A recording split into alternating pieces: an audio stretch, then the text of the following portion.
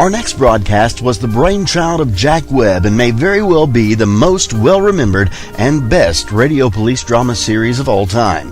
It ran from September in 1949 through February 1957 in 30-minute shows broadcast on NBC, and it brought to radio true police stories in a low-key documentary style. Ladies and gentlemen, we present to you Dragnet on HOJO Radio.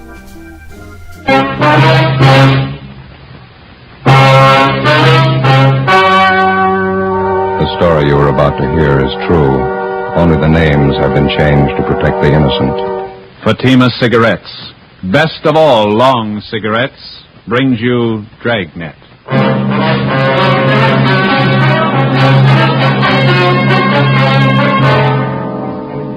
You're a detective sergeant. You're assigned to Juvenile Bureau. A pair of fake talent scouts are at work in your city. Their victims, young girls seeking careers in Hollywood. The criminals are vicious and relentless. Your job, get them. You will be amazed when you compare Fatima with other long cigarettes. You'll find they now cost the same. But in Fatima, the difference is quality. You see, Fatima is the quality king-size cigarette because it contains the finest Turkish and domestic tobaccos superbly blended. And Fatima is extra mild with a much different, much better flavor and aroma than any other long cigarette. So try comparing Fatima yourself.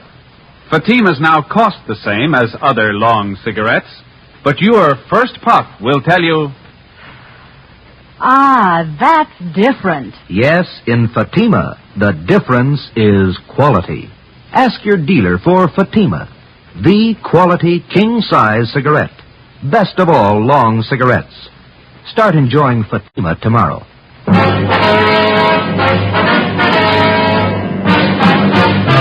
Dragnet, the documented drama of an actual crime. For the next 30 minutes, in cooperation with the Los Angeles Police Department, you will travel step by step on the side of the law through an actual case transcribed from official police files. From beginning to end, from crime to punishment, Dragnet is the story of your police force in action. It was Tuesday, May 7th. It was mild in Los Angeles. We were working the day watch out of Juvenile Bureau. My partner's Ben Romero. The boss is Inspector Bowling, Commander, Juvenile Division. My name's Friday. It was 10:13 a.m. when I got to 1335 Georgia Street, second floor. The squad room. Hi. Hi, Ben. Did you pick up that latest run the stats office made for? No, I don't think they got it ready yet. Notice there in the book it's been ready since yesterday. You were over there. You could have picked it up. Oh, yeah. What's the matter with you this morning? Don't you feel good? Just this stinking cold seems to be settling my chest. Miserable. Yes, sir? Can I help you? Yes. I'd like some information, please. This is the Juvenile Bureau, isn't it? Yeah, that's right, sir. What can we do for you? Oh, mind if I sit down? Climbing those stairs takes your breath away. Yeah, sure. Here you are. Thank you. My name's Wayne Kenworthy. The officers are out here on a convention. My home is in Minnesota. Mm-hmm.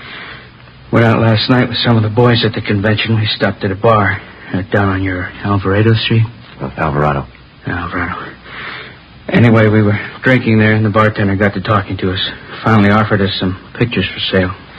I got one of them right here. Let's see. Oh, yeah, there you are. I paid him $2 for it. Just look at that. Phil. Do you have the address of the bar where you bought this? Yes, sir, I have. But that's not the reason I'm here, though. I'm not a one-man moral squad. I'm not the type makes a habit of buying obscene photographs of young girls, either. Yes, sir, we understand.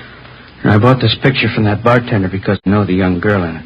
She's the daughter of one of my neighbors back home in Minnesota. Known her ever since she was a baby. I see. This girl came out here about 8 months ago to live with a girlfriend. Mm-hmm.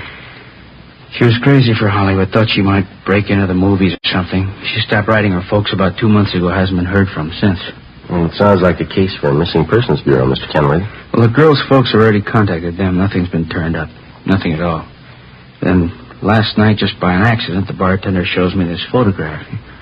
It's that girl, all right, no mistake. Well, we'll do everything we can to help straighten it out, sir. Well, that young girl I know. I've known her since she was a baby. Good family, good training. She never would have posed for a photograph like this. Rotten filth. She's just not the type, that's all. Yes, sir, we understand. What was this young girl's name, Mr. Kenworthy? Lois Brewster, that's her real name. When she wrote her folks, she was using another name while she was out here. Thought it might help her movie chances. Drake, I think that's what it was. Linda Drake? Yeah, that's right.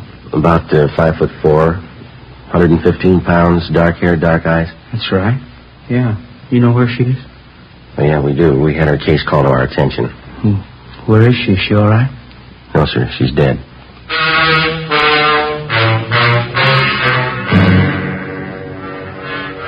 2 days before Mr. Kenworthy walked into Juvenile Bureau, the body of a young girl had been washed up on the shore just below the beach town of Venice. Apparently, she'd taken her own life. The girl was a brunette, attractive, not more than 17 years old. There was no identification on the body except for a rent receipt found in one of the pockets of a cotton jacket that the girl had been wearing. The rent receipt was made out to Linda Drake. It was signed R.L. King, 876 Peoria Avenue. The address was checked out, and R.L. King was found to be the girl's landlady. After identifying the body, she told investigating officers that Lois Brewster, alias Linda Drake, had lived at her rooming house with a girlfriend for about 6 months. The girlfriend's name was Joyce Fowler. The landlady went on to explain that the two girls had moved out about a week before without leaving a forwarding address. The Fowler girl had said that she would call back for any mail that might be delivered to the Peoria Avenue address. There had been no other leads to the dead girl's background or identity until her former neighbor from Minnesota, Mr. Wayne Kenworthy, showed up. Later that day, Ben and I met with Inspector Bowling and briefed him. Tired of your rotten business. I'll buy that. How far have you gotten with it? Check the dead girl's quench with the missing persons bulletin, Miss Lois Brewster. We notified the girl's parents in Minnesota. They're coming out to claim the body. It's pretty tragic. She's an only daughter. 17 years old. Same old story, we figure, Skipper. Some phony talent scout grabbed her and showed her the bright lights, got her to pose for those pictures one way or another. They can make a teenage girl go one of 100 directions after that. This one ended up on a beach. That's all I care about now. How about the girlfriend Lois Brewster was living with? Joyce Fowler? No word so far. Well, what about it? Any ideas?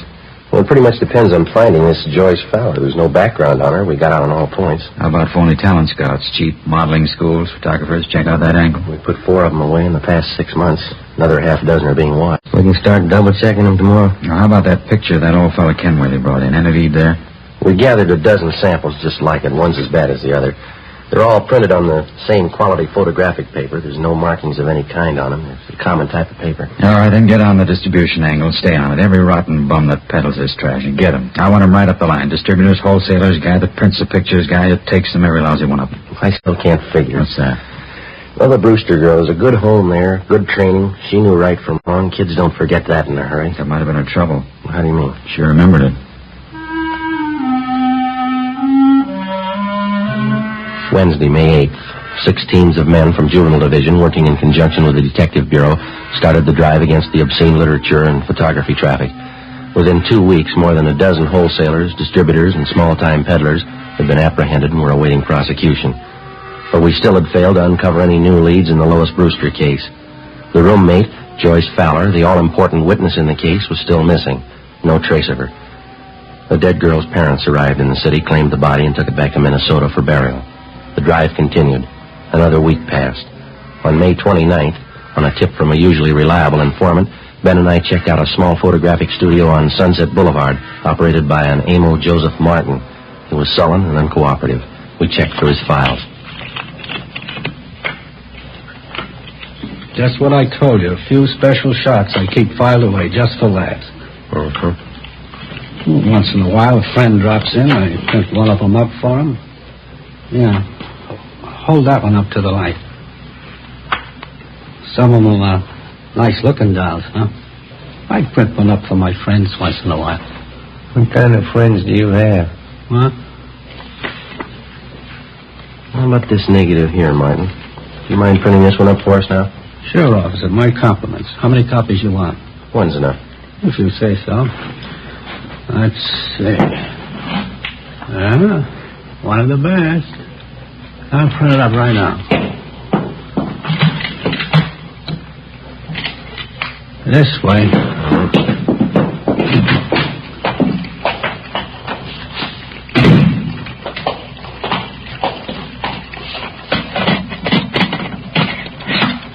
This one's a real collector's item, you know. Is that right?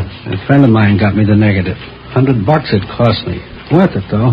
I'll make up a couple of pence for you, huh? One's good. Okay, anything you say. You want to get that light switch? Yeah. All right.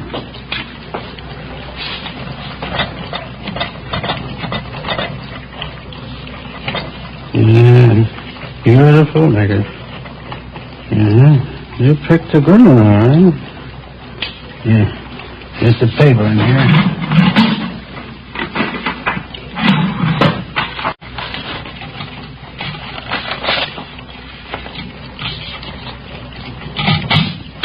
Yeah, that did it. Okay, one print. That's all you want? That's all.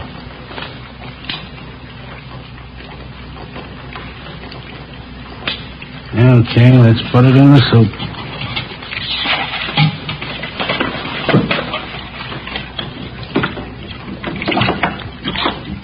Yeah, I bet you got a kick out of this one. Real beautiful girl.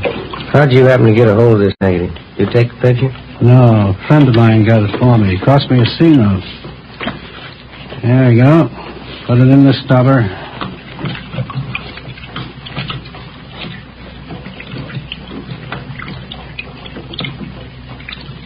There we go. How about that? How about the guy you got this negative from? Did he take the picture? No, he bought it from somebody else. Don't know who. Cost him $350. Worth it, though, huh? Oh, yeah. Isn't that beautiful? We've seen him before. Oh, that's so, you know it? Only from her pictures. Oh. Of course, you understand I didn't take the picture. I just bought a negative, that's all. You couldn't tag me for that, could you? We're going to try, mister. Get your coat. Oh, no. Wait a minute now, officers. I'm small fry in this operation. You know that. You want the big fish, right? We want all of you. You know who they are? Well, some, maybe. Must be worth something to you. Well, you know better than that, Martin. If you cooperate, we'll mention it in our report. That's all we can do. No promises. Not a very good offer. You're not in a very good position. Yeah. How about it?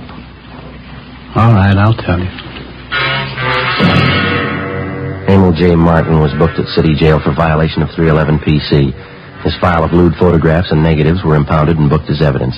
With the help of information which the suspect had given us, we were able to round up 3 wholesalers and another distributor of obscene books and photographs. Each one of them was questioned thoroughly. We ran into the same old routine. They denied knowing anything about the man who was masterminding a racket or where he was operating from. The Lois Brewster case dragged on. No progress. In virtually every case of tracing the lewd pictures to the point of production, the investigating officers were able to link the small-time peddlers to their distributor and the distributor to the wholesaler. Well, that's where it stopped, a dead end. Beyond that, nobody knew anything about the operation of the racket. Stakeouts were set up at locations where sales and deliveries of obscene material were known to have been made. Nothing happened. The drive stalled. Thursday, June 11th. Now, Joe? Yes, Skipper? First piece of news, a policewoman just called it in. Yeah? Lois Brewster's girlfriend, Joyce Fowler? Yeah? She's been found.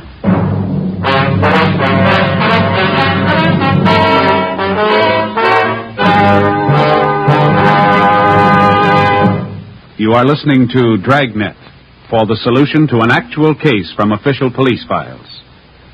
Now, here's a real solution to many of your Christmas shopping problems. If your friends smoke long cigarettes, give the best of long cigarettes. Give king-size Fatima. You see, Fatimas now cost the same as other long cigarettes.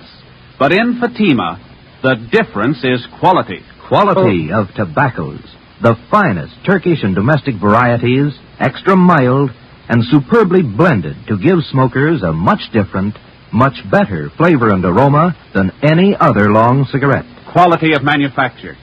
Smooth, plump cigarettes, rolled in the finest paper money can buy. Quality, even to the appearance of the distinctive royal blue Fatima gift carton.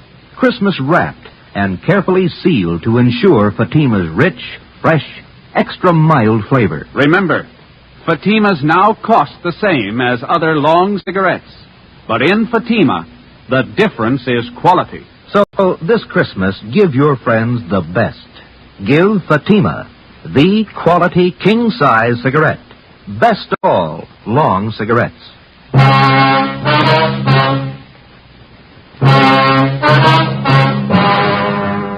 Like most organized crime, the traffic in obscene literature and photographs is a racket jealously guarded because of its heavy profit. It's nationwide, and every year it nets millions of dollars for underworld promoters and their employees. As an organized business, it's one of the most vicious and insidious rackets that exists today, despite the fact that many citizens regard it lightly. Thursday, June 11th, 10 a.m., Ben and I met with policewoman Paula Johnson. She told us that the previous evening, Joyce Fowler, the girl Lois Brewster had been living with, had gotten into a brawl with an unidentified man at a bar on Sunset Boulevard. Police officers arriving at the scene identified her as the missing girl and handed her over to juvenile authorities. At 10:30 a.m., Joyce Fowler was brought to the interrogation room. She was a tall brunette, fairly attractive. She looked older than her age.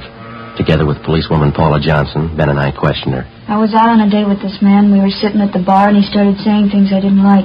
What a row, that's all. The man seemed quite a bit older than you, Joyce. Was he a good friend of yours? Friend. He was about 50, I guess. I thought he was all right. He wasn't. How old are you, Joyce? 21. We've checked your background, Joyce. You might as well tell the truth. All right, I'm 17. I'll be 18 next week. Look, can't I go get an aspirin? I've got a terrible headache. I got some in my locker. You got that? Okay. I still don't know why I'm here. What do you want to know? Well, you were a good friend of Lois Brewster's. You lived with her, is that right? Is that why I'm here? It's one of the reasons. Lois spent 8 months out here before her death. As far as these officers know, you lived with her during those 8 months.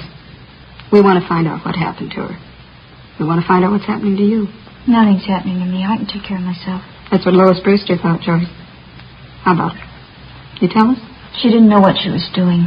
I don't know what happened to her. I'm to blame for bringing her out here, but it's not my fault what happened to her. It's not my fault. Well, whose fault is it? All of them. The whole rotten, dirty bunch of them. Here's your aspirin. You two of them be enough? Thanks. I'll get some water.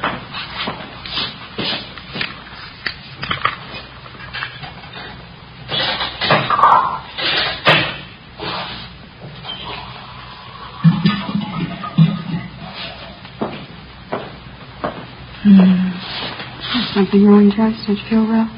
I'll be all right. All right, here you are. Thanks.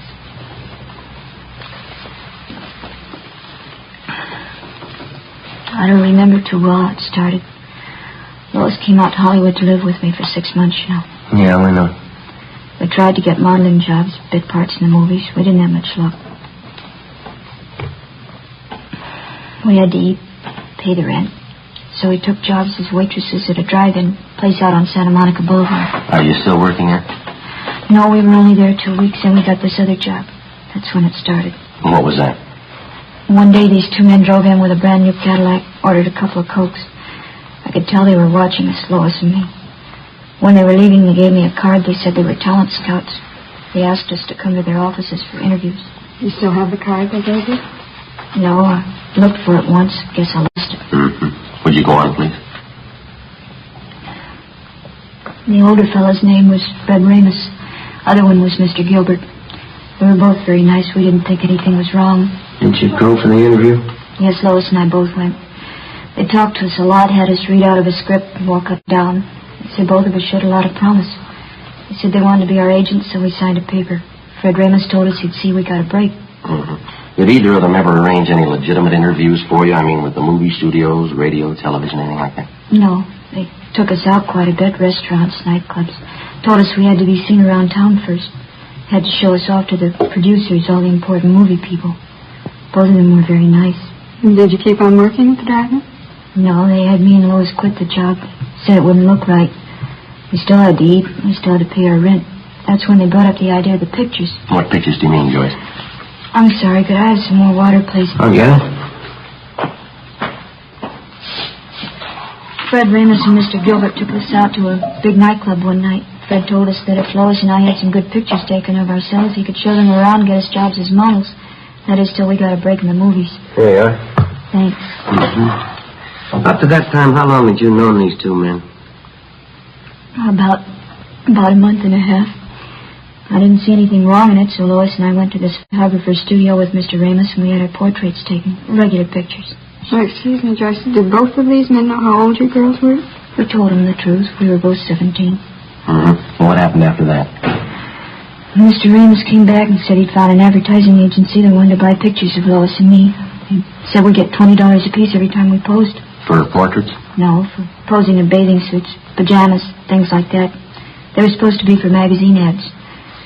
In about a week, he brought us to his office and said the agency wanted us to pose without clothes, without anything. He said he'd pay us $40 for that. Oh, go on, George. They showed us lots of pictures of models like that. They talked about it all the time. We kept saying no, both of us, Lois and I. Did you ever agree to pose for the kind of pictures they wanted? You can't agree to something you don't know about. I don't know how it happened, but it did. Mr. Gilbert and Fred Ramos, they kept taking us out. We used to drink quite a bit with them. Went on for weeks, I guess. One night there was a big party. We drank. Lois and I got separated. I still don't know what happened. I see. Next morning we both woke up with headaches. Fred Ramos came and showed us the pictures. I felt dirty all over. I don't know how it happened, I swear it. Lois began to cry. I hit Mr. Ramos. I slapped him. What does Mr. Ramos tell you? He pretended to be very nice about it. Said he'd pay us well if we go on posing for pictures, the kind he wanted.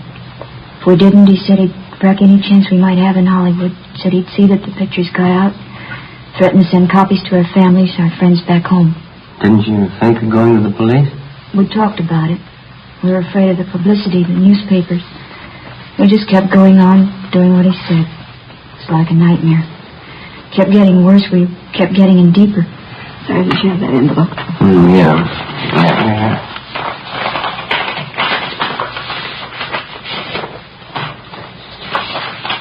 Do you recognize these pictures, Joyce?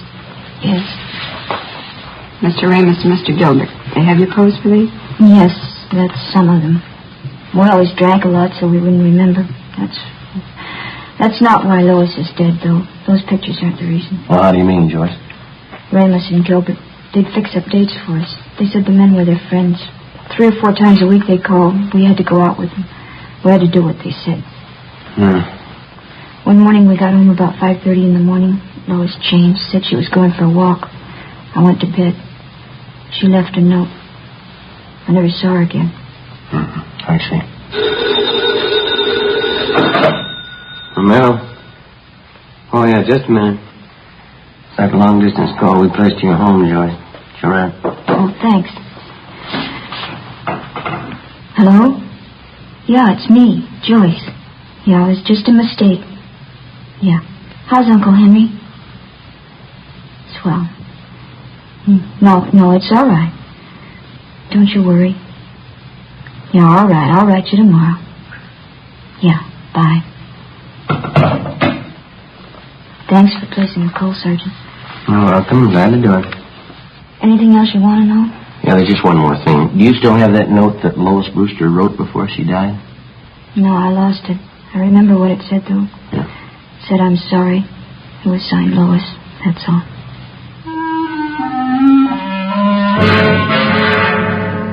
Joyce Fowler supplied us with the addresses of Fred Ramos and his partner Gilbert.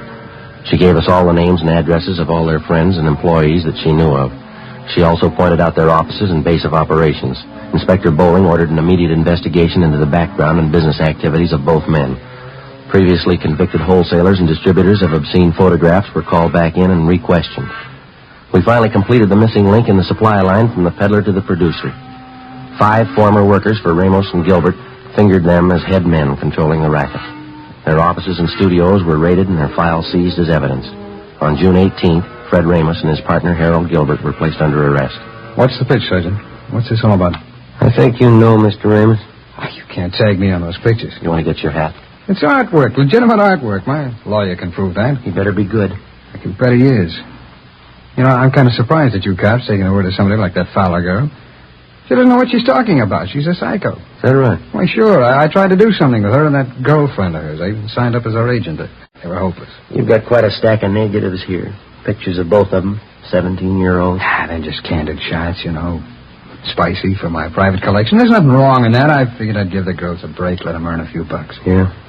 Look, I couldn't have treated those girls better. I took them around, showed them the town. Both psychos. I never did trust them. Well, that's the big difference, Ramos. Huh? They trusted you.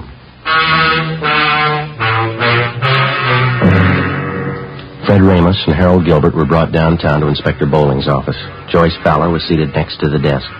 Gilbert was brought in. She identified him. He was taken out and held for booking. All right, bring in the next one. All right, come on.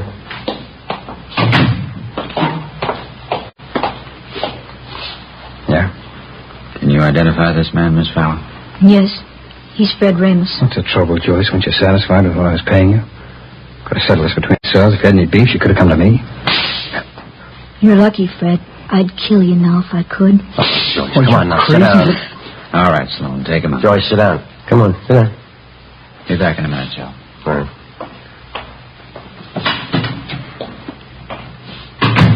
I'm sorry. Doesn't do any good. Are there any more? No, that's about all. You've helped quite a lot. Yeah, I'm glad I could do it. Is that all, Sergeant? Well, for now, yeah. You'll have to testify at the trial. After that, the juvenile court's going to keep in pretty close touch with you.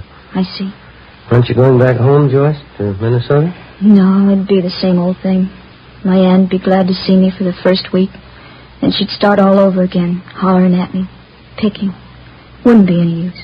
What are you going to do out here, Joyce, you know? I know a nice fella in Santa Monica. He's going to get me a job at a brand new drive-in. Cute uniforms. Well, I don't think juvenile court's going to let you take a job like that, Joyce. I hope so. A lot of talent scouts go there. Radio, movie producers. They might notice me. Yeah? Never can tell. Might lead to something.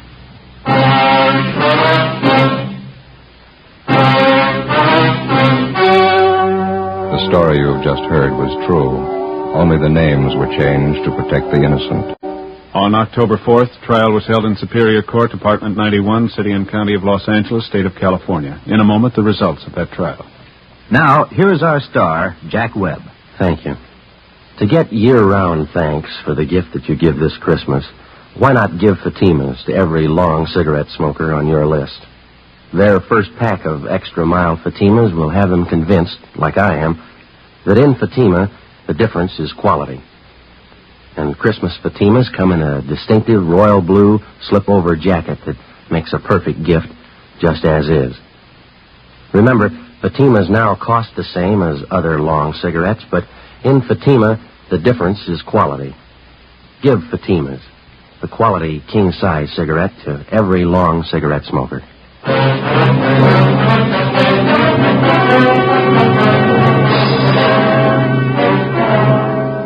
Fred Ramos and Harold Gilbert were tried and convicted on several counts of rape and lewd conduct. They received sentences as prescribed by law and are now serving their terms in the state penitentiary.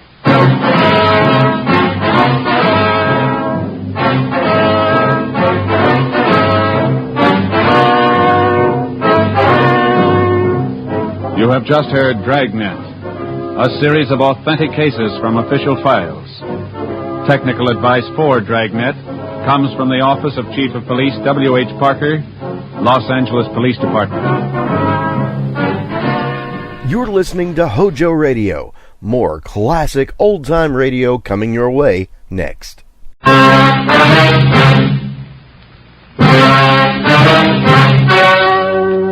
The story you're about to hear is true. Only the names have been changed to protect the innocent. Fatima Cigarettes, best of all long cigarettes, brings you Dragnet.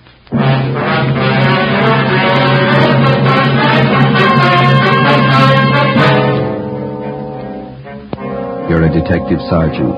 You're assigned to robbery detail. You've been tracking a hold-up man for months. You finally get a line on where he's hiding. You know he's dangerous, well-armed. Your job, get him. You'll be amazed when you compare Fatima with other long cigarettes. You'll find they now cost the same. But in Fatima, the difference is quality. You see, Fatima is the quality king-size cigarette because it contains the finest Turkish and domestic tobaccos superbly blended. And Fatima is extra mild, with a much different, much better flavor and aroma than any other long cigarette. So try comparing Fatima yourself. Fatimas now cost the same as other long cigarettes, but your first puff will tell you... Ah, that's different. Yes, in Fatima, the difference is quality. Ask your dealer for Fatima. the quality king-size cigarette. Best of all long cigarettes. Start enjoying Fatima tomorrow.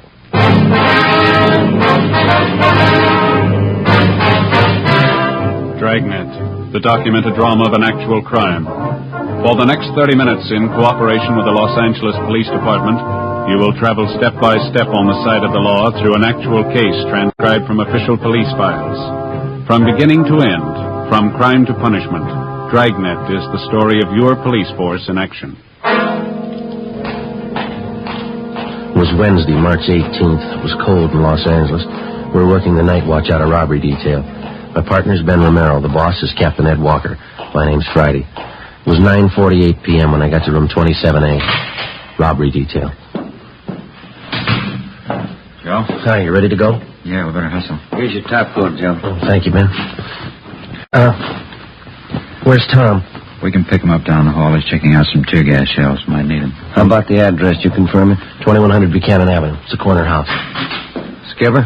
You know what to expect when you get out there. Don't take any chances. He's alone in the house, that right? Supposed to be. Yeah, that won't give you much of a break. How do you mean?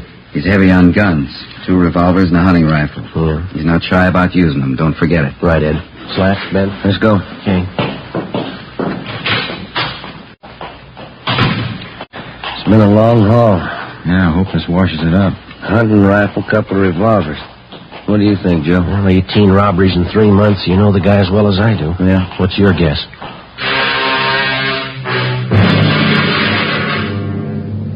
His name was Hoffman, George R. In our files, his criminal record dated back to high school days. Petty theft, grand theft, auto, burglary, armed robbery. His record included 2 terms at Preston Reformatory and 1 at San Quentin. Hoffman's latest campaign was a 3-month run of armed robberies. We tried everything we knew to stop him, but it wasn't enough. We'd failed to get a line on him until one of Captain Walker's informants came up with a tip that Hoffman had been hiding out for the past month in a small bungalow on the corner of Buchanan Avenue and Selma Street. According to the information, the suspect had a good supply of food, ammunition, and 3 guns. 10:15 p.m., together with Sergeants Tom Gaffney and Slats Henry, Ben and I parked our car down the street and started toward the house. It was foggy. The street was poorly lighted. As we approached the house, we could see a light burning in one of the rooms at the rear of the bungalow.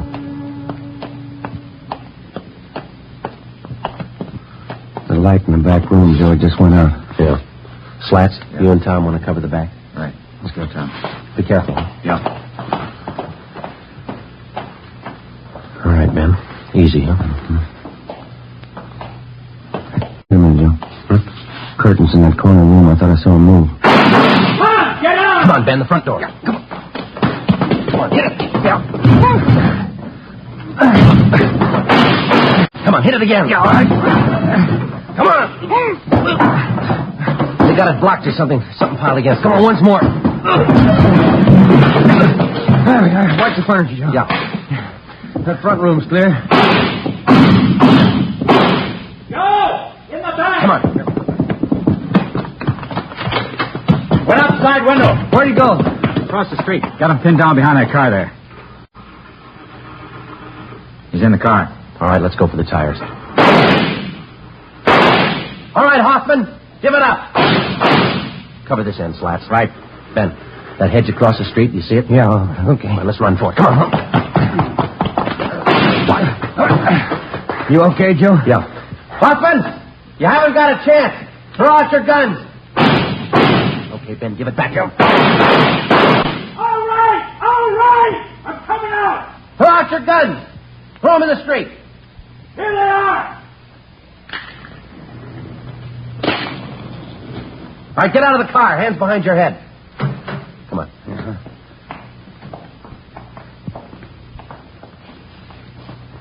All right.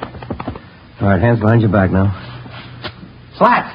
Yeah? You want to get our car? Right, Joe. Who told you? Who gave you the tip? Does it matter? I made it easy enough for you. Lousy car wouldn't start. I'd be 3 miles away if it would have started. Better call the tow truck, huh, Joe? Let me give it a look, huh?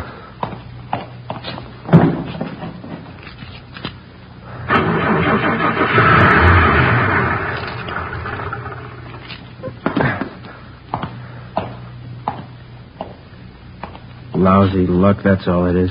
What was wrong with it, Joe? I I tried it. It wouldn't start for me. You should have turned on the ignition. George Hoffman was taken downtown and booked on suspicion of robbery. At a special show-up, he was identified by more than a dozen of his robbery victims. Between his arraignments and his preliminary hearings, we worked together with the district attorney's office in lining up witnesses and preparing the evidence against the suspect. We figured we had an airtight case. Hoffman's trial in Superior Court was set for May 14th.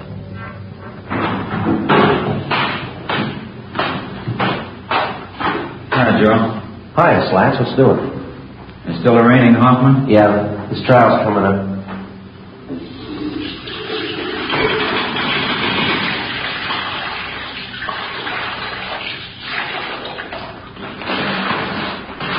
Hey, what happened to your eye?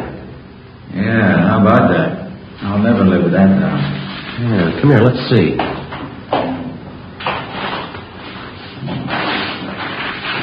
This real black eye I ever had. Had them bruised plenty. They hurt, you know. Yeah, how'd that happen? Well, every week Gaffney and I go up to the neighborhood boys club after work to help coach the kids at sports, you know. Mm-hmm. Well, last week we had boxing lessons. Yeah. I was coaching this one youngster. He turned out to be a lot quicker than I thought. You're really connected. Mm-hmm. I guess everybody in the building has heard the story, huh? Yeah, just about. Gaffney took care of that. Captain called me in this morning, asked me if I wanted to file assault charges against the kid. Some joke. Mm-hmm. Never fails. You still coaching the kids up there? No, not this week. Kids are supposed to get lessons in wrestling. I'm not taking any chances. Yeah. They've been watching television for months. I'll see you later. Yeah. Okay. Oh, that's nice. Hi, Ben. How are you? Pretty good. Put your coat on, Joe. Yeah? What's the matter? George Hoffman. Yeah? Just broke his heel. The morning of his escape, Hoffman was scheduled to appear in Superior Court for arraignment. According to routine, he was taken from his county jail cell on the 12th floor of the Hall of Justice and escorted to the jail shower room on the 14th floor. There he was to take a bath, change to his civilian clothes for his appearance in court. While he was in the shower room, he turned on the hot water faucets, filling the room with steam to hide his actions from the guard. He succeeded in forcing his way out through one of the windows, climbed up one story to the roof. Realizing that he couldn't escape down through the building, he lowered himself over the ledge of the roof and, using the narrow crevices between the bricks to hold on, he climbed 7 stories down the outside of the building. At the 8th floor, he found an open window and got inside. He slugged the bailiff, who tried to stop him, and then ran down the remaining flights of stairs into the street and disappeared in the crowd. 20 minutes later, he robbed a dentist's office at 3rd and Los Angeles Streets and got away. Police and sheriff's deputies covered the city for him. Ben and I were among them. 11:55 p.m. We checked back in with Captain Ed Walker.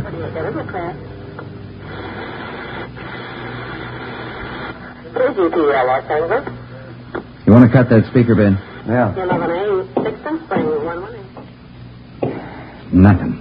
Not a trace of him. He must have a good friend someplace in town. Everything's covered. His friends, relatives, his hideout, everyone he knows, every place he's ever been. We plugged every loophole we can think of. The depots, terminals, the airports, still no trace of him. Well, I don't know. It sure is a strange one. No stranger than climbing down the side of a building. Did you check that story out, Ed? It's the truth.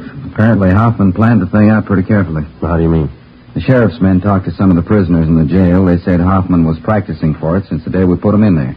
He'd work out 5 to 6 hours every night, building up his hands and fingers. How'd he do that? Used the upper bunk in his cell, hang from the edge of it with the tips of his fingers. He'd do it for hours, pulling his body up and down. Made little grooves in the wall, dug his fingertips into them. Prisoners say he got so he could hold himself up like that 10 minutes at a stretch. Yeah, that's pretty amazing. How about the bailiff he slugged? He'll be all right. A couple of bad bumps on the head, that's all. Robbery, Walker. Oh, yeah, Little John. I sent them out about 10 minutes ago to relieve you. Yeah, they ought to be there pretty soon. Right. How about our schedule, Ed? As far as I know, we're going all night on this thing. Sheriff's office the same. Mm-hmm. You two were relieved at 11:30. Better check back about 5:30 a.m. Okay. Right. That's a hot shot. I got it. What is it?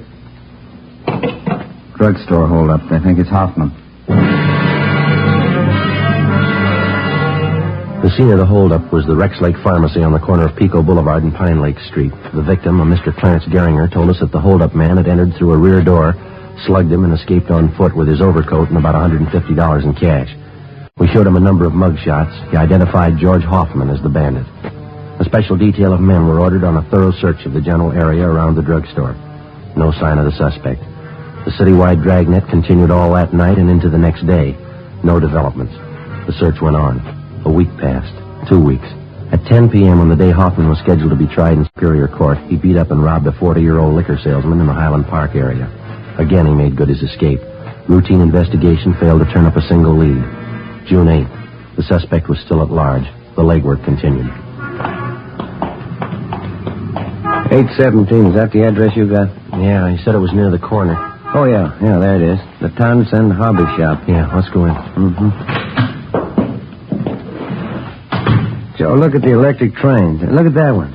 Beautiful layout, huh? I guess that's all they handle in here, electric trains, huh? There must be money in it. Look at those signals there and switches. They're all automatic. Wonder if my boy's old enough for a train you. That must be the manager over there. Come on. Say, excuse me, sir? Just a moment, please. Be right with you. Got to check this transformer. All right.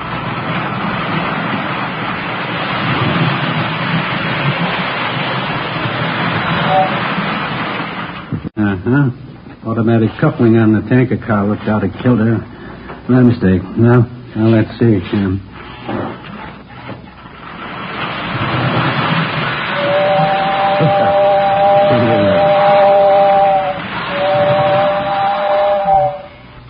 Yes, she's a dandy, isn't she? Oh, yeah. I'm sorry, gentlemen. Have to keep up our maintenance on the rolling stock.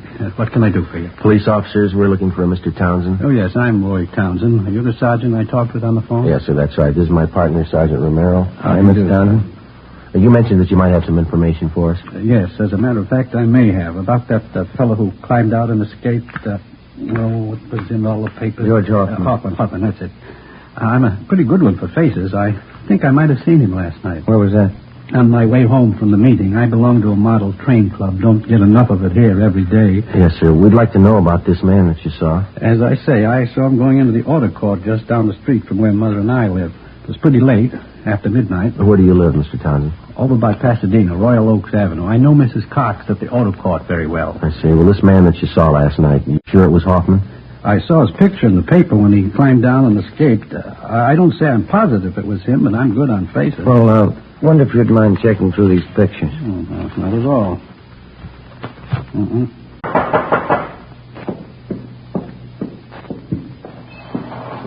Yes, you want something? Yeah, are you Mrs. Cox? Yes, I'm the manager here. If you want lodgings, we're filled up. You might try the Golden Eagle straight down the street there. Police officers, Miss Cox. Do you have Mr. Hoffman staying here? Hoffman? No, I don't. Got a Hoffmeyer, though. You sure that's not it? No, would you look at this picture, ma'am? Recognize it? Yes, but his name's not Hoffman. It's Kane. Number 23. He's not in, though. Left this morning. Oh, is that so? Yes, won't be back for another hour.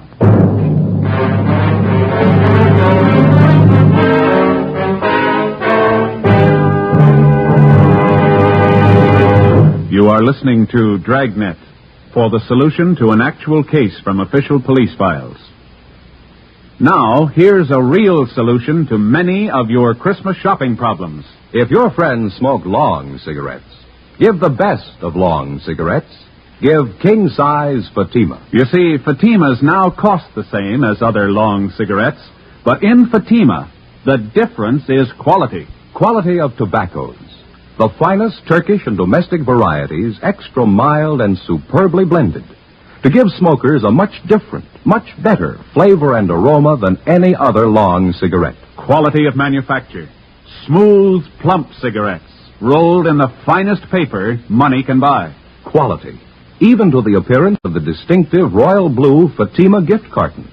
Christmas wrapped and carefully sealed to ensure Fatima's rich, fresh, extra mild flavor. Remember, Fatimas now cost the same as other long cigarettes, but in Fatima, the difference is quality. So this Christmas, give your friends the best.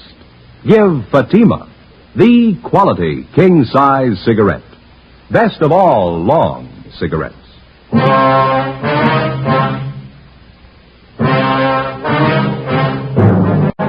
Before going on stakeout at the auto court where George Hoffman was registered, Ben put in a call to the office.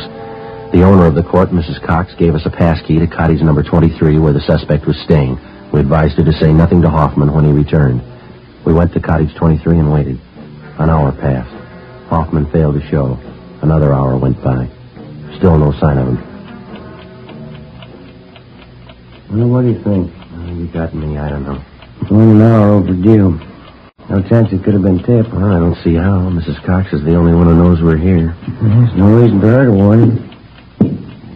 I don't know. His things are all here. His clothes. Well, we've had longer waits than this. Relax, huh? Yeah. Now, wait a minute. Can you see who it is? Man, coming from next door. Joe? Okay, I'll cover you. Open it. Oh, your new telephone directory? Oh, yeah, thanks. Anything wrong? No, there's nothing wrong, thanks. New phone book. Yeah. We waited another hour. George Hoffman still had failed to appear. At 4 that afternoon, we checked with the office. No word. At 5:30, we were still waiting. I was just thinking, Joe. Yeah? That fellow Townsend in the train shop. That sure must be a dandy hobby, electric train. Yeah, it runs in the money, though, doesn't it? I think I'll talk to the wife about it. Their education, you know. My boy sure get a kick out of having his own train. He's pretty young, isn't he? 3 years old? Well, I could show him how to work it, put things together for him. I guess. All right. Yeah? Oh, yeah, Ladner. When? Okay, then. What's doing? Skipper just got a call from Pasadena. Yeah? They picked up Hoffman 10 minutes ago.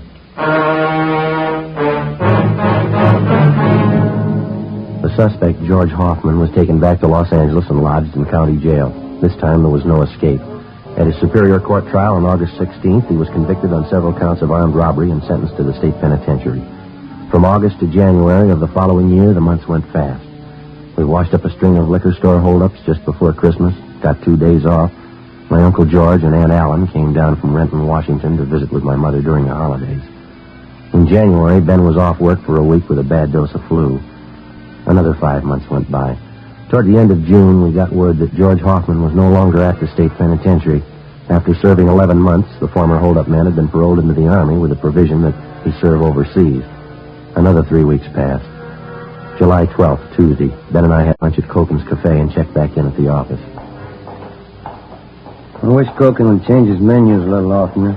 Fried beans and pastrami sandwiches seems to have the same thing every time. Well, you sure dug into them. I got the idea that you like them. Oh, like them all right. I just eat too much, that's all. 3 sandwiches, 2 plates of beans. No wonder I never eat dinner. Dan? Joe? Yeah. You two back from lunch? I want to grab a sandwich. Yeah, go ahead, Slash. We can cover. Okay, thanks. Say, there's somebody waiting in the next room for you. Wants to see you. Okay, see you later. Right. Want to see who it is, Joe? I'll check the book. Yeah, all right, fine. Yes, sir. My name's Friday. You want to see me? Yeah, that's right, Sergeant. Remember me? George Hoffman? Oh, yeah, Hoffman. The Army uniform there. I didn't recognize you. Yeah, I thought it might fool you. I guess you heard about me. Good break, huh? I'm glad you feel that way. How you doing with the Army, huh? Pretty good. I like it. That's fine. Just thought I'd drop up and see you fellas. You still that partner you had? What's his name? Rodriguez? Romero. Yeah, we still work together. Yeah, Romero. I knew it was some kind of name like that. Yeah, well, come on in, Hoffman. Oh, thanks. Hey, Ben. George Hoffman here. He stopped in to see us. Oh, yeah. Hi. Been a long time, Hoffman. How are you? Pretty good, Sergeant. Thanks. Just thought I'd stop by, you know. Sure there's no hard feelings? Oh, sure thing. You got any idea when you're going overseas? The boys in my outfit figure day after tomorrow. That's kind of one reason why I dropped in to see you. Well, how's that? Well, I know it's pretty nervy, but I got lots of that. You see, a bunch of us are on leave till tomorrow noon. Figured we'd go out tonight, and I'm a little short. You know how the Army pays. Okay, well, how about a couple of bucks, George? Will that do you any good? Yeah. Sure, swell you, Sergeant. Believe me, I'll see you get it back. Well, here's a couple more, Hoffman. Might help out. Well, it's no use telling you how much I appreciate it. I give you my word I won't forget it. I'm going to pay this money back to you. Oh, forget it, George. We're glad to help you out. Well, thanks again for the touch, huh? Sure nice eating. Okay. Now, drop a card if you get a chance. Like to hear how you're doing over there. Sure thing. See you later, huh? Right. Good luck to you, boy. Well, looks like a turn for the better anyway, huh? Mm-hmm. But it was my last $2, doggone it. It never failed. Well, we had to give him something. Yeah, but what do I do for lunch money tomorrow?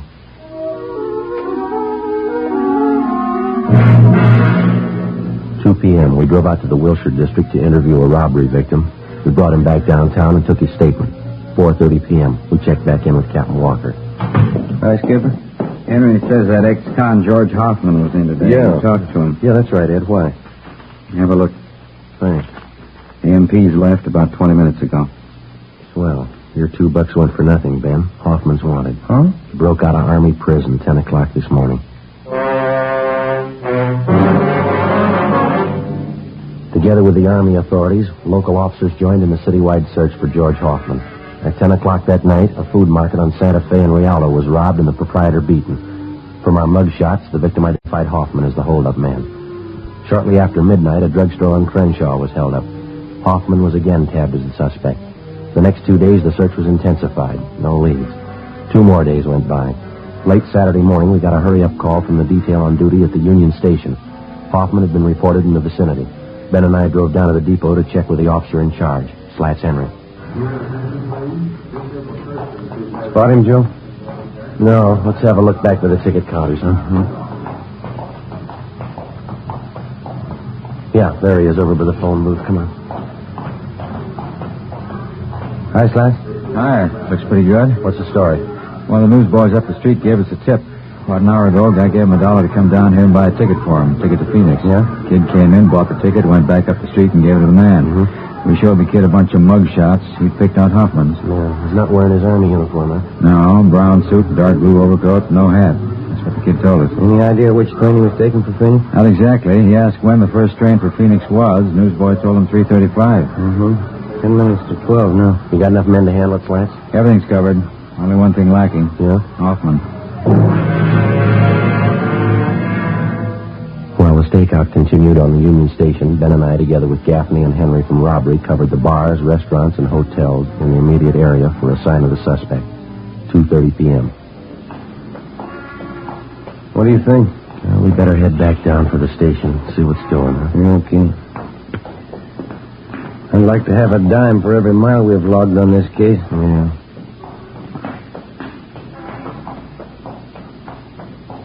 Joe, have a look. Where? Across the street, dark blue overcoat. Same build as Hoffman. I'll bet on him. Come on. He spotted us. Yeah, that's Hoffman. Come on. Let's pick it up. I lost him, Joe. Where'd he go? Turn down First Street. Come on, hurry. Across the street, Ben. Watch the traffic. Where'd he go? I see him.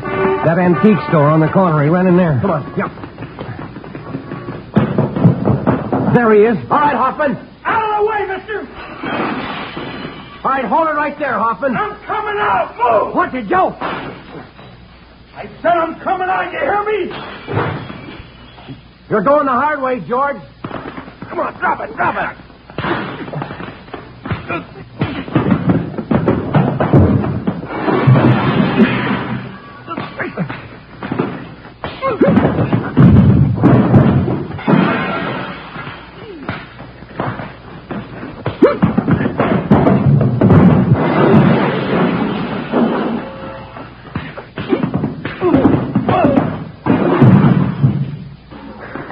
Hoffman. All right, on your feet. Come on, get up. All right, get your hands behind you. Sure. What good's it going to do you? All right, mister, let's go. What good's it going to do? I already proved it. I can break jail any time. I proved it twice. You're going right back in again. What's that proof?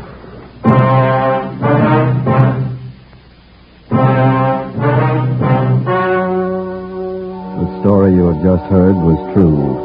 Only the names were changed to protect the innocent. On October 8th, trial was held in Superior Court, Department 89, City and County of Los Angeles, State of California. In a moment, the results of that trial.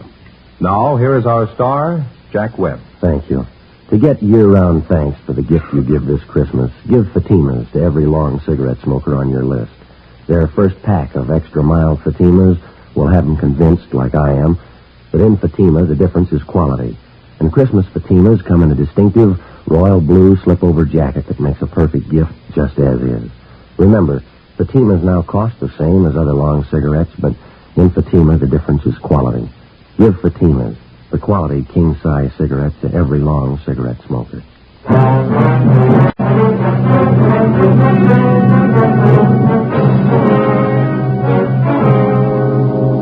George R. Hoffman was tried and convicted on several counts of robbery and received a life sentence as a hardened criminal. After serving 10 months of his sentence, Hoffman attempted an escape and failed. A few weeks later, he took his own life in his prison cell by hanging.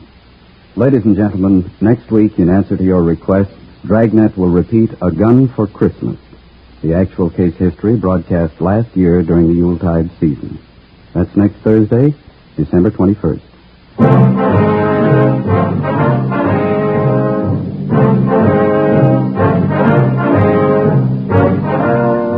You have just heard Dragnet, a series of authentic cases from official files. Technical advice for Dragnet comes from the Office of Chief of Police W.H. Parker, Los Angeles Police Department.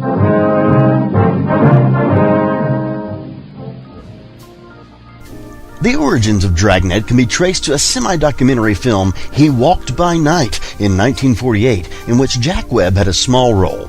Both employed the same Los Angeles Police Department technical advisor. They used actual police cases and presented the case in a just-the-facts manner that became the hallmark of Dragnet. It's interesting to note that Jack Webb employed that format in other radio series, some predating the film mentioned above. And now, more Dragnet on HOJO Radio.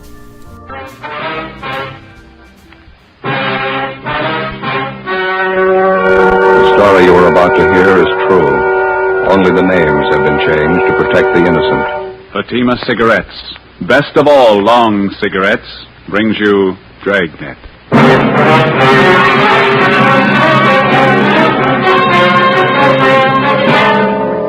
You're a detective sergeant. You're assigned to homicide detail.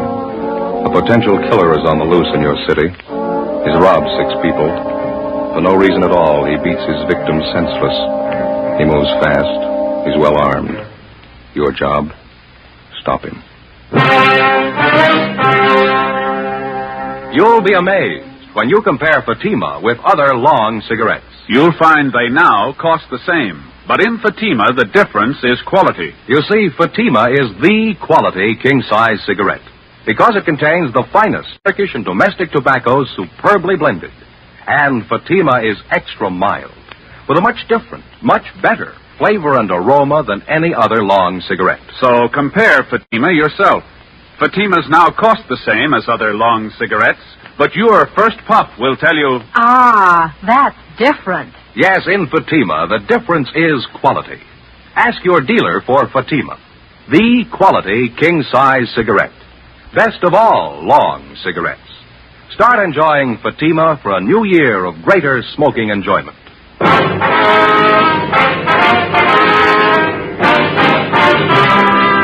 Dragnet, the documented drama of an actual crime. For the next 30 minutes, in cooperation with the Los Angeles Police Department, you will travel step by step on the side of the law through an actual case transcribed from official police files. From beginning to end, from crime to punishment, Dragnet is the story of your police force in action. It was Thursday, March 8th. It was windy in Los Angeles. We were working the night watch out of homicide. My partner's Ben Romero. The boss is Thad Brown, chief of detectives. My name's Friday. I was on the way back from the record bureau. It was 11:45 p.m. when I got to room 42. Homicide. Joe? Hi, Bill. Romero called about 5 minutes ago. He's on his way in from Georgia Street. Oh, thank you.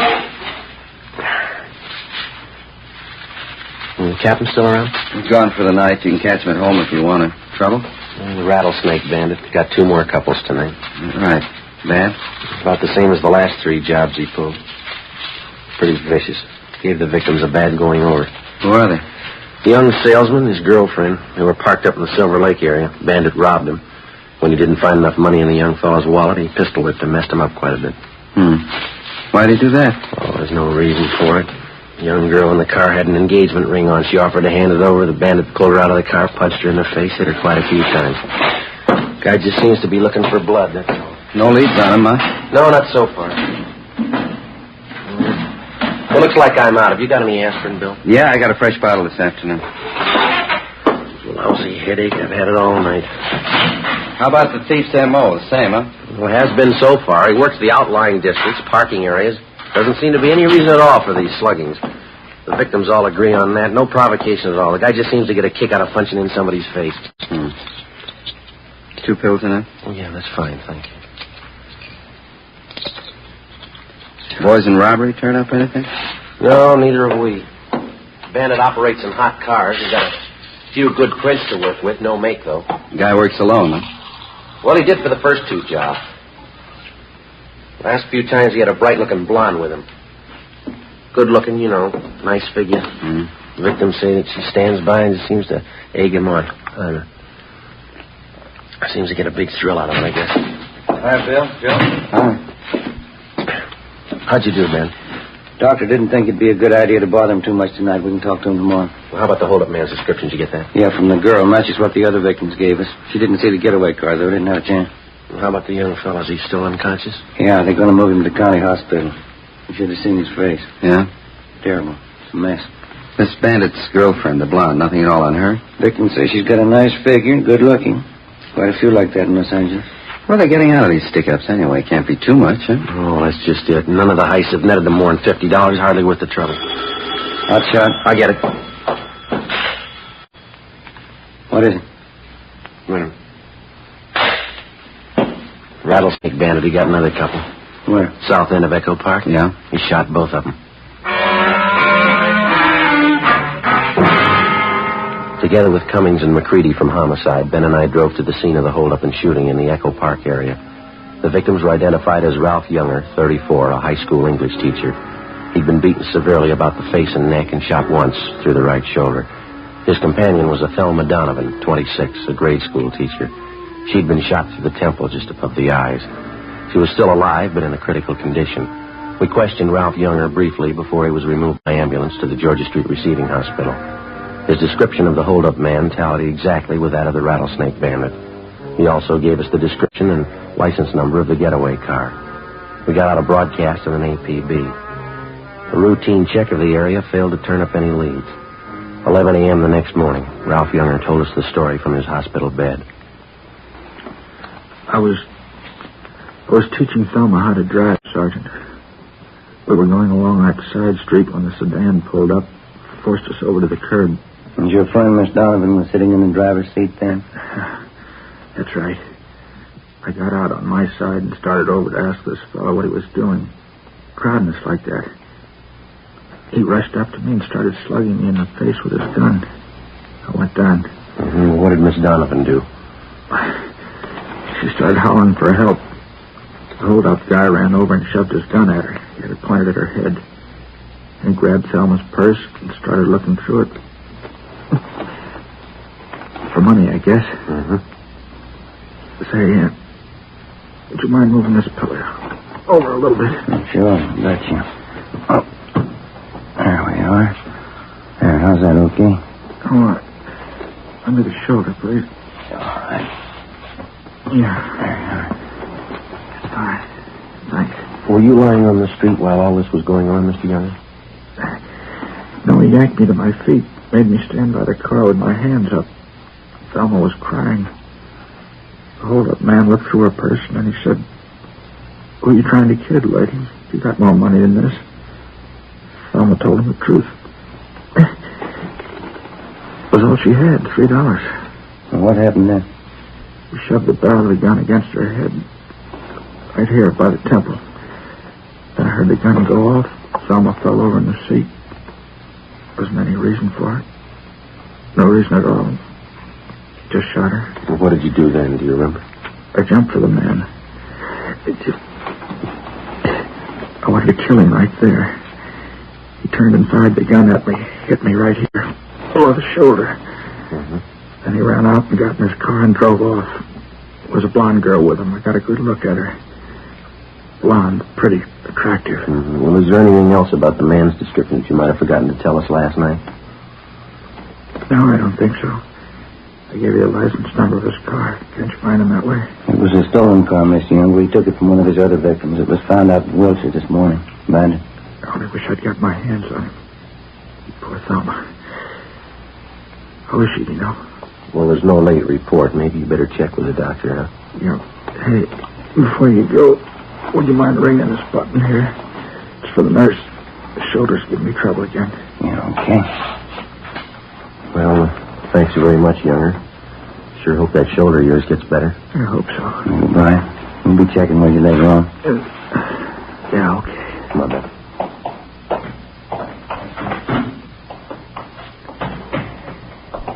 Romero? Joe? How'd you do, Bill? Check for the doctor. Donovan girl's still unconscious. Pretty critical. Mm-hmm. What'd the doc say? She gonna pull through? She might. They can't tell yet. One thing sure, though. What's that? Bullet did a lot of damage. Yeah. She's totally blind. 4 days before a bullet from the holdup gun had blinded schoolteacher Thelma Donovan for life, the rattlesnake bandit and his blonde girlfriend were unknown to the city of Los Angeles. In the space of little more than 96 hours, they'd robbed and slugged a dozen people from one end of the city to the other. In every case, the attacks were just about as brutal and vicious as they were unprovoked. The amount of money taken from each victim was negligible. The only apparent conclusion was that the bandit and his girlfriend were out for blood. That night, despite a citywide alert to all radio cars and patrolmen, the suspects robbed and slugged 2 more couples between the hours of 10 p.m. and midnight. Between midnight and 1:30 a.m., they got 2 more victims. 2:30 a.m. Ben and I got back to the city hall, the carpool. 118 Sixth Spring. 118 Sixth Spring. Looks like a place over there, huh? Mm-hmm. Wonder how McCready and Cummings made out. I hope they got more than we have. Yeah, that's good right there. Want to get the radio, Joe? Yeah, fine. Let's go. Doggone it, I knew I forgot something. What's that? Cigarette, you got any left? I don't think so. Old pack is all. No, there's one left in here. No, it's all right. I can't take your last smoke. Well, go ahead. There's a machine upstairs with the elevator. I'll get some. All right.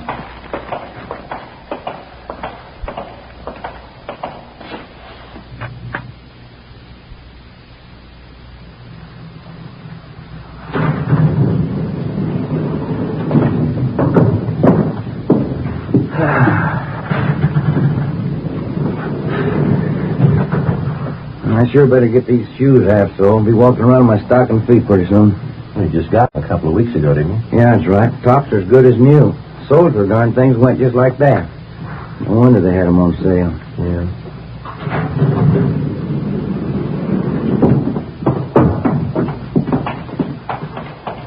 In just a minute, I want to get those smokes. Oh, yeah.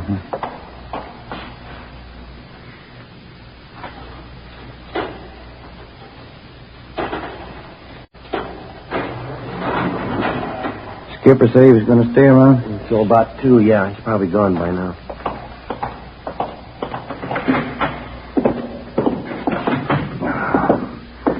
Yeah, it's a long day. Anything in the book? Just a minute.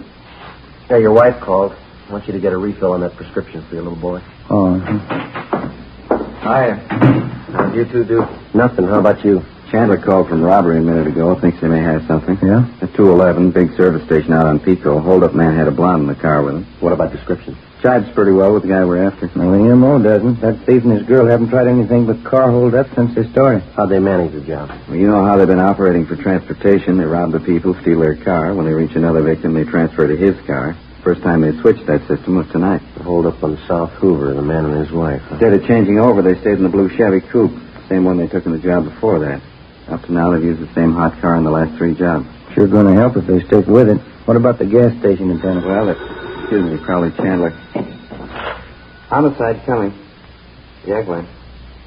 5 Falls, 389. Right, thanks. They dug up a witness to the gas station job. Suspects drove off in a blue Chevy coupe. License 5 Fall, 389. Same car, huh? It stops me. What was the take? $23. Slugged the attendant, took off. The broadcast out. Area's been alerted. Nothing yet. Okay, Ben. Yeah. Sure is growing into a long night. Yeah, you going to cover, huh, Bill? Yeah, till Fergie gets back. Right. Well, we'll be checking with you. Guy? Homicide, Romero. Yeah. How's that? Yeah, right, thanks. Drugstore on South Fig, 211, slugging. Blonde girl drove the escape car. Yeah. 5 Paul, 389.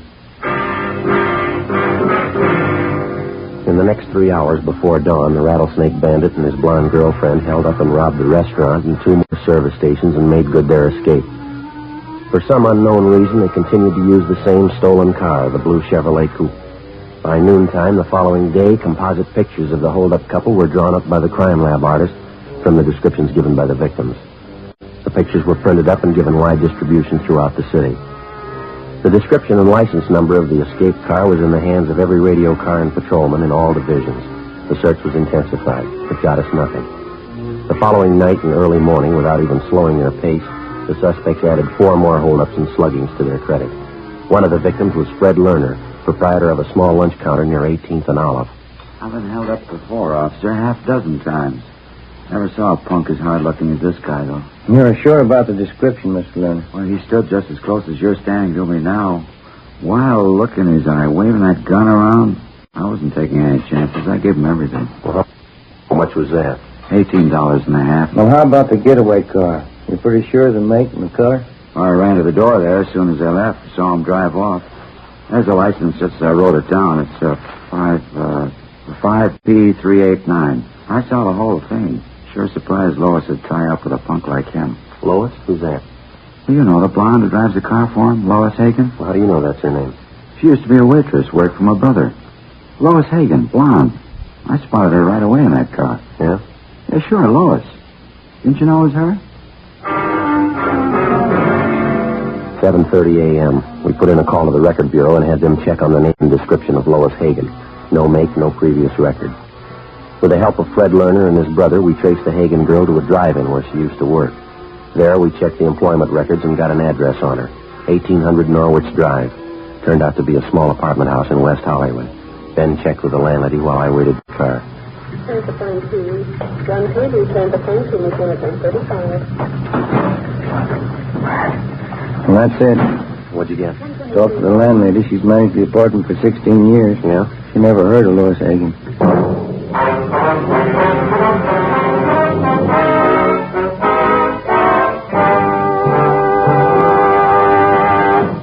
You are listening to Dragnet, authentic stories of your police force in action. And now, here's an authentic report from Fatima Cigarettes. 1949. Fatima more than doubled its smokers coast to coast. 1950. Another record-breaking year, with more long cigarette smokers insisting on Fatima quality than ever before. In 1951, enjoy Fatima quality yourself.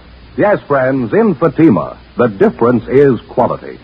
Quality of tobaccos, the finest Turkish and domestic varieties, extra mild and superbly blended, to give you a much different, much better flavor and aroma. Quality of manufacture. Smooth, plump cigarettes rolled in the finest paper money can buy. Quality, even to the appearance of the bright, clean, golden yellow package, carefully wrapped and sealed to bring you Fatima's rich, fresh, extra mild flavor. Compare Fatima yourself. Fatimas now cost the same as other long cigarettes, but your first puff will tell you... Ah, that's different. Yes, in Fatima, the difference is quality. Start enjoying Fatima for a new year of greater smoking enjoyment. Insist on Fatima, the quality king-size cigarette. Best of all long cigarettes.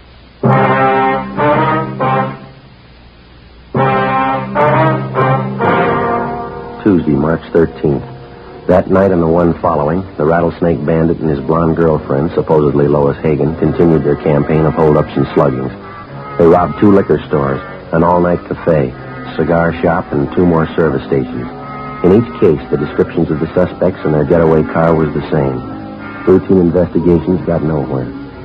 Ben and I went to work checking out the thin lead that we had on the girl known as Lois Hagen. After 3 days of pounding the pavement and asking questions, we found 2 former waitresses at drive-in restaurants who had worked with Lois Hagen. Both of them gave us addresses where they thought the Hagen girl had lived at one time. One of them was a phony. It was a vacant lot. The other panned out. was a rooming house out in the Boyle Heights district. The manager told us that the Hagen girl lived there 2 years before. She told us that as far as she knew, the girl's mother, a Mrs. Ernestine Hagen, still ran a small French laundry on South Hobart Boulevard. We found Mrs. Hagen working in her shop. She was a small, thin woman with gray hair. Yes, I have a daughter, Lois. What's the matter? I'd like to talk to her, Miss Hagen. Do you know where we can locate her? Probably sounds funny to you. I haven't seen my daughter in 2 years.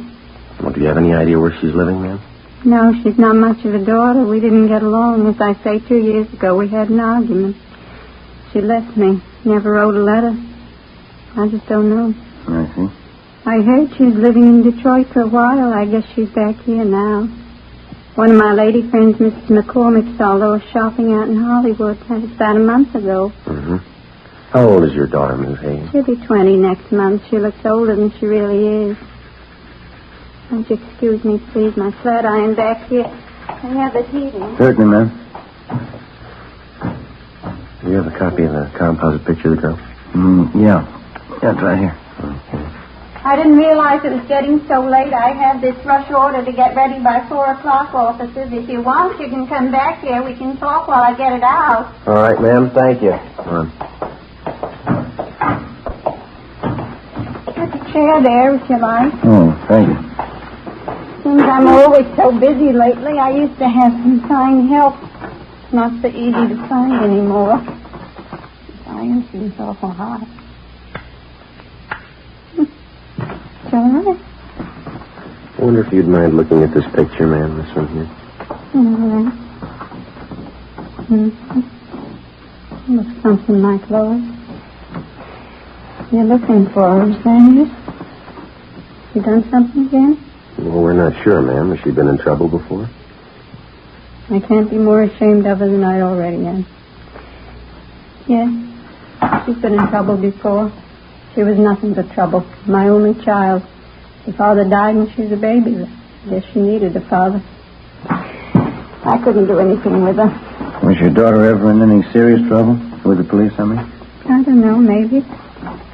She was. I didn't hear about it. I tried to understand it. We never got along. I don't know. It makes me sick to think about it. Well, how about her friends, Mrs. Hagen? I mean, her recent friends. Do you happen to know any of them? No. Lois never brought them home. I knew they were tramps. I heard the way the neighbors were talking. Trampy fellas, trampy girls, drinking, doing things. You know, she didn't learn those things at home. Well, what was Lois' last known address? Do you have any idea at all? Place in Boyle Heights, the boarding house. Last I heard of Lois, never wrote a letter. That's another thing. Yes, ma'am. She could have had the best education any girl could want. I worked 12 years in the laundry here to give it to her. I sent her to the convent. Even the nuns couldn't do anything with her. She only sassed them back. She finally quit altogether. I don't know. Can you think of anybody who might know where your daughter is? Maybe one of your relatives? No, we don't have any relatives here. I have a brother in Ohio, that's all. This blouse is an awful lot of trouble. Would you pull out that plug, Sergeant, please? Yes, ma'am. I wonder if you have a picture of your daughter that we could borrow. We'll see that it's returned to you. Yeah, all right. I got lots of pictures of Lois. Pretty girl, you know. Looks quite a bit like me when I was young. Yes, ma'am. Well, thanks very much for your time. Even the nurses at the hospital said it when Lois was born. Beautiful child. Certainly strange, isn't it? How's that? When they're babies, they all look so clean and so good. Yes, ma'am. What happens to them? Before we left Mrs. Hagen, we got a photograph of her daughter, Lois, and then we drove back to the office. We spent the rest of the afternoon showing the picture to several of the robbery victims. All of them identified the Hagen girl as the bandit's accomplice. We got out a supplementary broadcast. That night, the holdup couple failed to put in an appearance. The following night, the same. Not a sign of them. Still no sign of the escape car either. Where they might be hiding out, we had no idea. The search went on. Repeated checks through the stats office and the record bureau failed to turn up any new leads. We stayed on it. 4 nights later, the still unidentified holdup man and Lois Hagen started in all over again. 2 drugstore holdups, 2 robberies of couples in parked cars. All of the victims were beaten senseless. Monday, March 19th, 8 a.m. Joe? Hi. They turn up anything last night? 2 more jobs. Both victims identified the Hagen girl as the accomplice. Anything else? Still using the same escape car. That's about it. Yeah. Well, we're no closer than we were a week ago, huh? I checked the hospital on the druggist this long. How's he doing? I don't know yet. Still unconscious. I'll get it. Homicide, Friday. Yeah, Mike. Where? Yeah, right away. What have you got? 32R. They're out on 18th Hill. Yeah? The hold-up car. They just spotted it. 8:20 a.m. Together with Cummings and McCready, we drove out to 18th and Hill, where the officers in Unit 32R had the hold-up car staked out. It was parked in the back of a large service station on Hill Street near the corner of 18th. We talked with the manager, and he told us that a blonde girl answering Lois Hagen's description had left the car there earlier that morning just to have the distributor fixed and the battery recharged. She told him that she'd called for the car early that night. Because of the way that the service station was situated, it would have been impossible to stake out on the blue coupe without making it look obvious. We explained the setup to the manager and made arrangements for Ben and I to pose as employees. That way we could keep a close watch on the car until the suspects called for it. Cummings and McCready holed up in a coffee shop directly across the street. 2 teams of men from robbery covered from their vantage points. Ben and I took up our posts as supervisors of the station's 10-minute car wash.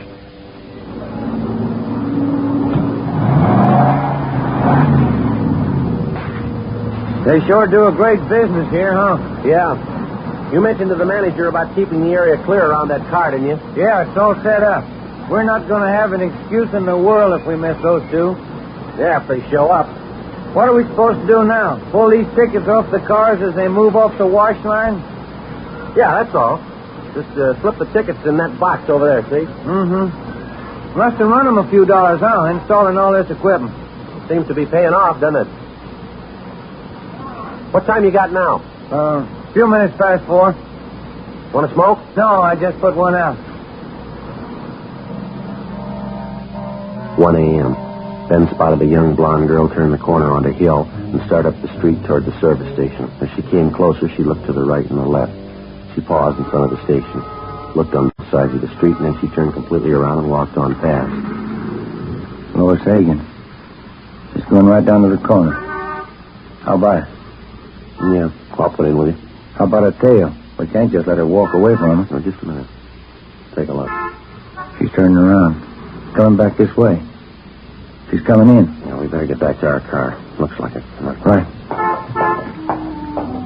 The young blonde entered the garage office, paid the repair bill, and drove off in the hold-up car.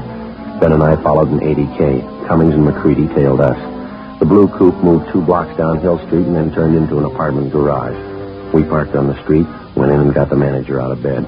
We showed him Lois Hagen's picture. He told us that she was registered alone in apartment 16. He failed to recognize the description of the hold-up man. McCready and 3 men from robbery covered the front and back exits.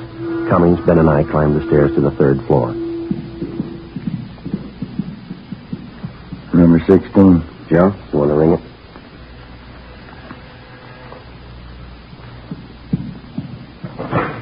Yeah? Sorry, ma'am. Bedroom, Bill. Right, I'll take the kitchen. Wait a minute, what is this? Police officers, you Lois Hagen? You get out of here, let me in. Bedroom's empty. Nothing back here. All right, where is he? Come on, let's have it. Frank, get out! Stop, Frank, get out! Upstairs, you. Watch it, Bill. I got it. Come on, Ben. Yeah. Upstairs, Joe. Watch it. Yeah, hold it. Frank, get out! Get out! Come on down, coppers. Give me room. Give it up, mister. You haven't got a chance. Give me room. I'm coming down. We got the building covered, mister. Give it up. Look out, Joe.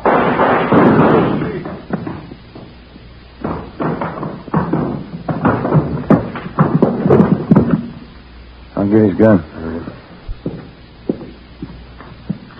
How is he? Dead. Joe, man, you all right? Yeah, Bill. You want to take the girl downstairs? Let me see, please. Frank? All right, lady. It didn't have to happen. I tried to tell him, get away. Wasn't enough of it. Let's go. You were married yesterday. You didn't know that, did you? Just married. Yeah. Married 2 days. Yeah, well, the honeymoon's over. Come on, lady.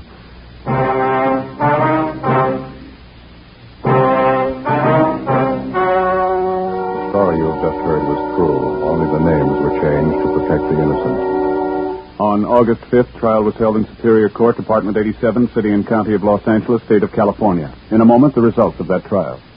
Now, here's our star, Jack Webb. Thank you. Here's an invitation we just received from New York's famous Stork Club. Host Sherman Billingsley asked us to pass it on to you Dragnet listeners who have television sets. It reads, Fatima, best of all long cigarettes, cordially invites you to see the Stork Club on television beginning this week. Well, Dragnet welcomes the Stork Club to the Fatima family. It's a fine television show. You know the Stork Club recommends only the best, and as Sherman Billingsley says, in long cigarettes that means extra mild Fatima. You can judge that yourself, just as I have, by comparing Fatima with other long cigarettes. Buy a pack of Fatimas. You'll find they now cost the same, but in Fatima, the difference is quality.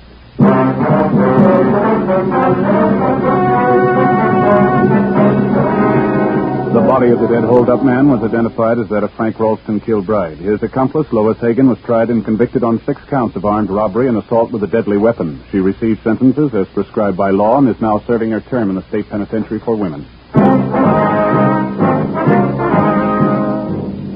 You have just heard Dragnet, a series of authentic cases from official files. Technical advice for Dragnet comes from the Office of Chief of Police W.H. Parker. Fatima Cigarettes has brought you Dragnet, portions transcribed from Los Angeles. We the People is next on NBC. You're listening to HOJO Radio. Stay tuned.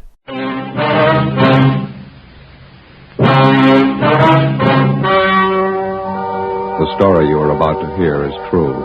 Only the names have been changed to protect the innocent. Fatima Cigarettes, best of all long cigarettes, brings you Dragnet.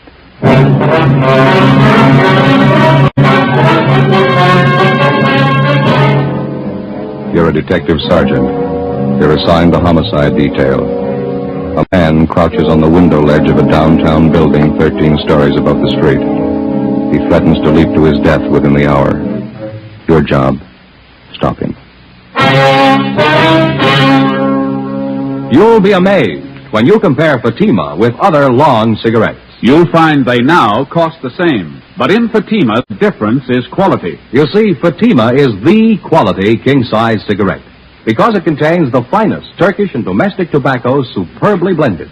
And Fatima is extra mild with a much different, much better flavor and aroma than any other long cigarette. So compare Fatima yourself. Fatimas now cost the same as other long cigarettes, but your first puff will tell you... Ah, that's different. Yes, in Fatima, the difference is quality. Ask your dealer for Fatima, the quality king-size cigarette. Best of all long cigarettes. Start enjoying Fatima for a new year of greater smoking enjoyment.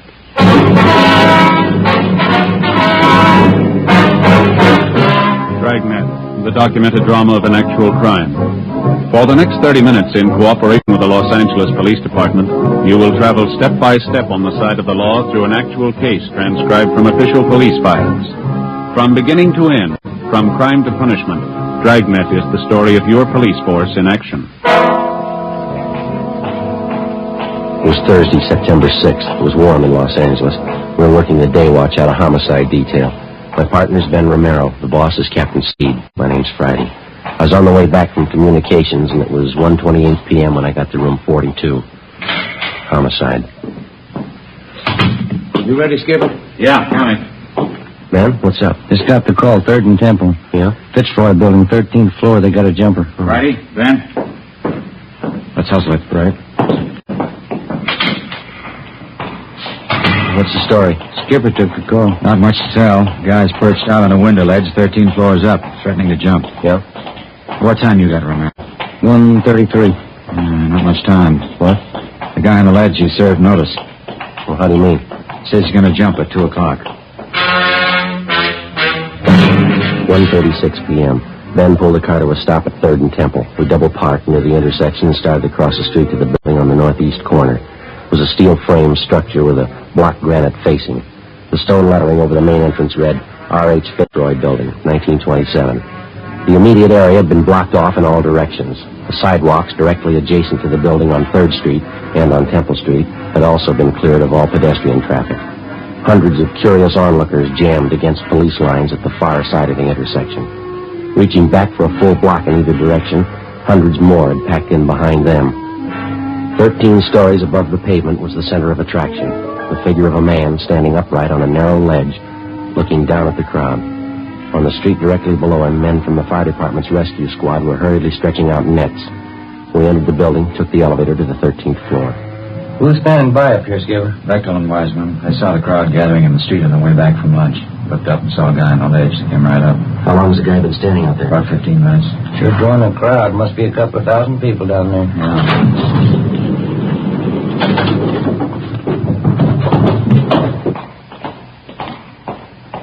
What was that room number, Friday? 1305. Yeah, it's down this way. There's Bechtel. Beck? Hi. Been watching for you. The office is down here. Okay. How's it stand now? He's still out there, ready to jump. We got 22 minutes to figure out how to stop him. What's the story, anyway? I'll let the doctor tell you. Go ahead. Through here. Nurse, where'd Dr. Turner go? He went down to meet Dr. Reich. He's bringing him right up. This is Captain Steed, homicide, Miss Lenahan. How do you do? Sergeant Friday Romero. How do you do? Nurse, sorry. Here's how he climbed outside this window here. Yeah. Right now, he's standing on the ledge about 12 feet to the right of the window. The ledge is about 14 inches wide. No other windows closer to him? No, this is it. Did you try to talk him out of it, get him back inside? We took a turn at it, yeah. Wiseman crawled out on the ledge, talked to him. So did I. He's one of the queerest jumpers I've come across. Well, how do you mean? He's got a hammer with him, carpenter's hammer. Whenever you get close to him, he takes a cut at you. Wiseman wasn't looking for it, had to duck fast. He almost went over. Was there any other way to reach him?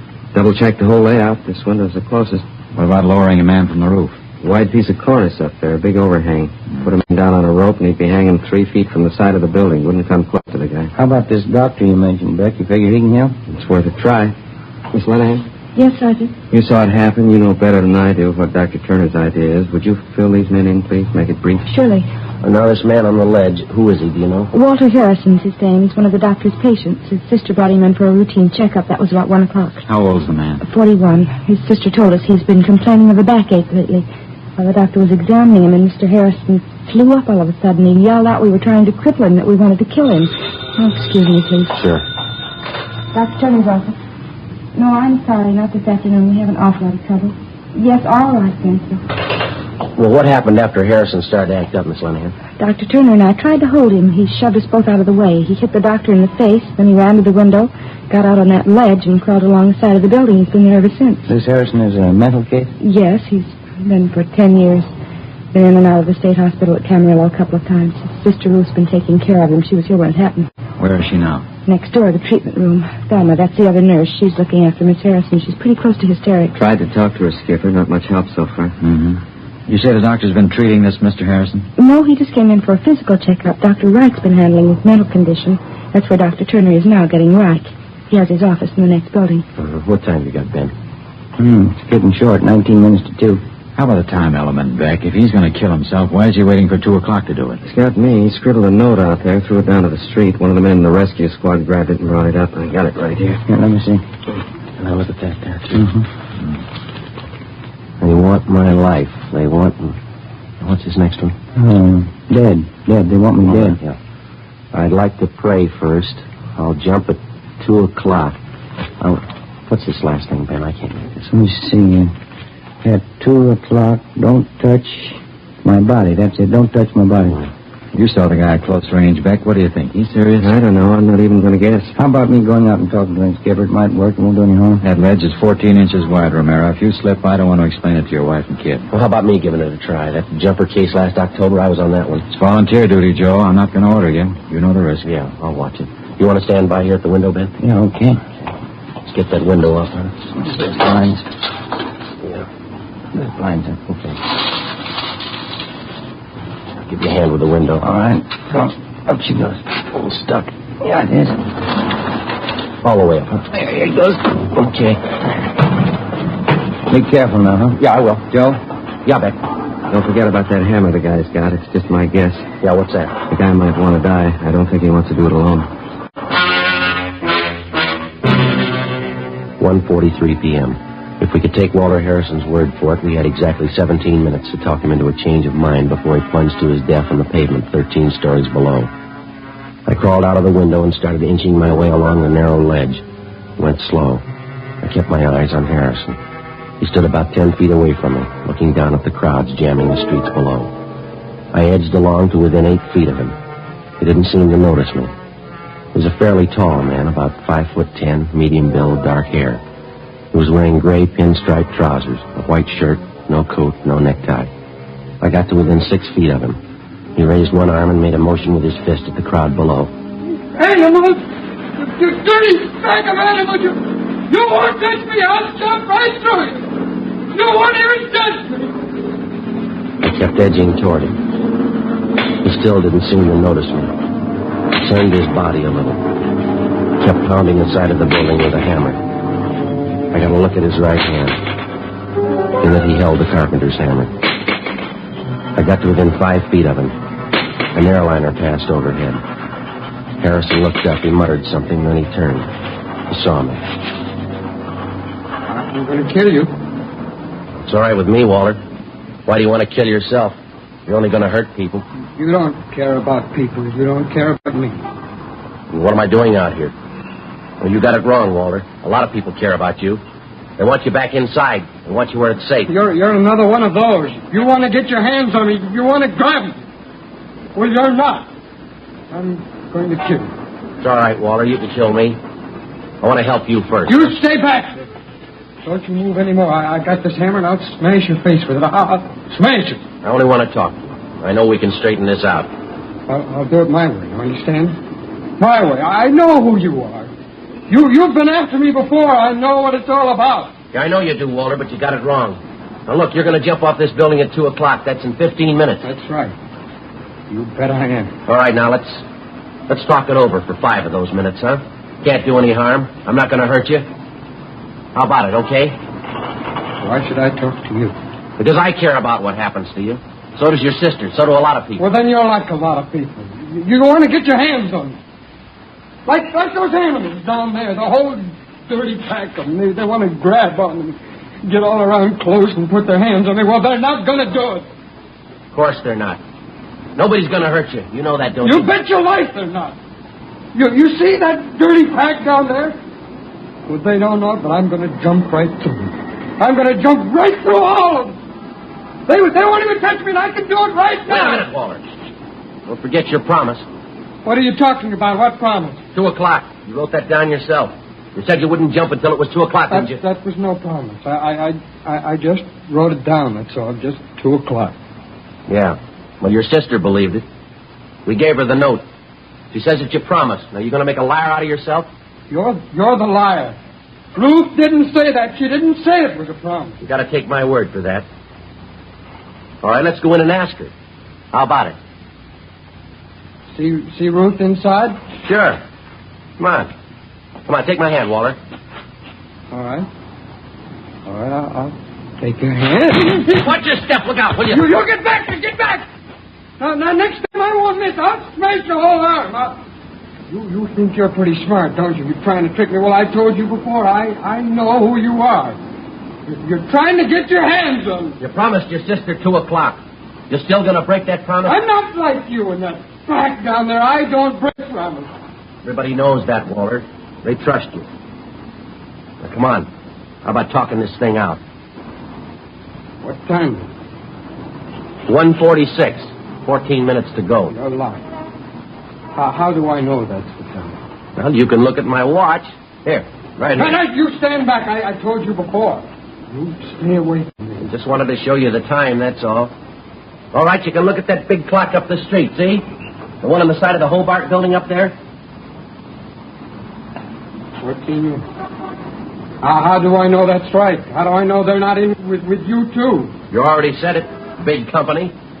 They don't care about you or me. They got a business to run. Their clock, they don't care what happened.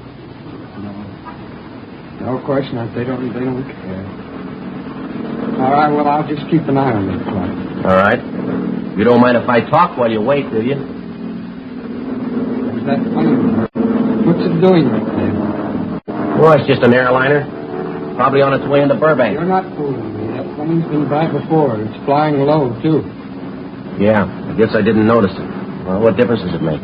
Probably watching. Flying back and forth. Maybe they're the police. They're trying to do something. They're trying to get their hands on me. Oh, let's see. Yeah. Might be their plane. It's a big one. Sure. Sure, they're trying to do something. Coming right by here, flying low. It's the same one. I can see. Look. Look, you see there on the wing? Yeah, what's that? The number right there on the wing. It's the same one that passed over a few minutes ago. Hey, you get away from me! All right, Walter, give me that. Give it to me! Walter. You thought you tricked me. You didn't know I had my pocket knife. Well, I can kill you with it now. I can kill you right now. Yeah. I told you before, it's all right with me. Look out there. Watch your step on the ledge, will you? I should have cut your hand off. I should have cut your whole arm off and thrown it to those animals down there. Look at that blood all over your hand. No, I'm sorry, Walter. It's not your fault. I just wanted to talk the whole thing over to tell you how your sister feels about it. You're a liar. I knew it when I looked at you, and I know you'll get away. You'll get away before I kill you. Look, there's only one thing I can tell you. Your sister Ruth's sitting inside there, and she's worried sick. She's waiting for you. She wants to take you home. Now, how about it? There's no reason for all this. You know that, don't you? Do I? Sure you do. Your sister and your family, they care about you. They want you home again. They want you with them. There's no reason to be standing out here now, is there? You wait till 2 o'clock, mister. Yeah. I'll show you the reason. 1:48 p.m., 12 minutes left. I made my way along the ledge, through the window, back into the office. Dr. Wright, a man who'd been treating Walter Harrison for his mental sickness, was already there with Dr. Turner. While the nurse bandaged up my hand, Captain Steed, Ben, and I talked with him.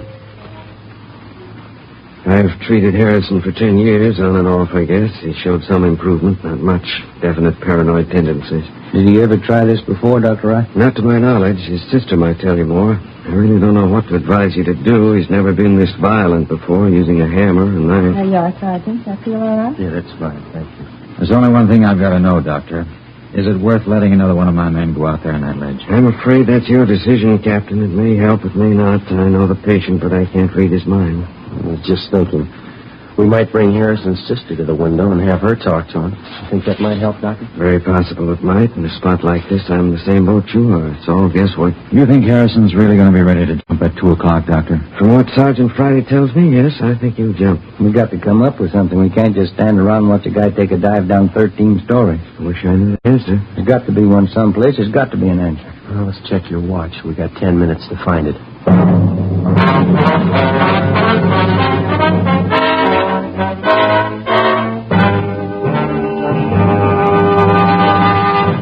You are listening to Dragnet, authentic stories of your police force in action.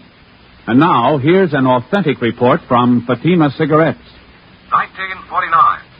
Fatima more than doubled its smokers coast to coast. 1950. Another record-breaking year, with more long cigarette smokers insisting on Fatima quality than ever before. In 1951, enjoy Fatima quality yourself. Yes, friends, in Fatima, the difference is quality. Quality of tobaccos, the finest Turkish and domestic varieties, extra mild and superbly blended, to give you a much different, much better flavor and aroma. Quality of manufacture, smooth, plump cigarettes rolled in the finest paper money can buy. Quality, even to the appearance of the bright, clean, golden yellow package, carefully wrapped and sealed to bring you Fatima's rich, fresh, extra mild flavor. Compare Fatima yourself.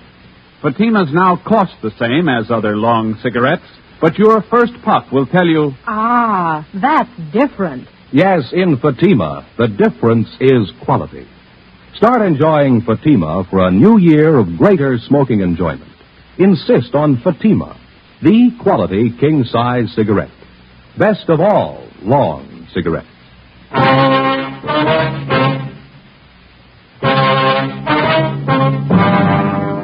It's the sworn duty of the peace officer to protect the lives of the citizens of the community in which he serves. That isn't always limited to protecting the citizens from criminals and lawbreakers. Oftentimes, the citizen has to be protected from himself. The drunken driver can do as much harm to his own person as he can to others. The same for the narcotic addict. The same for mental incompetence, such as Walter Harrison. If he was being assaulted, robbed, or shot at by a gunman, it would have been no more serious. Harrison's life was in jeopardy. Trying to save him had to be the first consideration. 1:50 p.m. Sergeant Jack Wiseman inched his way out on the ledge of the 13th story and kept Walter Harrison busy talking. Anything to keep his mind off the jump. Captain Steed got on the phone and talked to the manager of the Hobart building, a 12-story structure 3 blocks away with a large clock set into either side of it. The same clock Harrison was keeping time by. Yeah, that's right, just so you don't make it look too obvious. Okay, Mr. Walsh, thank you. They're going to do all they can. Let's hope it works. Yeah, what'd he say? They're going to start slowing down the clock in the building right away. If Harrison goes by that time, it's going to be a long 10 minutes. Well, how much they figure they can stretch it? About 5 or 6 minutes without making it look too obvious. We can sure use it. Let's hope Harrison doesn't catch on. Manager said they'll stop the clock when it's a minute to go. It'll never reach 2 o'clock. Skipper. Yeah, Romero. I just checked with the rescue squad down the street. They're stringing out more nets. Yeah? They're not guaranteeing anything. How do you mean? They're worried about those ledges jutting up from the building every other floor. They say if Harrison jumps close enough, he's bound to hit one of them. Yeah. If he does, he'll be dead before he reaches street level. Nets down there won't do him any good. Well, nothing we can do about it. Something else we'll have to hand over to luck. Did they come up with any ideas, Ben? Just one. Sounds like it could work. And what's that? They figured like we did. The overhang on the roof is too wide to lower a man directly down on top of Harrison to grab him. Yeah? They think it might work if they try this. Put a man in a rope sling just over the edge of the roof. Lower him down toward Harrison as close as possible without deafening. Give him a good line. Let him try to rope Harrison. Well, I don't know. They got any candidates to try it? Yeah, one. The guy's been on the rescue squad for years. Supposed to be an expert with a lasso. Captain? Might do it. I don't know. Yeah. What happens if he misses Harrison? Who knows? What happens if Harrison jumps? Captain? I just got off that ledge in a hurry. He came at me with that knife. Is he any closer to the window? He backed off again. Something else, that clock in the Hobart building. Yeah? Pretty sure he's wise to that gimmick. He's given it up. What do you mean? The 2 o'clock deadline. He's not going to wait for it. 1:55 p.m. A specially equipped police car with loudspeakers mounted on the roof was rushed to the intersection of 3rd and Temple Streets opposite the Fitzroy building. Sergeant Jack Wiseman took Walter Harrison's sister, Ruth, down in the elevator to the street. She got on the police car microphone and started talking to her brother over the loudspeakers. Word was passed to the special detail of men from the fire department's rescue squad standing by on the roof of the building. They went to work. Captain Steed went up to the roof to see if he could assist them. Ben and I waited in the office on the 13th floor. The nurse, Miss Lenahan, and Jean Bechtel were with us. 1:57 p.m. The men on the roof started to lower the man from the rescue squad in a rope sling. He held a double-strength lasso in his hands. The end of it was wrapped around his body and tied securely. Ben and I watched from the window. We looked along the narrow ledge. Walter Harrison stood erect and motionless, an open pocket knife in one hand, his feet poised on the brink of a 13-story jump. The voice of Harrison's sister drifted up from the loudspeakers down on the street. Walter? This is Ruth, Walter. Can you hear me? This is Ruth. I want you to come home with me, Walter. Please. You've got to understand. Sister's doing all right. Finish it for sure if he looks up. Yeah, sure will. There's nothing wrong. No one's going to hurt you. We want to help you, Walter. Please. I can't see, Joe. They're letting the man down? Yeah, coming slow. There's Wait a minute. nothing to be afraid of. You know that, don't you? Come home with me, please. I'll take care of you. I'll see that you're safe. That you're all right. Joe, how's Harrison doing? Can you see? Yeah, he's looking down. Not moving at all. Nobody's going to hurt you, believe me. These people are your friends. They want to help you. Can you hear me, Walter? They want to help you. That's it. What? Man coming down on the rope. He's just above Harrison now. They're your friends. You can trust me, your sister Ruth. You've got to trust me, Walter. I want to take care of you. I want to take you home. Yeah, I see the man now. He's right above him. Got the lasso ready. Yeah, keep your fingers crossed. Huh? What is it? What's happening? The lasso. He's throwing it. Get him away from me! Missed, Joey, missed! Walter, wait a minute. Harrison! Liars! You lied! Get him away from me! Get him away! Pull that man up! Pull him out of the way! That doesn't. Well, he's still on the ledge. I'm going out. Joe, wait a minute. Yeah? It's only a chance. Yeah? Why don't you get him mad at you? Say anything, insult him. Well, I'll try. Anything to make him go for you. If you can get him down to this window, I can grab him. If I get him by the window, I'll hold on to him, huh? Yeah. When you grab him, try to lean as close to the building as you can. There's not much to lean on the other way. 1:59 p.m. I got through the window and out onto the ledge. The crowds jamming the streets below had swollen to almost twice their size. A few blocks away, the big clock on the side of the Hobart building read 5 minutes to 2, but Harrison wasn't looking at it. He still had his eyes fixed on the pavement 13 stories beneath us. He'd torn off his collar and his shirt was ripped open at the neck. He waved his arms and shouted at the crowd below as he tottered along the ledge toward the corner of the building, away from the window that I was supposed to lure him into. In his right hand, he still held on to the open pocket knife. So you're not going to get your hands on me. You're not even going to get close. Wait a minute, Harrison. Watch it. You watch me, mister. I'm going to jump right through them down there. Those dirty animals. You just watch. All right, wait a minute. I got a message for you from your sister Ruth. Now, do you want to hear it? You won't get your hands on me. None of you. I'll see you later, mister. You're a phony, Harrison. You're a phony liar. I'm a what? You heard me. You're not kidding anybody. You don't think I can jump, huh? Well, you just what? Anybody can jump. Any phony can do that. What? It doesn't take anything. Those animals down there in the street, any one of them could do that. You're just like one of them. I've still got this knife. I've used it before. I can kill you. You couldn't kill anything. You haven't got the guts. You're a phony. You're a liar. You're a rotten liar. I can cut you to pieces. Oh, you talk big, Harrison, but you're all talk. I can cut you to pieces. You haven't got me fooled, mister. Not for a minute. I'll cut you to pieces. You haven't got half the nerve. You're a phony and you know it. You're a rotten liar. You stand still. Go on. You stand still and I'll show you. Oh, you talk a real good game, but that's about all. You're all talk. I'll show you. I still have my knife and I'll kill you right now. Yeah, sure you will. You're backing away. You're afraid. You're a phony, Harrison. Nobody's afraid of a phony. Cut you up good. I'm waiting for you. Come on. What's the matter, Harrison? You're not waiting. Stand still and stop backing away. Now stop! I'll tell you, you come and get me, huh? Haven't you got enough nerve? You're just talking again. All talk, huh? That window. You've got to stop by the window and then I'll cut you to pieces. All right, Harrison. Here. Now you go ahead. Prove you're a phony. All right. I'll show you. You rotten liar! All right, Walter, now drop it! I got you! You rotten liar! I'll cut you to pieces! Drop it! Joe, look out! Grab them! They're gonna fall!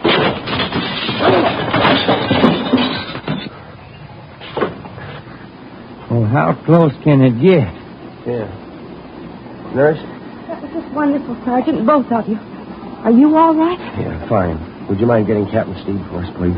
You know who he is. Oh, surely, right away. Well, that was a rough one. A minute there, it looked like you were both going over the side. Yeah. Thought I'd lost you, Joe. Well, you didn't have to worry. No? No. You told me which way to lean.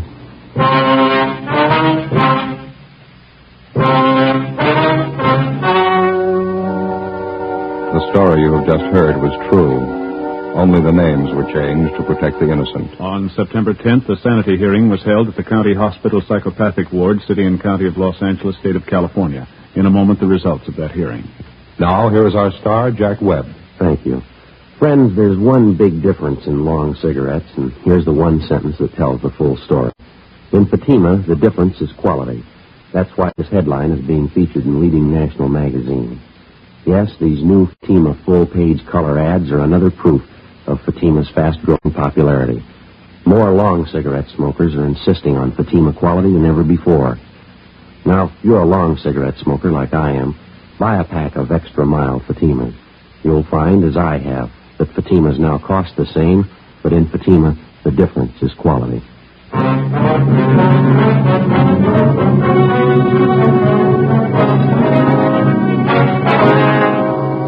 After being examined by 6 psychiatrists, Walter John Harrison was judged mentally incompetent. On his sister's request, he was committed to a private sanitarium. 7 months later, Harrison took his own life by hanging.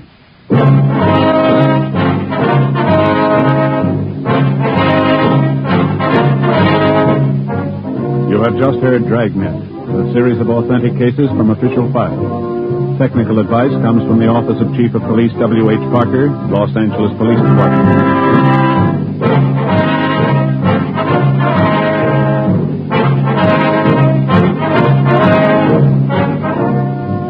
Fatima Cigarettes, best of all long cigarettes, has brought you Dragnet, portions transcribed from Los Angeles.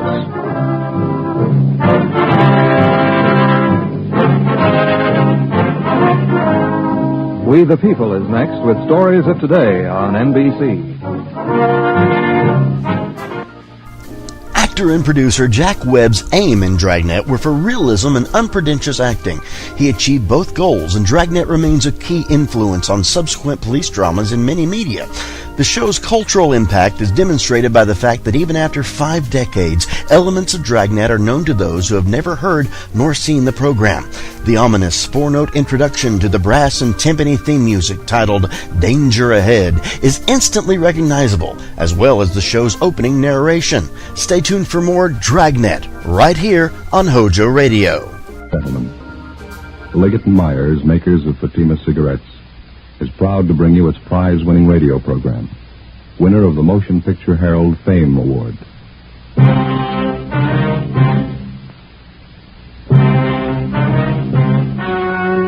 story you are about to hear is true. Only the names have been changed to protect the innocent. Fatima Cigarettes, best of all long cigarettes, brings you Dragnet.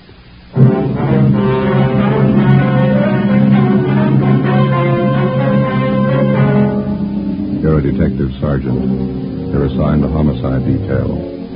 12 men drop completely from sight over a short period of time. There's evidence of foul play. 4 months pass. You finally locate the leading suspect in the case. Your job? Pick him up. You'll be amazed when you compare Fatima with other long cigarettes. You'll find they now cost the same. But in Fatima, the difference is quality. You see, Fatima is the quality king-size cigarette because it contains the finest Turkish and domestic tobaccos superbly blended. And Fatima is extra mild, with a much different, much better flavor and aroma than any other long cigarette. So compare Fatima yourself. Fatimas now cost the same as other long cigarettes, but your first puff will tell you... Ah, that's different. Yes, in Fatima, the difference is quality. Ask your dealer for Fatima, the quality king-size cigarette. Best of all long cigarettes. Start enjoying Fatima tomorrow.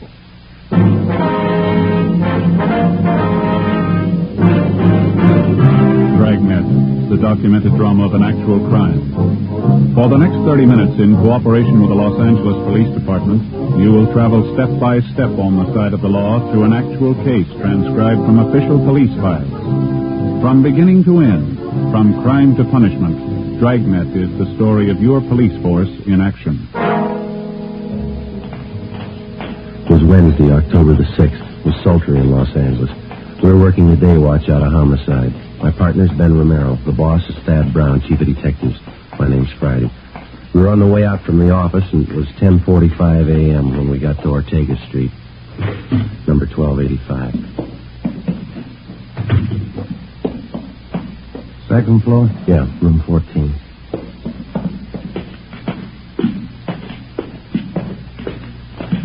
They all smell the same, don't they? What's that? Room and housing. Oh, yeah. No, these are the odd numbers here. Must be down that way, huh? Yeah, here it is. 14. Yeah. Just a minute.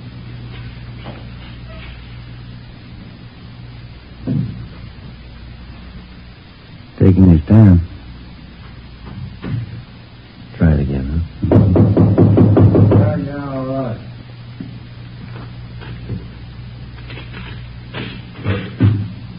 Yeah? Police officers. Your name Henry Ross?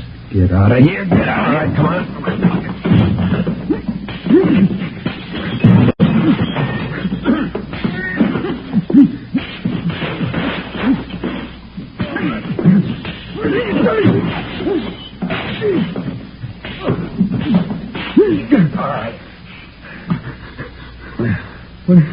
What is this? What do you want? Ben. Yeah, I got him. What is this? You guys really cops? All right, come on, get up. No fooling. No fooling. You really cops? I thought you were faking. We showed you our identification at the door. I thought you were faking. That's the truth. There's a couple of guys out to muss me up. I thought you were them. Your name Henry Ross? Yeah, that's right. I thought you were one of those moochers I had a fight with in the bar the other night. Said he was going to get a pal and come back here and take care of me. Yeah? Yeah. I got no reason to fight with cops. Well, I didn't do my room any good. Landlady's sure going to scream. All right, come on. You want to finish up dressing? I want to talk to you downtown. What's it about, officer? Missing person. We'll brief you when we get downtown. Well, that's all right with me. Could you take these handcuffs off, please? It's kind of hard dressing with them. All you have to do is put your shoes on. You can make out. All right. I don't know why you had to slap handcuffs on me. I didn't know you were cops. You mind if we check through your things, Rolf? Huh? Why? You mind? Oh, go ahead if you want. I got a knife. Now, if you'd spoke up at the door, that wouldn't have been a fight. I thought you were that mooch in the bar and his friend. I thought you were looking for trouble. You about ready to go? Yeah, I'd like to brush my teeth off, if you don't mind. I got a real mouthful of cotton this morning. All right, where do you keep your toothbrush? It's over here. I'll get it. No, I'll get it. Never mind. Get here? Yeah, first shelf. It's in the glass. Yeah, Don't you trust me? Here you go. Want some toothpaste? Yeah. All right. There you go. Turn on the water tap, huh? Hey. Nothing, Joe. It's pretty clean. Of course I'm clean. What do you expect? Anybody could have made the mistake. I didn't know you were a cop. Henry Ellsworth Ross. Is that your full name? Yeah, that's right. I hardly ever use the Ellsworth, though. It's a real lousy name, huh? Well, what's the fetch on all this, officer? We told you, missing person. Want to talk to you about it. I don't think I can help you. Nobody I know is missing. How about Paul Davis? Davis? Yeah, I know Davis. I don't know if his name is Paul, though. Been gone a long time, huh, this Davis? Yeah, that's right. Something wrong, you think? We figure murder. After going over his room thoroughly, we took Henry Ellsworth Ross back to the city hall to the interrogation room. He was a slightly built man, dark hair, brown eyes, swarthy complexion. He was a longshoreman by trade.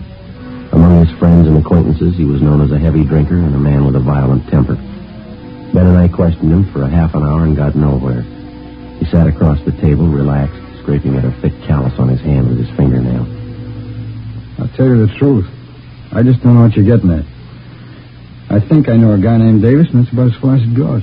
Sure that's all you got to tell us? Of course I'm sure. Now, look, I got a right to call a lawyer if you're going to sit there and throw a lot of charges at me.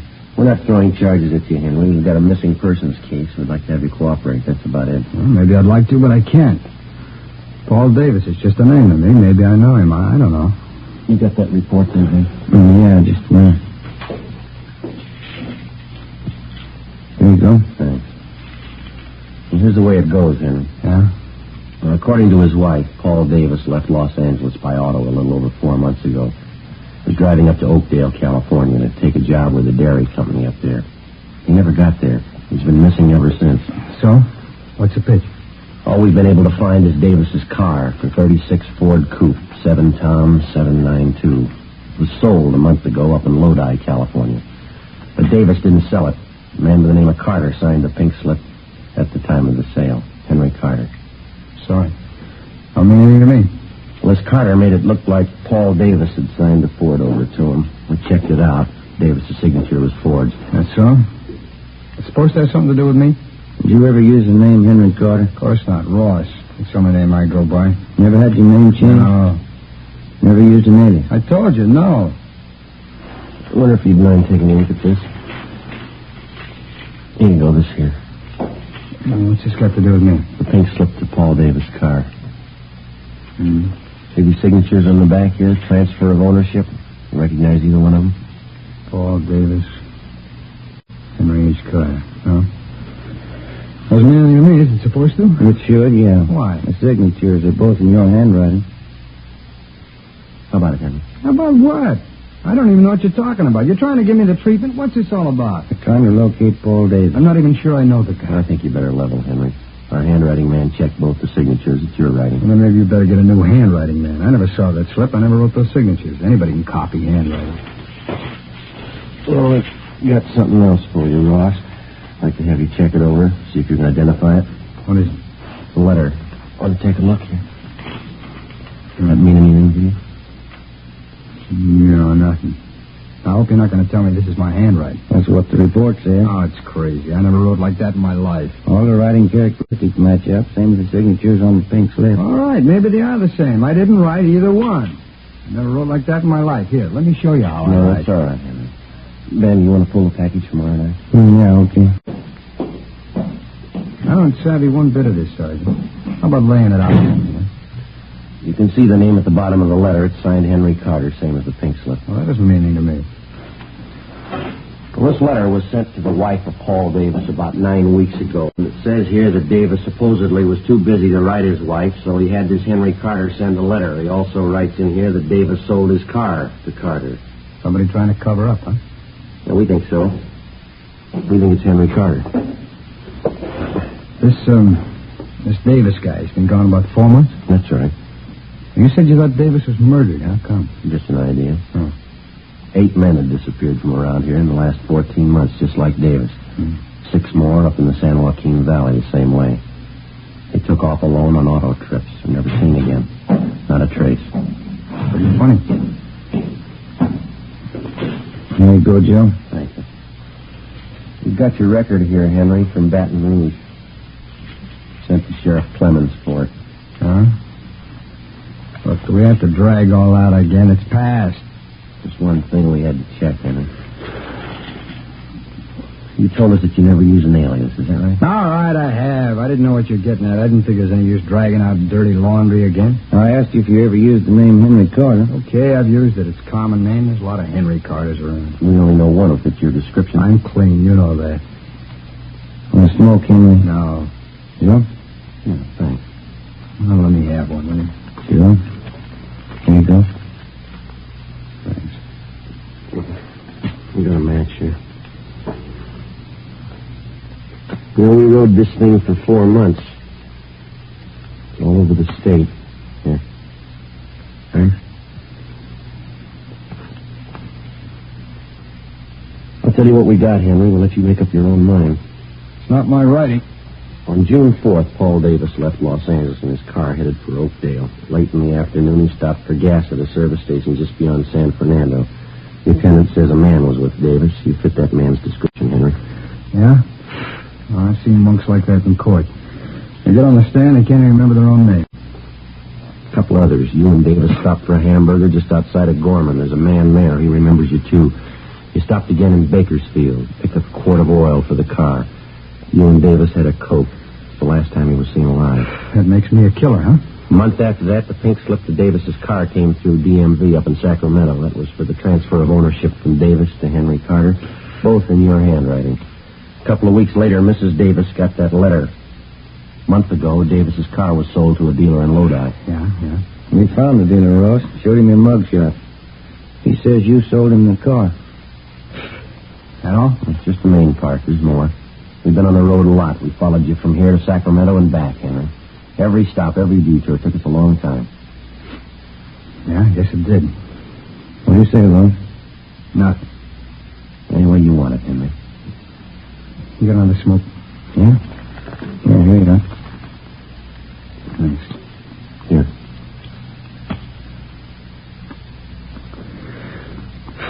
Yeah. I guess you worked hard on it, huh? All over the state. That's right. Must be pretty hot up in the valley summertime. Dusty, huh? We made out. I've never been up in the valley in the summer. It's too hot for me. We got people who saw you there. What's it prove? 10 people and some writing samples. You can't build a case on that. You know it, don't you? We're going to try. You think I murdered Davis? You, Sergeant? Yeah? You think I murdered those other guys, too, huh? What was it, 10, 12 of them? We're asking about Davis. You think I killed him? Tell me the truth, do you? You think I murdered Davis?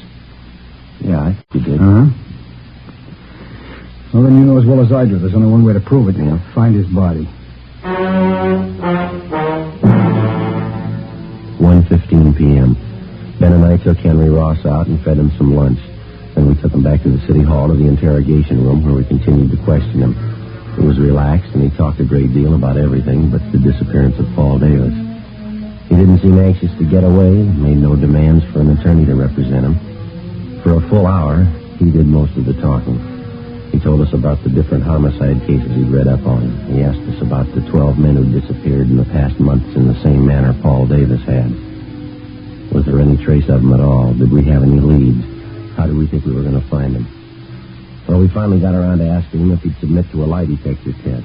He seemed taken to the idea and agreed to it almost immediately. Then called Sergeant Berger and made arrangements for the test. We made up a list of key questions. At 5 p.m., we took the suspect to the third floor of the old city jail where Sergeant Berger gave him a polygraph test. On the way back to the office, Ross complained he was hungry. We stopped and bought him coffee and donuts. We got back to the interrogation room a little after 6 p.m. The questioning continued. Ross didn't seem to mind at all. He kept talking. We let him talk. 8 p.m. He was still going strong. You remember the Wilson case back in 34, don't you, Sergeant? Woman killed her whole family. Big case, you remember? Yeah, pretty tragic. Is that a hobby of yours, Henry, collecting murder stories? No, I just read them, remember. I guess I can remember every big murder case in the last 15 years. That's so? Yeah, it's about all of them. I guess it is kind of a hobby. I get a big kick out of it. I get it, Ben. Excuse me, Henry. Oh, sure. Interrogation room Friday. Oh, yeah, Berger. Mm-hmm. Yeah, how many? Yeah. Okay, thank you. You know, there's one thing I get a real big kick out of, those detective magazines. Mystery stories. The way they make out the murderers. How do you mean? You know, they always build it up into something big. Somebody's always killing somebody else for $1 million. Maybe over some woman, some beautiful woman. Same way with the movies. That's where they get it all mixed up. I don't think I follow you, huh? Oh, sure you do. Every time some guy writes a murder story, he's got to build up a big reason for a killing. Mm-hmm. A lot of money, beautiful woman, revenge maybe. Always got to be a big reason. Motive, that's what they say. Yeah, well, it generally works out that way, doesn't it? Why? I bet you there's a 1,000 murder cases in your files without any reason at all. Some people kill, that's all. I've heard about lots of them. They just want to kill, and they go ahead and do it. Maybe for a few bucks, maybe for nothing. They just do it, that's all. That's all. Sure, you know that. Like this thing you've been talking about. 10, 12 guys disappear. They got a few bucks, maybe they got nothing. Somebody plows them under, and that's all. No big reason. They just do it. So 12 guys are gone. It doesn't mean anything. Mm-hmm. That's how you got it figured out, Henry. Huh? The phone call a minute ago there. It was the man who gave you the lie detector test. Oh, that right? How'd it go? He just finished going over your graph. He got 16 positive reactions. Yeah, what's that mean? You lied, Henry, 16 times. That's right. You better tell him to get a new machine. I lied all the way through. Mind telling us why? No, I don't mind. I guess I knew you'd find out. Let's go get something to eat first, though. I'm hungry. No, we better talk a little more, Henry. Well, let's go. I'll tell you why we're eating. Bring a pencil. I'll draw you a map. Map of what? The canyon, where I buried it.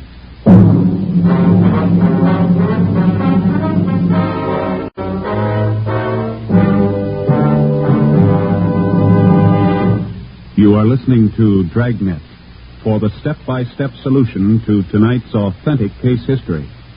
Here, step by step, are the actual reasons why Fatima is the quality king-size cigarette. Why in Fatima the difference is quality. Quality of tobaccos.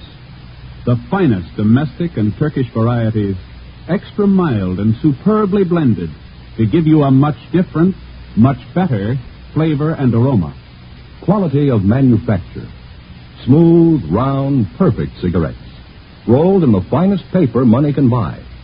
Manufactured in the newest and most modern of all cigarette factories. Quality even to the appearance of the bright, clean, golden yellow package. Carefully wrapped and sealed to bring you Fatima's rich, fresh, extra mild flavor. Compare Fatima yourself.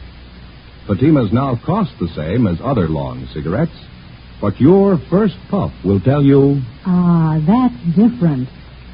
Yes, in Fatima, the difference is quality. Insist on Fatima. Start enjoying the quality king-size cigarette. Fatima, best of all long cigarettes.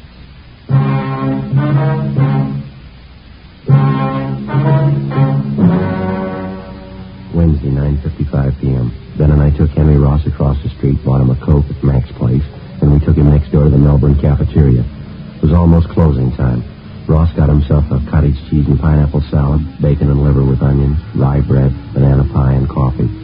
Ben had a hot beef sandwich, mashed potatoes, and coffee. I had the same. At the back of the cafeteria, one of the busboys was mopping the tile floor. It was a strong smell of disinfectant. How about that table over there, Sergeant? That all right with you? Yeah, it's okay. Doesn't make any difference. It's fine. Yeah.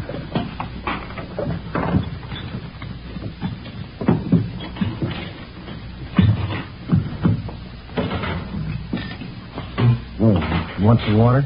Yeah, please. All right, I'll get some. Oh, boy, living onions. That sure smells great, huh? Yeah. I can't take those onions so well. They repeat on me.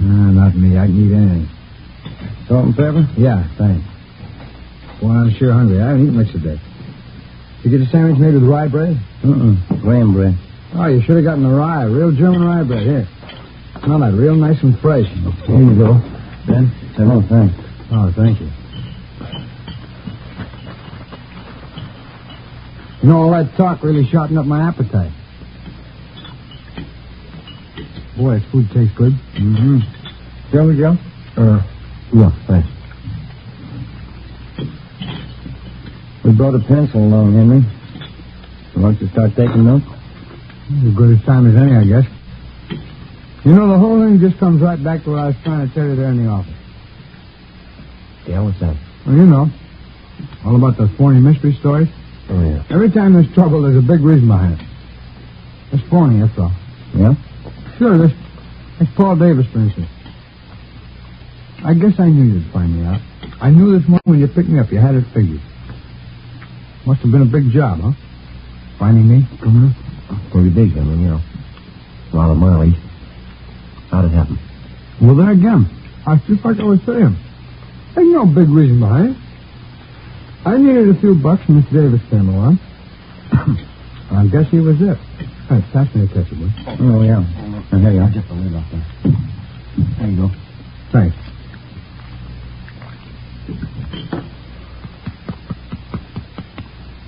Where'd you meet Davis, Henry? Oh, I was hitchhiking out in Ventura. Not a dime in my jeans. I was going up to Maricopa. I thought I had a job up there, and Miss Davis come along. Picked me up. Mm-hmm. You ever know him before that? No. Well, a stranger.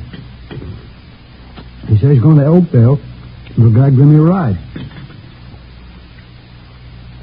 Go ahead.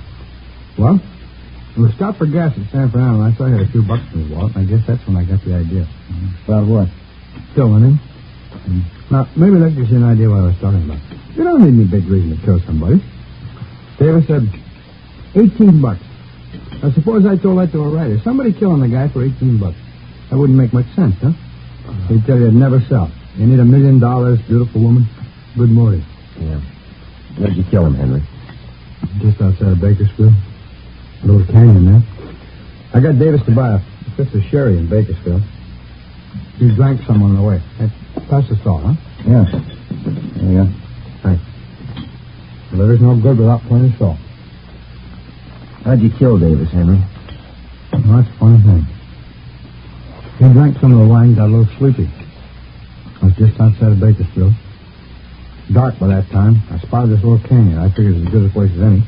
So I guess him pull off to the side road and had a few more drinks. I spotted this little shack out there in the middle of nowhere. Exactly where was this, Henry? Right in short, it's maybe 2 miles north of Bakersfield. We got to the shack, finished the wine, and went to sleep. Both of you? Mm-hmm. And that's where the funny part comes in. I guess I killed Davis, all right. But I didn't mean it. Oh, brother, get a whiff of that, huh? Why do these monks have to mop up while people are eating? They'll be through in a minute, Henry. Fine. How'd you mean, Henry, you didn't mean to kill him? You already told us you had the idea. Well, sure I had the idea. Let me explain, huh? We both went to sleep in the shack, Davis and me.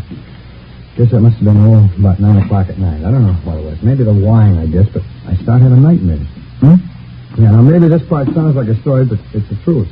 I had all these dreams. I woke up, but they're still there. What was that? Faces. Faces, that's all I could see. It was full of faces. I guess I was really still asleep. Yeah, go ahead. Oh, I picked up a 2x4 and started swinging at them, their faces. Funny thing, too, I knew every one of these faces. How do you mean? People I killed.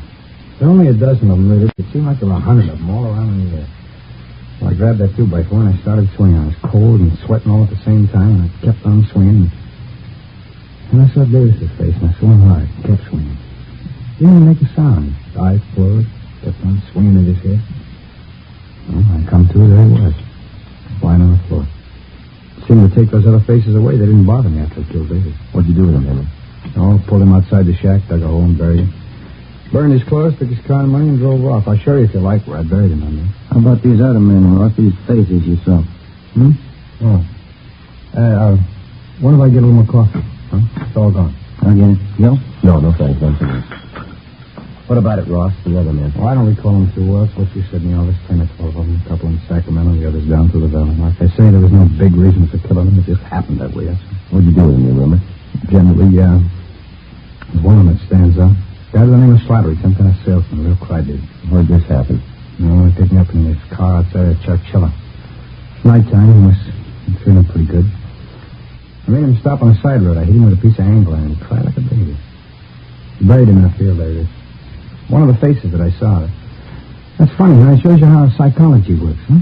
Yeah, what'd you do with his car, Slattery's, I mean? Drove it down to Mexico and sold it there. Guess that's what I should have done with Davis's car. Oh, here you go. Oh, thanks. These killings of yours, you got any more you want to tell us about? Well, I told you already. 10 or 12 of them. They're pretty much the same. When was the first one? Oh, maybe 18 months, 2 years ago. The first one wasn't any harder than the last. It's just like I was telling you before. Yeah. Everybody builds up murder. It's supposed to be a big thing, hard to do, all those phony stories. I'd just hit a guy a couple of times or something, that'd be it. A real small thing. Didn't change me anything. That's why I say it's all built up. You ever been treated for any mental sickness, Ross? No, why? You ever been examined by a psychiatrist? No. After you killed these men, did it bother you at all? No, I just had one dream. The time I was with Davis. That's about it. Sure good meal, Sergeant. Thanks. Yeah, okay. You ready, Ben? Let's go. We go back upstairs, huh? Yeah. Do you want to give us a statement? All right. I had an idea you'd find me. I guess I always knew that you'd find me. Well, let's go then. Guess I proved my point anyway, huh? It's all built up. Huh? Murder. Killing somebody. Those phony stories. It's all built up. It's cheap. No, you got it wrong, Henry. Huh? When will he read you the bill?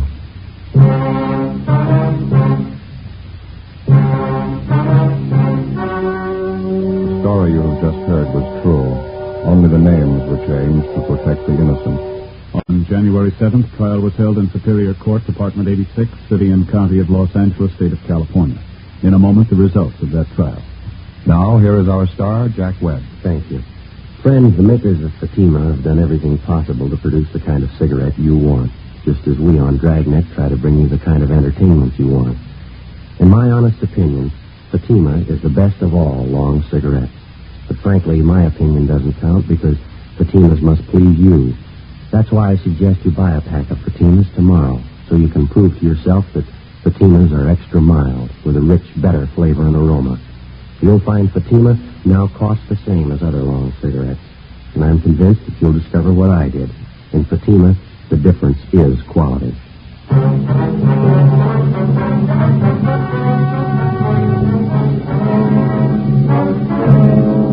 Henry Ellsworth Ross was tried and found guilty on 2 counts of murder in the first degree and received the death sentence.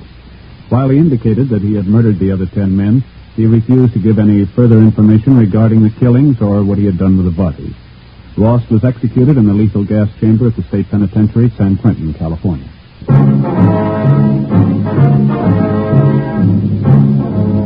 You have just heard Dragnet, a series of authentic cases from official files. Technical advice comes from the Office of Chief of Police W.H. Parker, Los Angeles Police Department. Fatima Cigarettes, best of all long cigarettes, has brought you Dragnet portions transcribed from Los Angeles. Now more excitement with Counter Spy on NBC. You're listening to HOJO Radio. More classic old-time radio coming your way next. The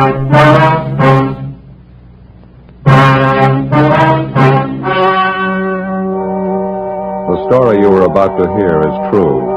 Only the names have been changed to protect the innocent. Fatima Cigarettes. Best of all long cigarettes brings you Dragnet.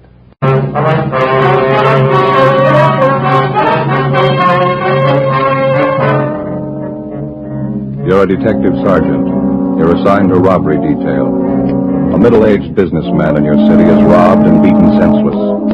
The holdup men escape. The victim refuses to report the crime. Your job? Investigate. You'll be amazed when you compare Fatima with other long cigarettes. You'll find they now cost the same. But in Fatima, the difference is quality. You see, Fatima is the quality king-size cigarette because it contains the finest domestic and Turkish tobaccos superbly blended. And Fatima is extra mild, with a much different, much better flavor and aroma than any other long cigarette. So compare Fatima yourself. Fatimas now cost the same as other long cigarettes, but your first puff will tell you... Ah, that's different. Yes, in Fatima, the difference is quality. Ask your dealer for Fatima, the quality king-size cigarette. Best of all long cigarettes. Start enjoying Fatima tomorrow.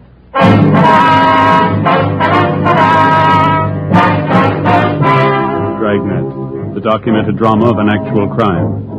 For the next 30 minutes, in cooperation with the Los Angeles Police Department, you will travel step by step on the side of the law through an actual case transcribed from official police files. From beginning to end, from crime to punishment, Dragnet is the story of your police force in action. It was Tuesday, October 8th. It was overcast in Los Angeles. We were working the day watch on a robbery detail. My partner's Ben Romero. The boss is Captain Didion. My name's Friday. It was 11:23 a.m. when we got to 700 South Hill Boulevard, the Butler Accordion Studios. What do you think? Oh, I don't know. It must be upstairs, I guess, huh? Oh, yeah, there it is. Main office, second floor. Yeah.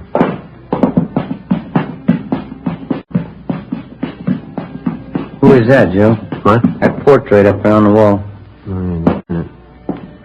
Some printing underneath here. It's a nice painting. It says Damien, the father of the accordion, Vienna, 1829. What do you know about that?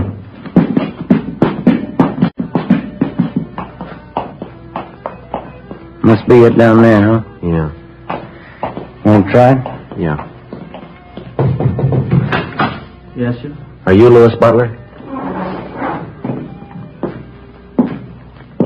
Yeah, that's right. And can I help you? Police officers, Mr. Butler. I'd like to talk to you for a minute. Is your name Friday? Yes, sir, that's right. This is my partner, Sergeant Romero. How do you do?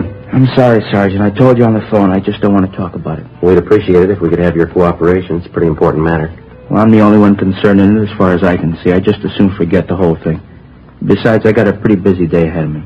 Well, we'd like to straighten you out, Mr. Butler. It concerns a lot more people than just yourself. Now, we're not going to take much of your time, just a few questions, that's all. I told you on the phone, Sergeant, I don't want to talk about it. Can't you just forget about the whole thing? It's only going to take a few minutes, sir. All right. Come in if you want. Thank you. Thank you. Place is in kind of a mess. My wife's away to mother's. You can sit down if you want. Oh, thank you. Thank you very much. All right, Pepper, I'll feed you. Just a minute. It's a nice cat you got there. Siamese? A little bit, yeah. It's my wife's. Don't care too much for cats myself. All right, Pepper, now wait a minute. Your nose better.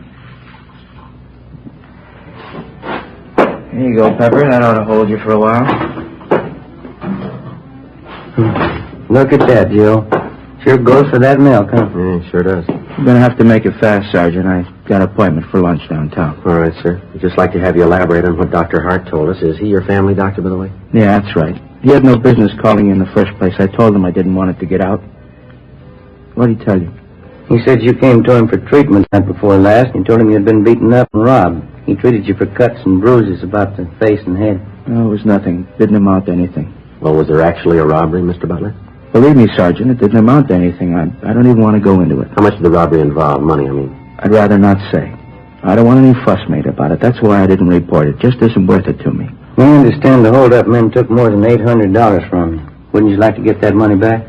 I don't want to be nasty about this thing, but I was the one who was held up. Now, if I don't want to press the case, I don't see why anyone else should worry about it. It was my money. How about the beating that the thieves gave you? It's nothing serious. It's like I told you on the phone. I want to forget about the whole thing. Well, it must have involved more than just a few scratches from the looks of you, and the doctor had to treat you. Take my word for it, please. I'm all right. I don't want to press charges. Appreciate it if you'd give us some kind of an explanation, Mr. Butler. Why? I don't want to bother, that's all. There's nothing to explain. Well, you have to admit that this is a little unusual. Somebody beats you up, slugs you, takes $800 from you, and you don't want to do anything about it? You're going to have to excuse me a minute. I have one of my accordion students down the hall in the practice room. Almost time for him to go. I have to give him his lesson for next week. All right, sir, go right ahead. It'll only be a minute. How about that? Yeah. Acts like he's scared to death. Well, whoever it was, they gave him a going over. Half of his head in bandages, face all swollen. Sure something phony. He's not going to be much help unless we can talk him into a crime report, huh? Somebody's got to him. I'll bet on it. Oh, hi there, Kitty. Hi, Kitty. I've been thinking it over, officers. Sorry I had to come out here, go to all this trouble, but I just as soon forget the whole thing. I don't even want to talk about it if you don't mind. We don't mean to high pressure you, Butler, but we'd like some kind of an explanation. Well, can't you understand? I just don't want to make a big fuss about it. I'd like to have you go along with my feelings in the matter. It's my affair, isn't it? No, sir, it's ours, too. Half a dozen people like yourself have been beaten up and robbed in this neighborhood, all in the last 5 weeks. Now, if we can find the thieves, we can put a stop to it. We can make sure the same thing doesn't happen to your neighbors. Well, they're going to have to look out for themselves. I'm not getting tied up in a big investigation. The neighbors don't worry about me. Before you go a little further than that. Huh? You've been beaten up and robbed once. How do you know it isn't going to happen again? Well, it's not, that's all. I'll make sure it doesn't. How? What's going to stop the same thieves from knocking you over again? Look, if it's all the same to you, I want to forget about this.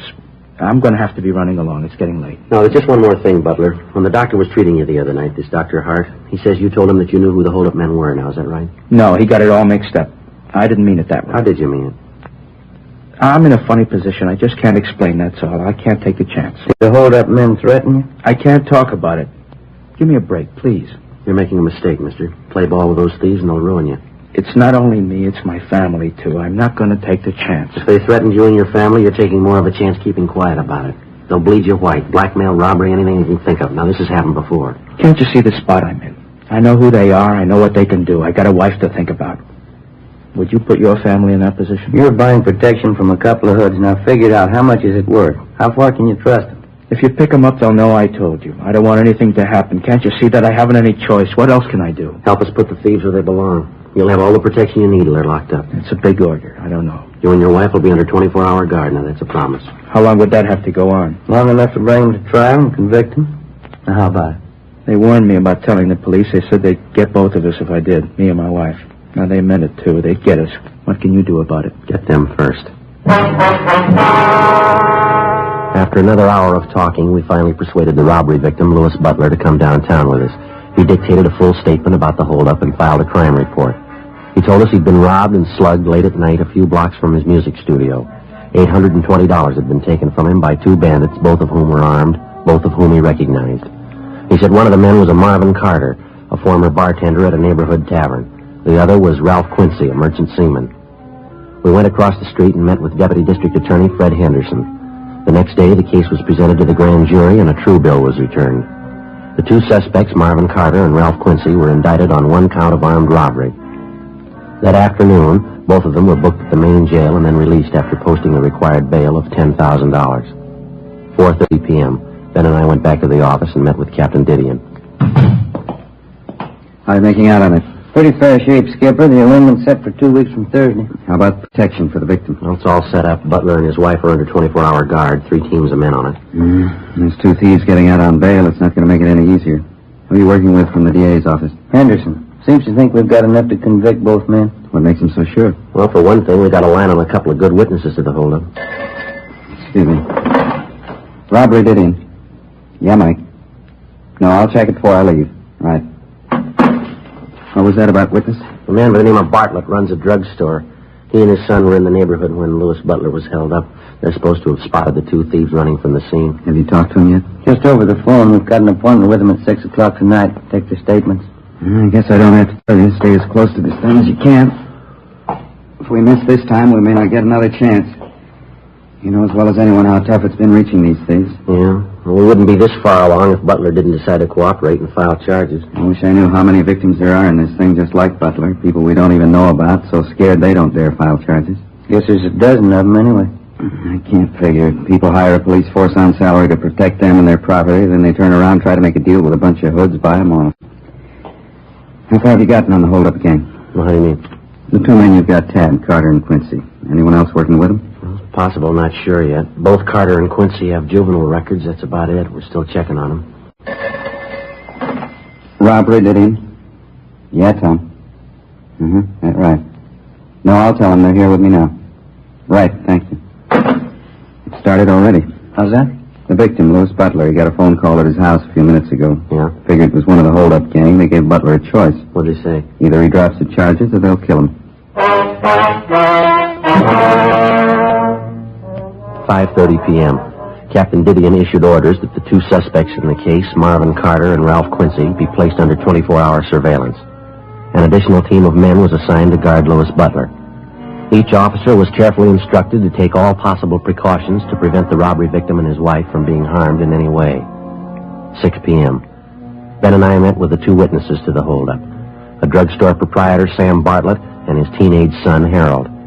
They told us that they'd been in the immediate vicinity the night Butler was robbed, and that they'd gotten a good look at the two gunmen as they ran from the scene of the holdup. Bartlett and his son, Harold, identified the suspects as Marvin Carter and Ralph Quincy. Statements were taken, and both witnesses were warned to maintain absolute secrecy about their part in the case. Next day, we made arrangements to have the druggist and his son subpoenaed for the Superior Court arraignment. 6 days went by. Thursday, October 17th, 8 a.m. We checked in the office and found the message waiting for us. What is it, Joe? The druggist's son, Harold Bartlett. What about him? Found him in an alley, 3 o'clock this morning. What? Yeah, slugged and beaten.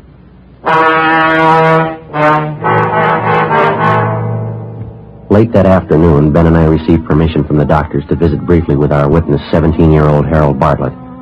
His injuries were painful but not critical. The beating he'd received was nothing less than brutal. His left forearm had been broken, and he'd been beaten viciously about the face and chest. He told us that he was on his way home from a neighborhood movie just before midnight when two men jumped him from behind on a deserted street. Well, I drove around some, maybe 5 or 10 minutes. There must have been at least 3 men in the car. Why do you say that? Well, there were 2 in the back seat with me. Somebody else had to be doing the driving. And it had to be a sedan or a club coupe. I guess so, yeah. After we drove around a while, they stopped the car and then they began slugging me. Didn't say a word the whole time, just started slugging me. I asked them why. They just kept slugging me. I see. At first, I think they were hitting me with their fists. Then it felt like something a lot harder. A piece of iron or metal or something.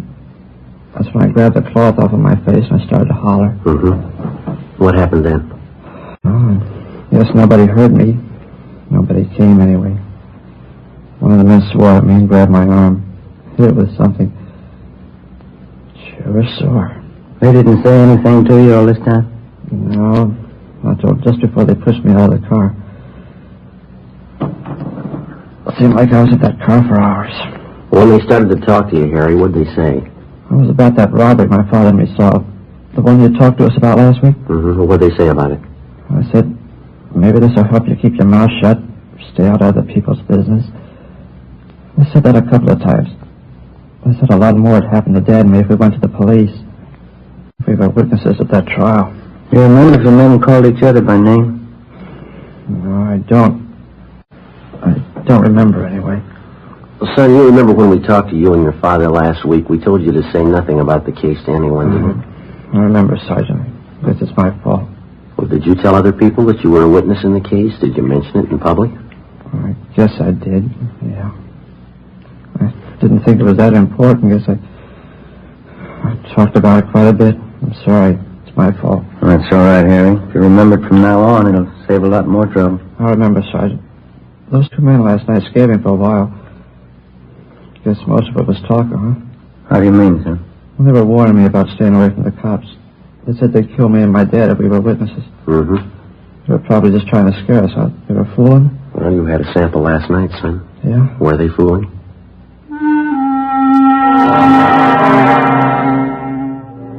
After we left Harry Bartlett, we went back to the office and arranged for a 24-hour guard to be assigned to the teenage boy and his father. A thorough investigation of the attack on the boy failed to turn up any leads. On the surface, the two robbery suspects, Carter and Quincy, were not involved.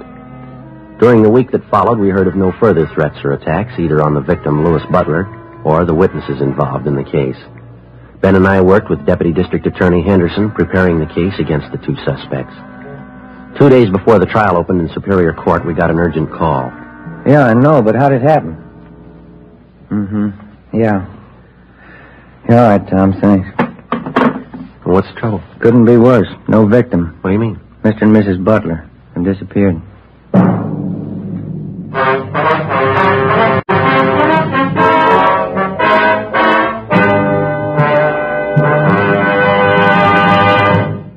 You are listening to Dragnet. From beginning to end, Dragnet is the authentic story of your police force in action. Now, from beginning to end, the Fatima story. Actual convincing proof that in Fatima, the difference is quality. Quality of tobaccos. The finest domestic and Turkish varieties, extra mild and superbly blended to give you a much different, much better flavor and aroma. Quality of manufacture. Smooth, round, perfect cigarettes. Rolled in the finest paper money can buy.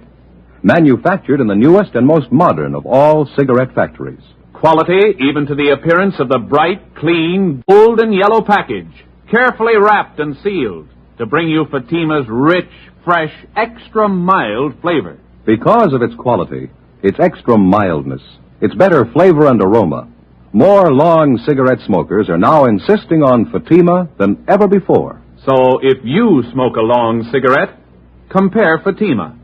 You'll find they now cost the same, but your first puff will tell you, Ah, that's different. Yes, in Fatima, the difference is quality. Insist on Fatima.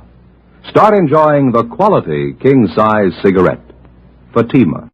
Best of all long cigarettes.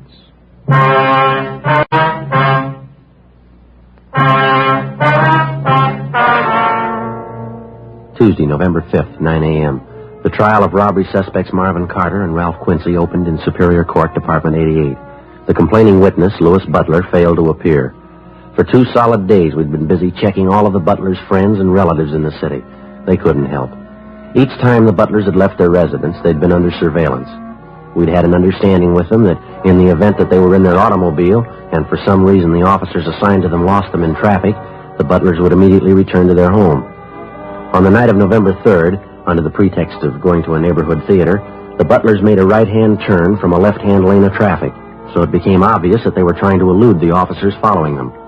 A check was made at their home as prearranged, and they failed to return. When they failed to appear for the trial, a bench warrant was issued by Superior Court for the missing couple. Deputy District Attorney Henderson asked the court to grant a delay in order to find the Butlers. It was granted. In the meantime, we'd gotten out a broadcast and an APB. Missing persons detail helped out in the search. Still no sign. Tuesday, November 12th, 11 a.m. Deputy D.A. Henderson phoned us from the Hall of Justice. When was that, Fred? Is that right? Mm-hmm. Yeah, well, thanks a lot. What do you have to say? The attorney for Carter and Quincy asked the court for dismissal, no complaining witness. Well, the judge ruled on it yet? Yeah, case dismissed.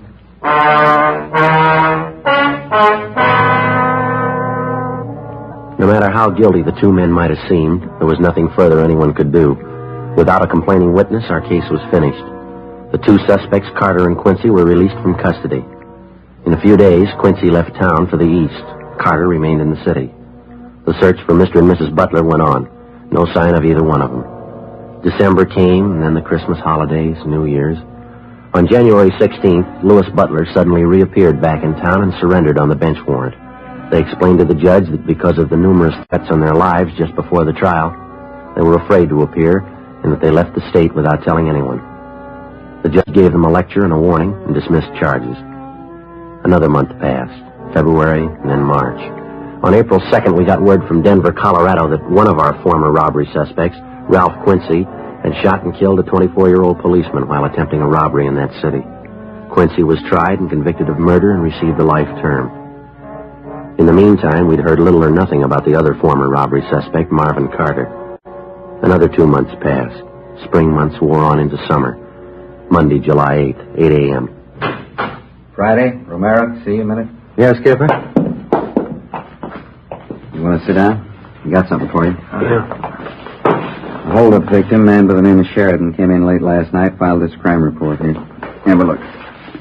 Thank you. Let's see, Joe. You can notice there it happened in the same area where we had that rash of holdups last fall. Yeah, I see. Victim robbed and beaten. Suspects used the same approach, same M.O. Followed it right down the line. Yeah. Victim warned not to contact police. Bodily harm threatened if victim did so. How about the descriptions of the holdup men here? The victim pretty sure about them? Gaffney handled the report. The victim said he got a good look at one of the thieves. Gaffney gave him a bunch of mugshots to look at. Yeah. Here's the one he picked out of the lot. Thanks. Have a look, Joe. Marvin Carter. As soon as the robbery report had come in, an immediate check had been made of Marvin Carter's last known address, an apartment in the West Pico district. The landlord revealed that the suspect had moved at least 2 months before. We got out a broadcast and an APB on him. Together with Sergeants Gonzalez and Henry, Ben and I started on a systematic check of all of Carter's known friends, relatives, and associates. After that, we started on the places he was known to frequent: hotels, bars, restaurants. No luck. 2 weeks went by. There were no further reports of robberies where the M.O. of the criminal matched that of Carter's. Tuesday, July 26th, 2 p.m.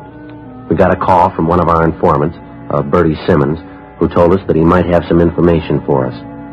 He said it concerned Marvin Carter. He told us he'd meet us at MacArthur Park on the 6th Street side at 2:30 p.m. 2:50 p.m. You'll have to excuse me, Sergeant. Sorry I'm late. I have to move from that other place. Things haven't been going too good for me. That's all right, Bertie. What's the matter? No luck with the horses? Yeah, a lot of luck. It's all bad. If there's a pig in the race, I have to bet on him every time. Getting so I can't even pick him to show anymore. I don't know. What else is new with you, Bertie? No job yet? No, but I'm still looking. Been down around some of the joints, South Main, Alameda, keeping an ear to the ground. Mm-hmm. Want to smoke? Yeah, thanks. Don't mind if I do. There you go. Light for you. What have you heard, Bertie? Anything that'll help? That Marvin Carter, you're still looking for him, aren't you? That's right. Any rumble? I heard it last night, having a beer downtown. I knew you fellows were in a little bind on the thing. I always like to help you when you're in a bind. Well, what'd you hear, Bert? Carter's still in town, hiding out. Like I say, I always like to help you out when you need it. Mm-hmm. I know what it is to be in a bind. That's when you appreciate help most. I'm kind of in a bind right now. A little short, you know. A couple of dollars, Bert. That's all I have on me. Will I help you out any? Saved my life, Sergeant. Tell you the truth, I didn't know where dinner was coming from tonight. No need telling you. I appreciate it. What was this you heard about Carter? Still in town. There's a place down by Venice, near the beach. Mm-hmm. Carter's been seen there once, twice lately. It's a little seafood joint, beer and clams, down by the beach. Well, now, is that somebody's story, or is it the real thing, Bert? The real thing, Sergeant. You know me better than that. No phony leads from me. Where's Carter supposed to be staying down there, you know? Well, I do and I don't, I guess. What do you mean? This mooch who told me about Carter last night, he didn't know the address, but he described the place Carter's supposed to be hiding out in. I know the joint he means. But you don't know the address. No, but I can point out the place he means. It's a shack right along the speedway down there, down by the beach. Mm-hmm. You want to run down there with us now? Sure, I'll point it out for you. I'm not going near it, though. Why do you say that? Don't want to mix with it, that's all. I got the word. What do you mean? Carter. Won't be an easy one to take. How do you know? He's got a gun. 2:55 p.m. Along with our informant, Bertie Simmons, Ben and I drove down to the beach town of Venice. Bertie pointed out a brown wooden frame cottage where Carter was supposed to be hiding out. While Bertie waited in the car, Ben and I checked it out. There was nobody at home, but there was plenty of evidence inside the cottage that Carter was living there. I went back down the street to where we'd parked our car. I kept an eye on the cottage while Ben got to a phone to call the office. Pretty down here, huh, Sergeant? Yeah, it's a nice day. I don't get out in the air enough. I think that's my trouble. Some of this good ocean air makes you feel like a million. Yeah. Did you notice the place where your partner went to phone down the street there? Yeah, what about it? You see the sign, beer and clams? Right over the door. Beer and clams? Yeah, Best in the city, I know. I've been there. Only great. Good beer for a dime, fresh clams, nothing better. You like clams? Yeah, they're all right once in a while. What am I going to do if you two have to wait here all night? Well, we'll get you back to town, Bert. We'll figure out something for you. Hi, Ben. Did you get a hold of the captain? Yeah. Marvin Carter was picked up downtown 20 minutes ago. What? Yeah, he's driving a rented car. Traffic unit picked him up. Will they tab him on his description? Not at first. Reason they noticed him is because he was double parked on a busy street, and they pulled him over and got a better look at him. I did it. Any trouble with him? None at all. Got him booked at Main Jail. Say, that's sure too bad, and What do you mean, Bert? it's your case, isn't it? How long you fellas been working on it? Just about a year, Honjo. Yeah, just about. Coming all this way for nothing. You're ready to make the pinch and somebody else does it for you. Must be kind of disappointing, huh? All that time, all that work? Well, Carter's in jail. That's the main thing. Well, I guess we better drive back in, huh, Ben? Yeah. Say, just a minute, Sergeant. No use coming all this way for nothing. Wonder if you'd do me a favor. What's that, Bert? That sign down the street. What? The blue and white sign, beer and clams. Wonder if you could drop me off right in front. Beer and clams? Oh, yeah, Bert, all right. Sure nice of you. Just like I was saying. What's that? No use coming all this way for nothing.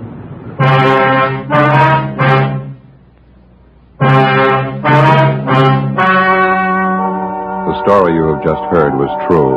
Only the names were changed to protect the innocent. On October 29th, trial was held in Superior Court, Department 86, City and County of Los Angeles, State of California. In a moment, the results of that trial. And now, here is our star, Jack Webb. Thank you. Friends, let me tell you how to size up king-size cigarettes. First, take a Fatima, and then any other king size. Now, side by side, the two look alike, but they're not, because no other king-size cigarette has Fatima quality. That's right. In Fatima, the difference is quality. Quality that results from a blend of the finest domestic and Turkish tobaccos. Quality that gives you extra mildness, a much better flavor and aroma. Remember, if you haven't tried Fatima yet, take my advice. Buy a pack. Smoke Fatimas and you'll discover what I know. In Fatima, the difference is quality.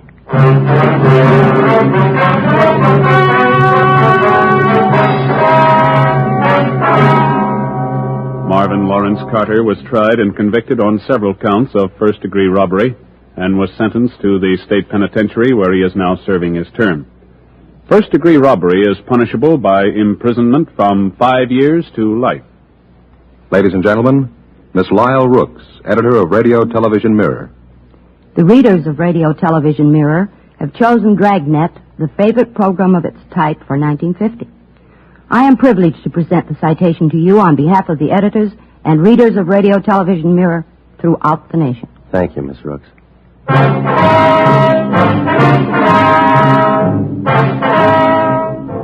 You have just heard Dragnet, a series of authentic cases from official files. Technical advice comes from the Office of Chief of Police W.H. Parker, Los Angeles Police Department. Fatima Cigarettes, best of all long cigarettes, has brought you Dragnet, portions transcribed from Los Angeles. Stay tuned for Counter Spy next over many NBC stations. The original Dragnet, starring Jack Webb as Sergeant Joe Friday, ran on radio from June 3rd, 1949 to February 26th, 1957, and on television from December 16th, 1951 to August 23rd, 1959, and then from January 12th, 1967 to April 16th, 1970. All those versions ran, of course, on NBC. There were 2 Dragnet feature films, a straight adaptation starring Jack Webb in 1954, and, of course, a favorite of mine, a comedy spoof in 1987. There were also television revivals without Webb in 1989 and 2003. Stay tuned for more classic Dragnet, right here on HOJO Radio. The story you are about to hear is true. Only the names have been changed to protect the innocent. Fatima Cigarettes, best of all long cigarettes, brings you Dragnet. You're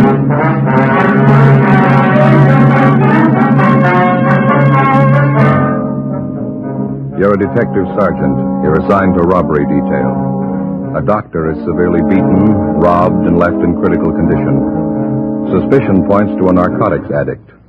Your job? Get him. You'll be amazed when you compare Fatima with other long cigarettes. You'll find they now cost the same. But in Fatima, the difference is quality. You see, Fatima is the quality king-size cigarette because it contains the finest domestic and Turkish tobaccos superbly blended. And Fatima is extra mild, with a much different, much better flavor and aroma than any other long cigarette. So compare Fatima yourself. Fatimas now cost the same as other long cigarettes, but your first puff will tell you... Ah, that's different. Yes, in Fatima, the difference is quality. Ask your dealer for Fatima, the quality king-size cigarette. Best of all long cigarettes. Start enjoying Fatima tomorrow.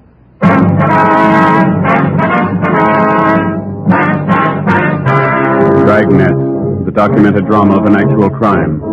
For the next 30 minutes, in cooperation with the Los Angeles Police Department, you will travel step by step on the side of the law through an actual case transcribed from official police files.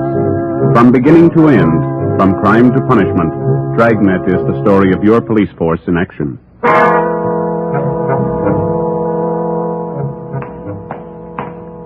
It was Monday, August 7th. It was warm in Los Angeles.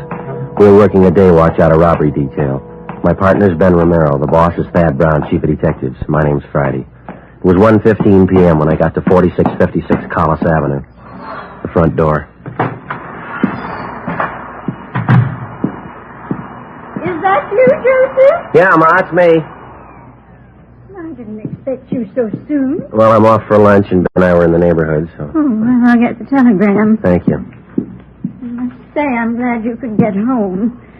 Telegrams always make me nervous. Nobody ever sends a telegram unless it's important here, so... Thank you. Yes, they do, Ma. Some people send wires to invite you to lunch or to a reception or something like that. Is that so? Sure, you've just forgotten, haven't you? I've gotten them before like that. No way to do, anyhow. Why not? People always associate frightening things with telegrams. Aren't you going to open it? Oh, yeah, sure. Well, if you were worried you could open it, Ma, it'd been all right. Well, you know I never open anything addressed to you, Joseph. Anything important? It's from Belmont, my old high school. Oh, yeah. They want me to come up next week. They're having some sort of assembly up there. Want me to talk to the student body.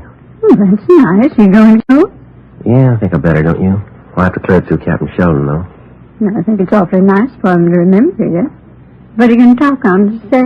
Yeah, police work, it says here. I'll have to think of something to base it on, though, won't I? Well, you'll have to memorize it, Joseph. Doesn't look well for a man to stand up on a platform and read a prepared talk. Yeah, I know. Well, that's Ben. I gotta go, Ma. Would you and Ben like some lunch? I can fix you something in about a minute. No, we haven't got time, dear. I'll see you later. I don't know why they couldn't have written a letter instead. What's that, Ma?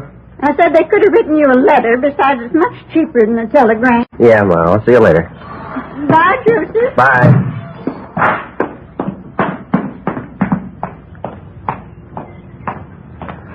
Got a call, Joe. They want us to call the office. Oh, well, I might as well do it from the house, huh? Yeah. All right, I'll be right back. Right.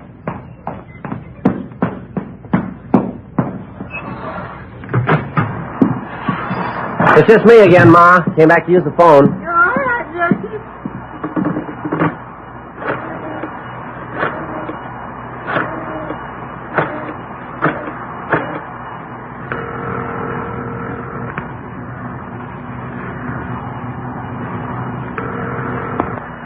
Hello? 2511, please. 2511? Robbery channel. Where's Friday, Glenn? Got one for you, Joe. What? I can't hear you, Glenn. Got one for you. Wait a minute, I can't hear you. Hey, Ma, would you hold that vacuum for a minute, please? I can't hear. Oh, all right, Joseph. Thank you. I'm sorry, Glenn. What'd you say again? That's right. That young kid hit again, doctor's office. Yeah? It's that same kid, only this time he got a little rough. Victim's at Georgia Street. He's still carrying that gun. Did he use the gun? To beat the man with. Victim's a 55-year-old doctor. No reason for it, Joe. All right, we'll get right on it. Right, bye. Yeah, bye. Okay, Mom, all through. All right, son.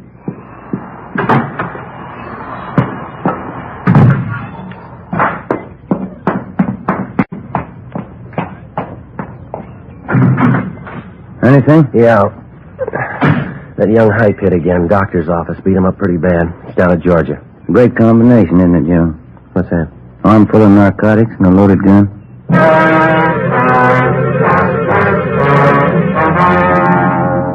Monday, August 7th. Since June 27th, Ben and I had been assigned to a case involving a young narcotics thief. For 7 weeks now, he'd been robbing every possible source available to him of narcotics. Since the inception of the investigation, we'd seen this young criminal develop from a small-time sneak thief to a full-fledged armed and vicious thug. The descriptions of the young thief, taken from his various victims, tallied almost to the letter. Blonde, light complexion, small stature, 5'7" to 5'10", nervous and unusually juvenile in appearance.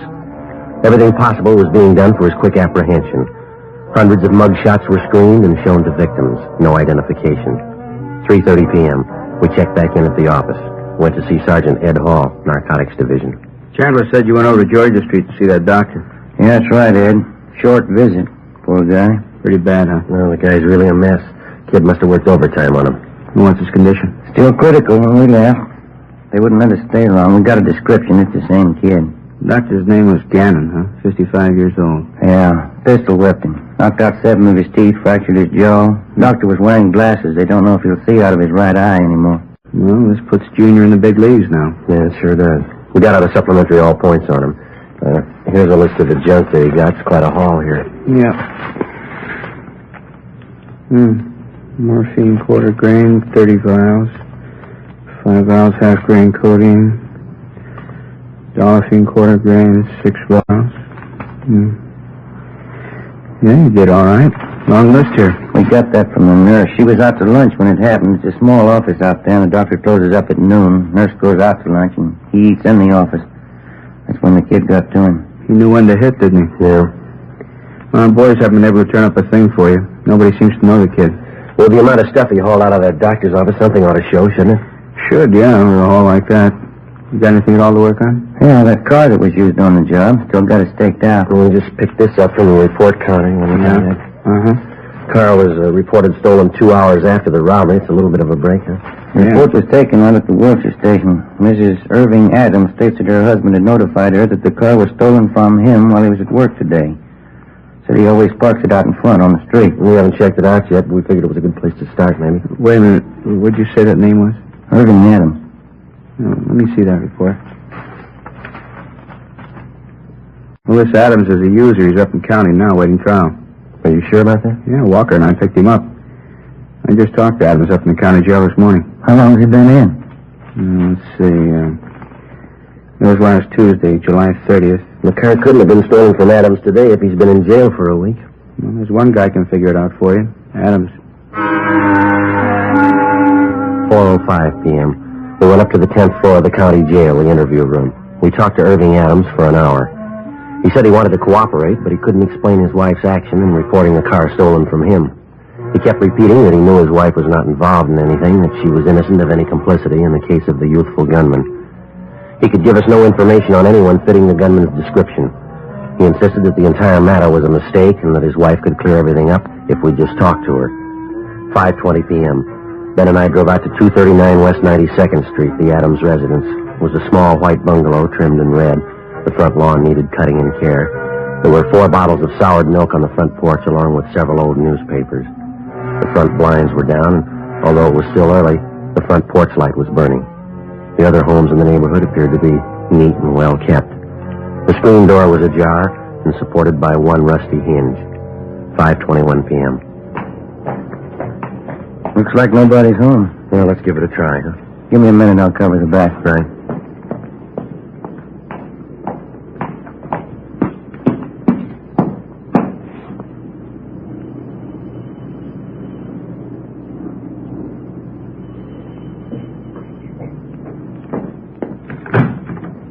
Yes? Police officer, my name's Friday. You're Mrs. Irving Adams? Yes, that's right. I'd like to talk to you about your stolen car. Have you found it? Well, yes, we have. Can I come in? The place is in such a mess. Can't we talk here? Well, if you don't mind, I'd rather come inside. All right. Don't look at the house. I've been kind of sick. Haven't felt much like cleaning up. All right. You alone here, are you? Right now, my husband's at work. Mm-hmm. Mind if I go through the house? You mean searching? You got a warrant? Well, I just want to go to the back door. What for? Well, my partner's around back there. This the way to the back door here? That's right. This it? It's locked. Keys in the door. All right. Hey, Ben? Yeah, everything all right? Yeah, fine. Is he a police officer, too? Yeah, that's right. Is this all there is to the house here? What do you mean? Well, just these 3 rooms here? Yes, that's all. And I thought you said you were alone here. I am. Now, who's that woman lying down in the other room? That's Catherine. I didn't want you bothering you. She's been sick, too. She sleeps most of the time. I just forgot about her.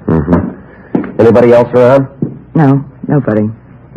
No, I mean anybody sick or otherwise. Anyone besides you and this girl in there? Well, you've been in every room in the house except the bathroom. This it here? Yeah.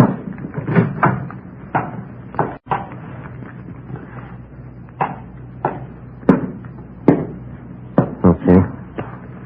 I don't understand all this. I reported my car stolen, and you come out here and search my house. If I did steal my car, I wouldn't hide it in here. Yeah. Ben, want to come in? Yeah. Could you tell me something? Yeah. Why are you here? Well, I told you we found your car. This is Sergeant Romero. How do you do? What's the trouble? Anything wrong? Who'd you say your car was stolen from? From me. It was my car. Is that the way you made the report, Mrs. Adams? It was stolen from you? I think so, yes. Ms. Adams, according to the report that you made out this morning, you stated that the car was stolen from your husband, isn't that right? Is that what I said? Yes, ma'am, that's right. I don't remember. We both used the car so much. I forgot. Well, now, which is it, you or your husband? I'm not sure. You been drinking, have you? A little bit, just to ease my nerves. I haven't been feeling well. Well, it's obvious you're not drunk, Mrs. Adams. Why don't you keep your story straight? Well, officers, I am telling the truth. Well, your husband's in the county jail. He's been there for a week. The car couldn't have been stolen from him. Now, could it? I didn't say it was stolen from him. Is this your signature, Mrs. Adams? Yes, sir. This is a copy of the auto theft report that you made at the Wilshire Division. Yes. Well, now, is this report a true one or a false one? There's a penalty for making a false report, Ms. Adams. I'm sure you're aware of that. I only want my car back. Who was it stolen from? Whatever it says there, my husband. Well, we just told you that he's in jail. He's still in there. We just talked to him. The car couldn't have been stolen from him. Have you got anything to say to that? No. Well, I think we better go downtown where you can sit and straighten yourself out and give us some right answers. I don't want to go to jail. And that's just where you're going if you don't snap out of it and come up with the truth. I know who you want. It's Rex Burley, isn't it? Who's Rex Burley? A young kid, blonde, small. He told me he was in some kind of trouble with the car. Said if I tell the police it was stolen, it'd be all right that way. Do you know where he is now? No, I don't. You sure about that? That's the truth. Yeah, come on. Yeah. Catherine's awful sick. So you always sleep this heavy? Only when she's sick. She's really out, isn't she? Yeah. Look at her leg. Yeah. She's a user. Say, this goes on narcotics, Ms. Adams. Are you a user? No, I'm not. I don't know where Catherine gets it. How about Rex Burley? He's on it, too. Maybe she gets it from him. Is there any stuff in the house now? Not that I know of. You want to tell us where Rex Burley is? I don't know. He called here about an hour ago. Catherine talked to him. Did he tell her where he was? Yes, he did. She wrote it down on a piece of paper. Where's that paper? Under a pillow.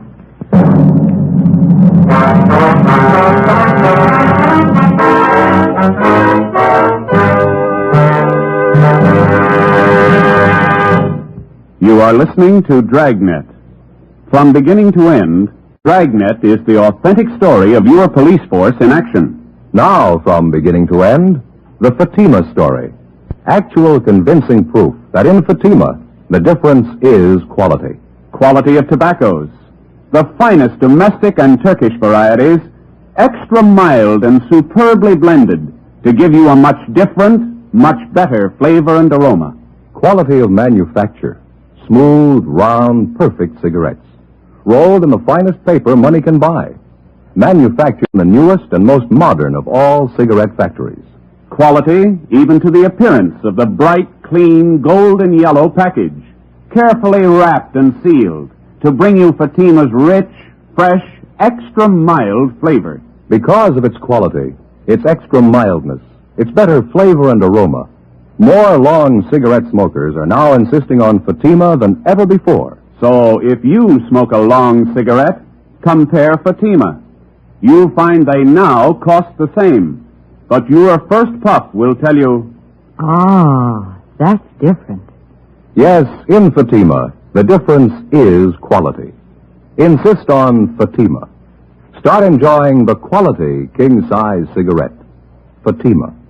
Best of all long cigarettes.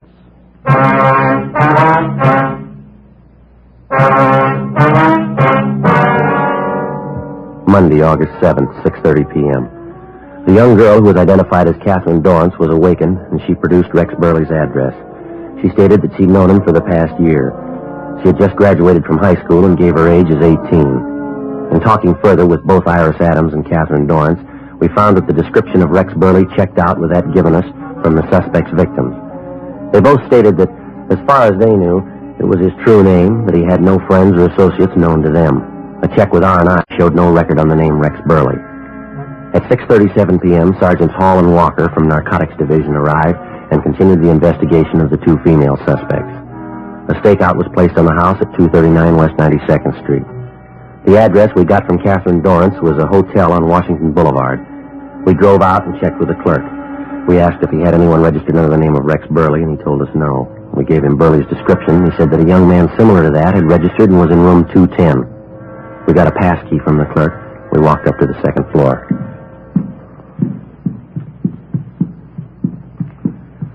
This is it. Lights on under the door. Yeah. Careful, huh? Yeah. Who is it? Open up. We want to talk to you. What about? The key in the door. Yeah, pass key's no good. All right, come on. Open up. Police officers. Isn't gonna open. All right. Let's hit it. All right, again. Once more. Yep. Windows open. Up the fire escape, Joe. Police officers, hold it up! Watch it. You all right? Yeah. All right, come on, let's go. All right, hold it up there. He doesn't want to stop. He's over the side, under the roof. All right, come on.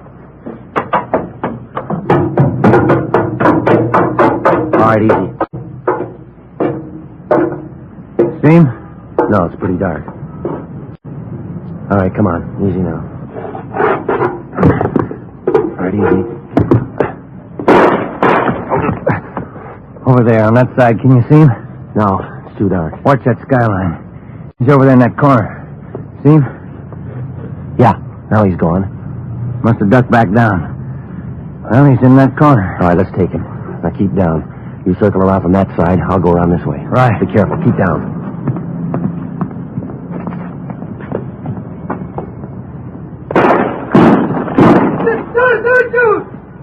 Don't you like my please, don't you? All right, throw that gun out. Get your hands in the air.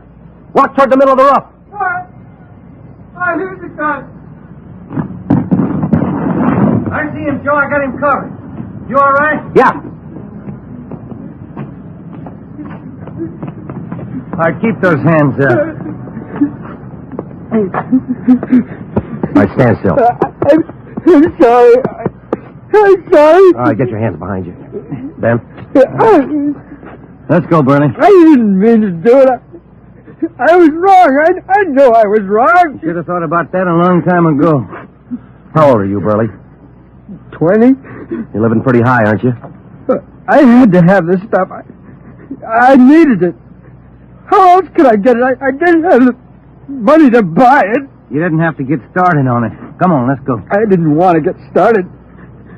All of a sudden, I was just on it. I couldn't do anything about it. You don't understand. There's just somebody else to explain it to. There is, but they won't understand it either.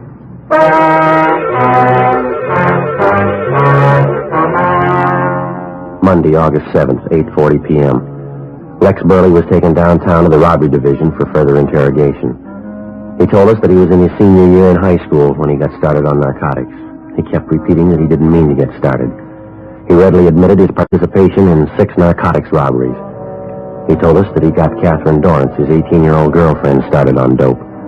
Gene Bechtel took his statement and a complete report was made. A partial recovery of the stolen narcotics was made from his hotel room. The remainder had been found at Irving Adams' residence on 92nd Street. Both female suspects, Iris Adams and Catherine Dorrance, were filed on for violation of the State Narcotics Act. A show-up was scheduled for August 8th to allow a positive identification from Rex Burley's victims. We received word from Georgia Street that Dr. Gannon's condition was improved. The suspect was transported to the main jail where he was booked. It was 10:38 p.m. when I got to 1456 Collis Avenue, the front door.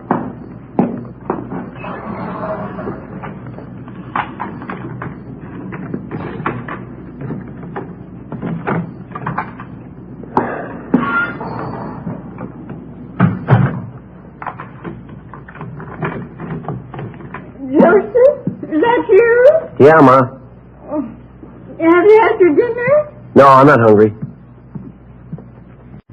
I'll have to eat. I'll fix you something. Oh, I'm kind of tired. I just like to sit down for a minute. All right.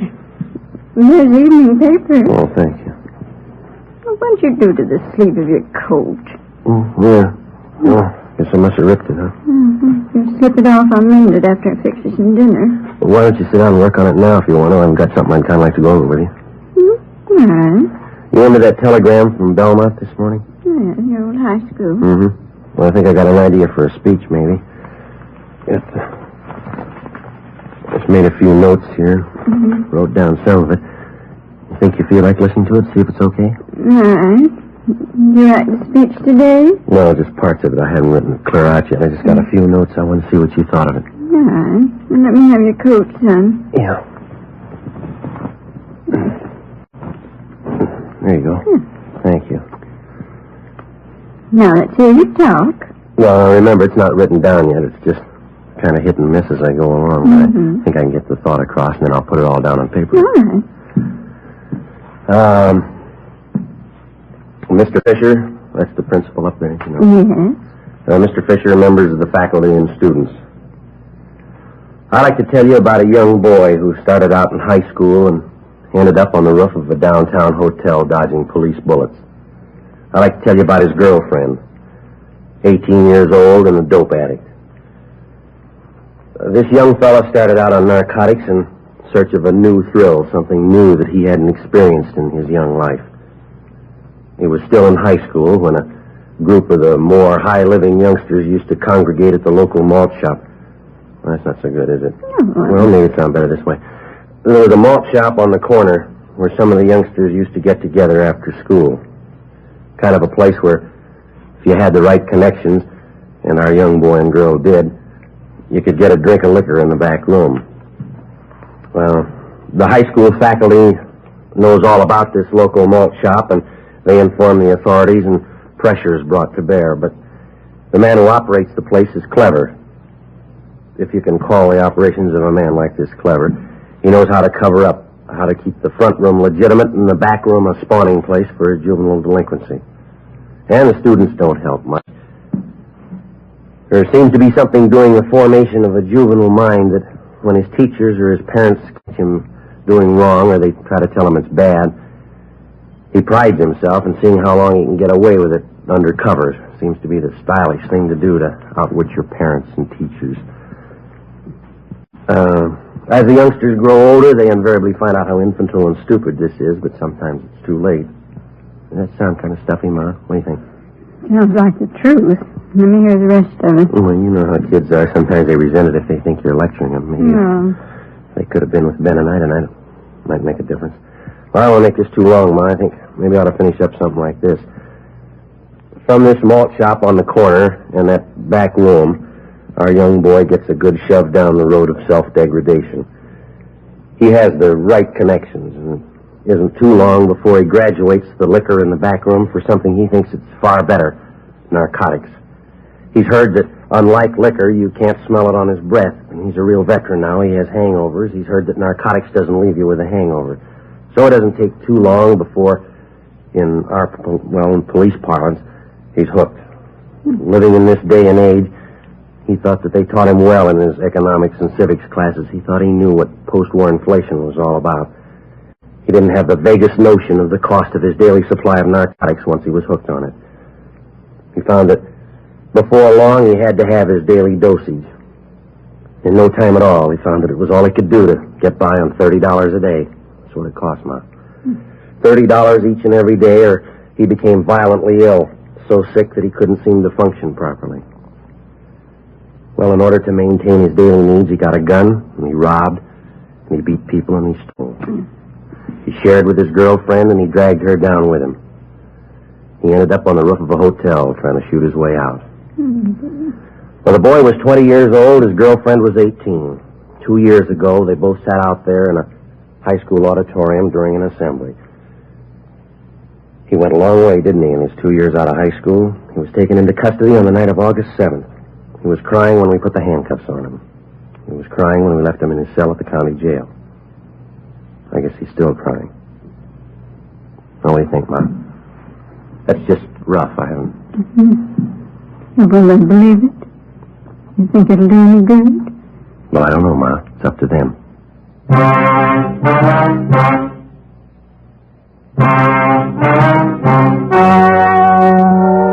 The story you have just heard was true. Only the names were changed to protect the innocent. On November 9th, trial was held in Superior Court, Department 83, City and County of Los Angeles, State of California. In a moment, the results of that trial. And now, here is our star, Jack Webb. Thank you.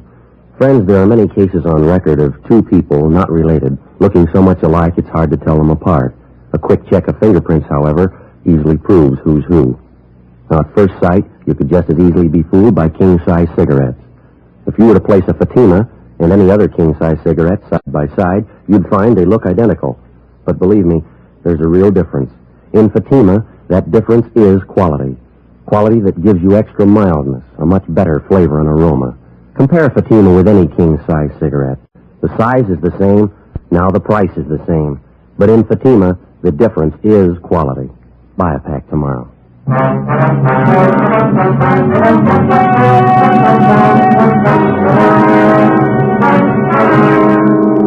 Rex Martin Burley was found guilty of 3 counts of robbery in the first degree and was sentenced to the state penitentiary where he is now serving his term. First-degree robbery is punishable by imprisonment from 5 years to life.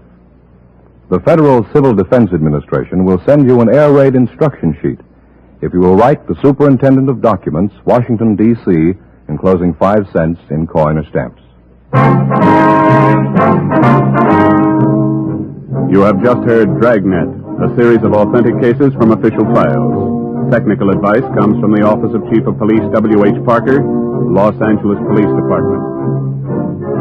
Fatima Cigarettes, best of all long cigarettes, has brought you Dragnet, portions transcribed from Los Angeles. Stay tuned for Counter Spy, next over many NBC stations. Thanks for listening to HOJO Radio. We have more classic radio coming your way next.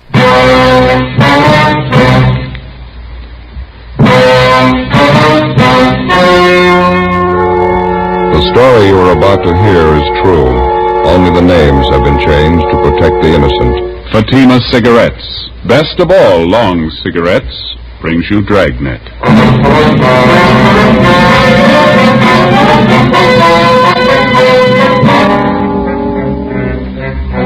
You're a detective sergeant. You're assigned to auto theft detail. A well-organized ring of car thieves begins operations in your city. It's one of the most puzzling cases you've ever encountered. Your job? Break it. You'll be amazed when you compare Fatima with other long cigarettes. You'll find they now cost the same. But in Fatima, the difference is quality. You see, Fatima is the quality king-size cigarette because it contains the finest domestic and Turkish tobaccos superbly blended. And Fatima is extra mild, with a much different, much better flavor and aroma than any other long cigarette. So compare Fatima yourself. Fatimas now cost the same as other long cigarettes, but your first puff will tell you, Ah, that's different.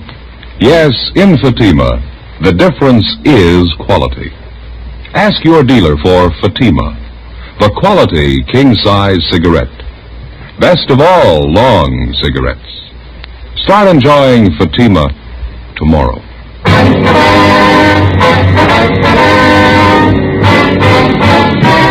Dragnet, the documented drama of an actual crime. For the next 30 minutes, in cooperation with the Los Angeles Police Department, you will travel step by step on the side of the law through an actual case transcribed from official police files. From beginning to end, from crime to punishment, Dragnet is the story of your police force in action.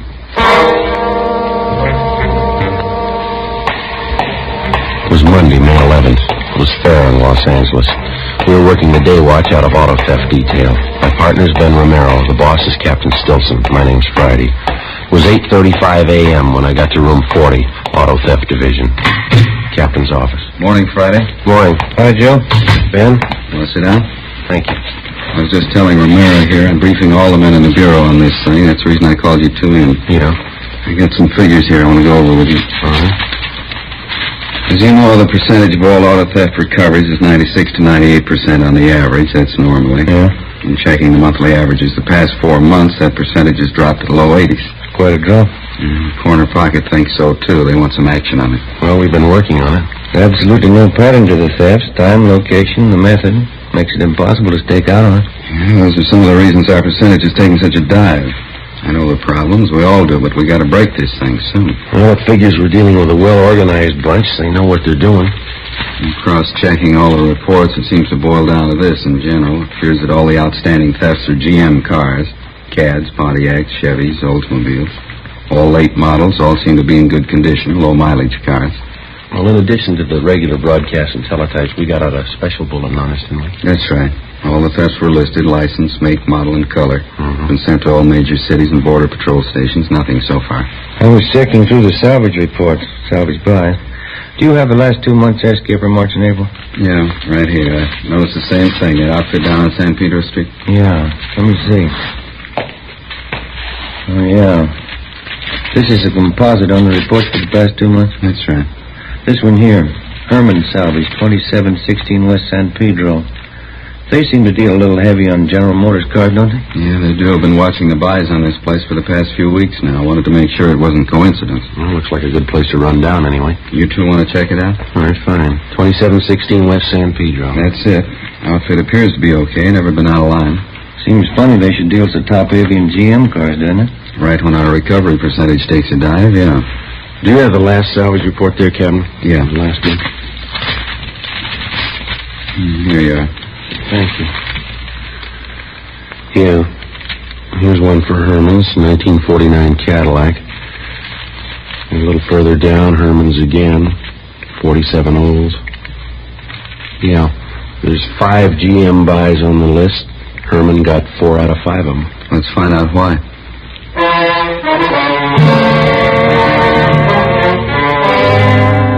From the time an automobile is first manufactured and sold, a constant and complete record is maintained on that automobile. His certificate of ownership, the pink slip in the state of California. His certificate of registration, the white slip. These 2 slips of paper contain the information necessary for the positive identification of your car. A fact that every motorist knows. Now, there are many agencies that work for the protection and security of your automobile. One of these is the National Auto Theft Bureau, a kind of nationwide clearinghouse. Acting upon information supplied by the various insurance companies and other allied agencies, this bureau forwards all facts and figures concerning the disposition of motor vehicles on a nationwide basis. Reports are made available to all law enforcement agencies.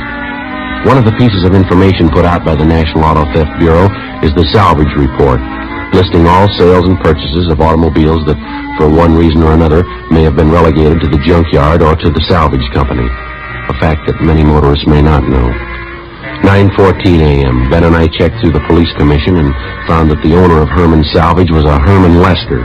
He had been in business at the same location for 6 years and appeared to be a reputable businessman. We drove down to 2716 West San Pedro to check it out. It was an average-looking garage with a connecting salvage yard filled with several hundred smashed-up cars of all makes and models. It was 9:32 a.m. when we walked into the garage. There's a fellow there in a white shirt. Yeah, I see him. Can I help you, gentlemen? Yes, sir. Police officers. Auto theft detail? Oh, yes. Don't believe I know you fellas. My name's Lester. This is Sergeant Friday. My name's Romero. How you do? How are you? Are you the owner here? Yeah, that's right. Hey, whatever happened to Mac and Donovan? Used to drop in once, twice a month. I haven't seen them for 2-3 weeks now. Well, they're a little busy on a special assignment. Oh, I see. All right, if we look around here? Oh, you bet. Make yourselves right at home. Anything special? No, just looking. Okay. Notice you've been pretty busy, huh? Yeah, had a pretty good month. Salvage racket's going to get sour again, looks like, with the Korean War and all the cutbacks. Doesn't seem to have hit you so far. Well, no, not so far. Looks like it may tighten up any time. I noticed from our salvage report you've been doing a big business in GM merchandise. Yeah, we have. You know, they're starting to build tanks back there now. We wanted to make sure we wouldn't run short on parts. You get a lot of call for GM parts, do you? Oh, yeah, we sure do. Everybody in town knows if they need something for a Caddy or a Buick or any of those cars, this is the place to come. We kind of built up a reputation specializing in GM used parts. I see. Mind if we check your last few buys? Fine. You have a 49 Cadillac, 47 old, Pontiac 48, 1949 Chevrolet. Wonder if we might see those. Yes, sir. Right out in the yard. Back this way. All 4 of them are really bent up. Bad shape. Just breaks your heart to see beautiful merchandise like that all smashed up. I don't know what people are thinking of the way they drive. Yeah. And you take a new Caddy, one of those new convertibles, really beautiful merchandise. Somebody takes one out, rolls it, we pick it up and tow it down here. Beautiful car like that all rolled up in a ball. Georgia Street Receiving Hospital probably picked up the rear. Yeah, it was really a shame. Well, here we go. There's the Caddy. Oh, yeah. Let's see. The Olds and the Pontiac are in that road. There, you see them? Yeah. And that Chevrolet, wasn't it? Yes, sir. 1949. Yeah. Oh, yeah. There she is over there. Third car down. Maroon. Yeah? Maroon one, yeah. Down there. Yeah. Looks like a graveyard, doesn't it? Sure does. What do you do with all these cars? Strip them down for parts? Well, at least the 4 you're checking now, yeah. They're all total wrecks. Nothing much can be done with them except for parts. How about that Cadillac down there, the sedan? Huh? That one over there, can't you fix that one up? That doesn't look beyond repair from here. Oh, step around the other side here. You can't see from where you're standing. Here.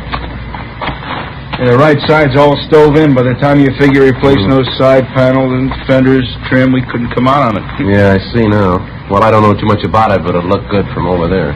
Yeah, that's what we get all the time. People want us to pay top prices for stuff we can't get our money out of.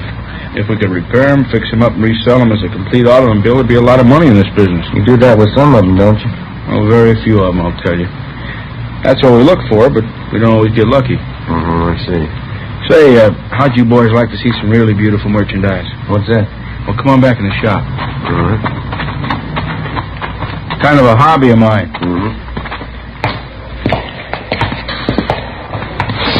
Here's what keeps us busy. Plates and pink slips on the way up to Sacramento for cancellation. Yeah, over this way.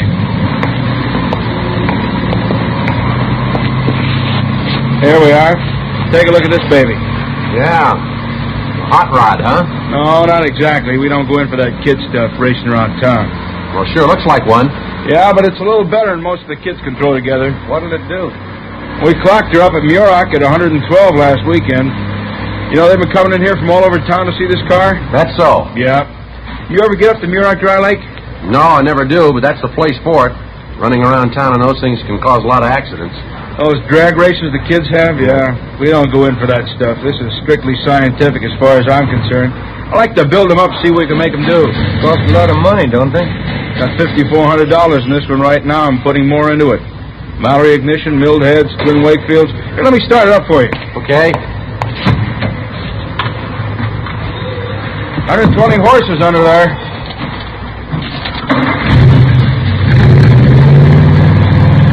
Yeah, sounds good. Listen at that. Beautiful, isn't it? Yeah. A lot of power here. Go in. You ought to see it up at the lake.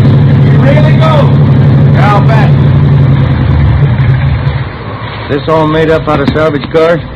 Every bit of it. Buy a few things new, but most of it's right out of wrecks like those outside there.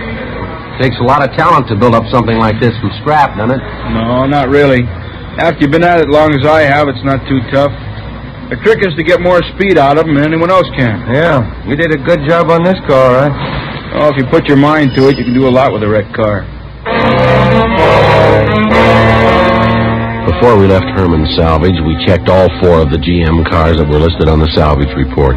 We made a careful check on all of the cars in the yard and in the garage, paying special attention to the few cars that were in the process of being rebuilt by Herman Lester's mechanics. We went over his records, carefully checking the disposition of all of his buys for the past several months. Everything was in perfect order. We found that in the past 3 weeks, Lester had taken in 10 cars. 8 of them had been stripped down for parts, and 2 of them had been rebuilt and resold. The investigation showed that 4 of those cars were GM cars, and the 2 that were resold were both General Motors. 11:28 a.m.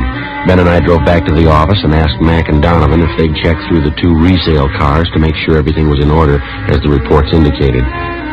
We checked through on the remaining 8 cars that were listed by Herman Lester as broken down for parts. According to DMV, all plates and pink slips had been returned to them for cancellation. 11:50 a.m. Well, that's it, Joe. Yeah. 8 of the cars checked out. 2 of those were GMs.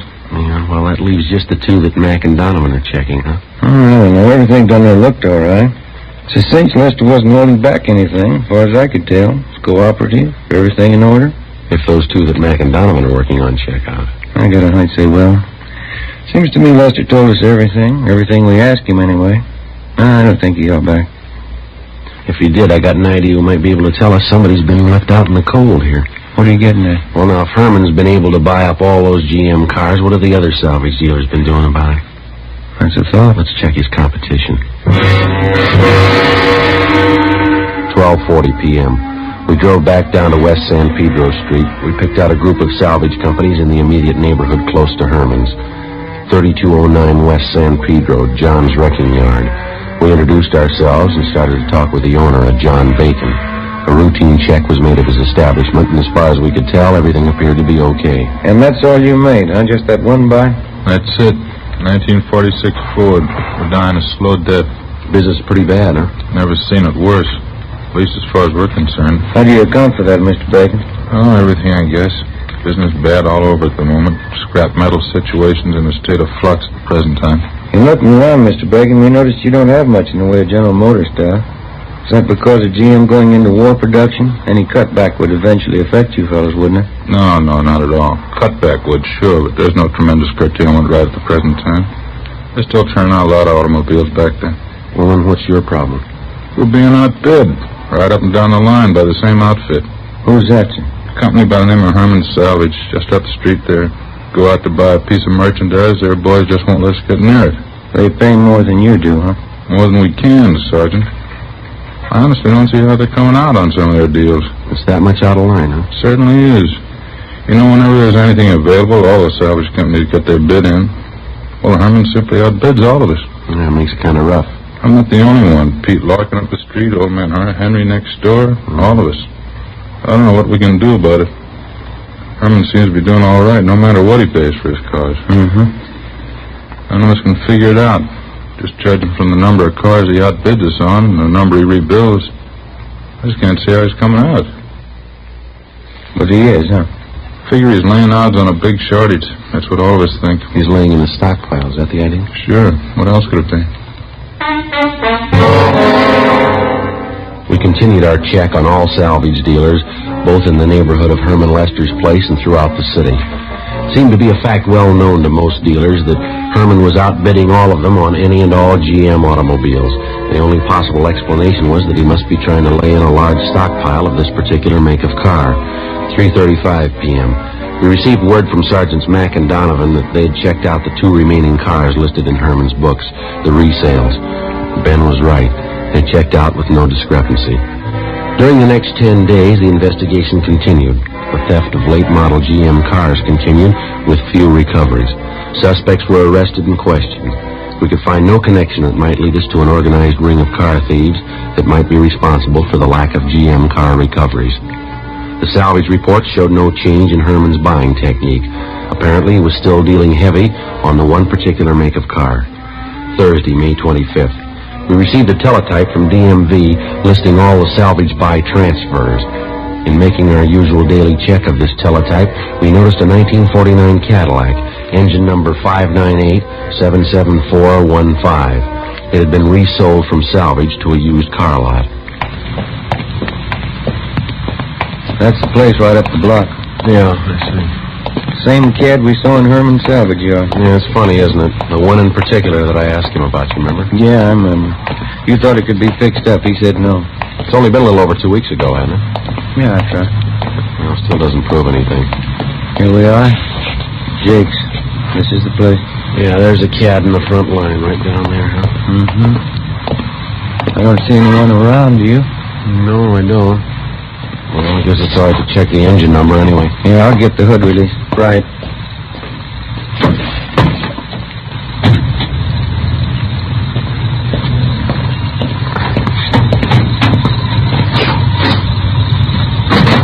Yeah, there we go. Yeah, the engine's had a good steam cleaning. Let's see. 598-77-415. That's it. Herman sure did a nice job on it, didn't he? Yeah. Almost looks too good, doesn't it? Yeah, just a minute. Yeah. Body serial doesn't match. Doesn't correspond with the engine model. It's a 49 body. Could be a late 49, but it's a definite switch, isn't it? It sure is. That's funny. Yeah. Look at this right side here. This was the bad side, wasn't it? Yeah, that's right. Does it look like it's been rolled out to you? No, there's no feathering, no orange peel. Either that's the best repaint job I've ever seen, or it's never been in an accident. Yeah. I'll take a look underneath. Huh? Yeah. Okay. Want to move your feet there? Yeah, all right. Anything? No, nothing. There's not a seam or a joint under there. No welding marks of any kind. This car's never been in a smash-up. The engine number checks, the body doesn't. And this is the one Herman couldn't fix up. Yeah, that's what he said. Maybe he changed his mind. Or he lied.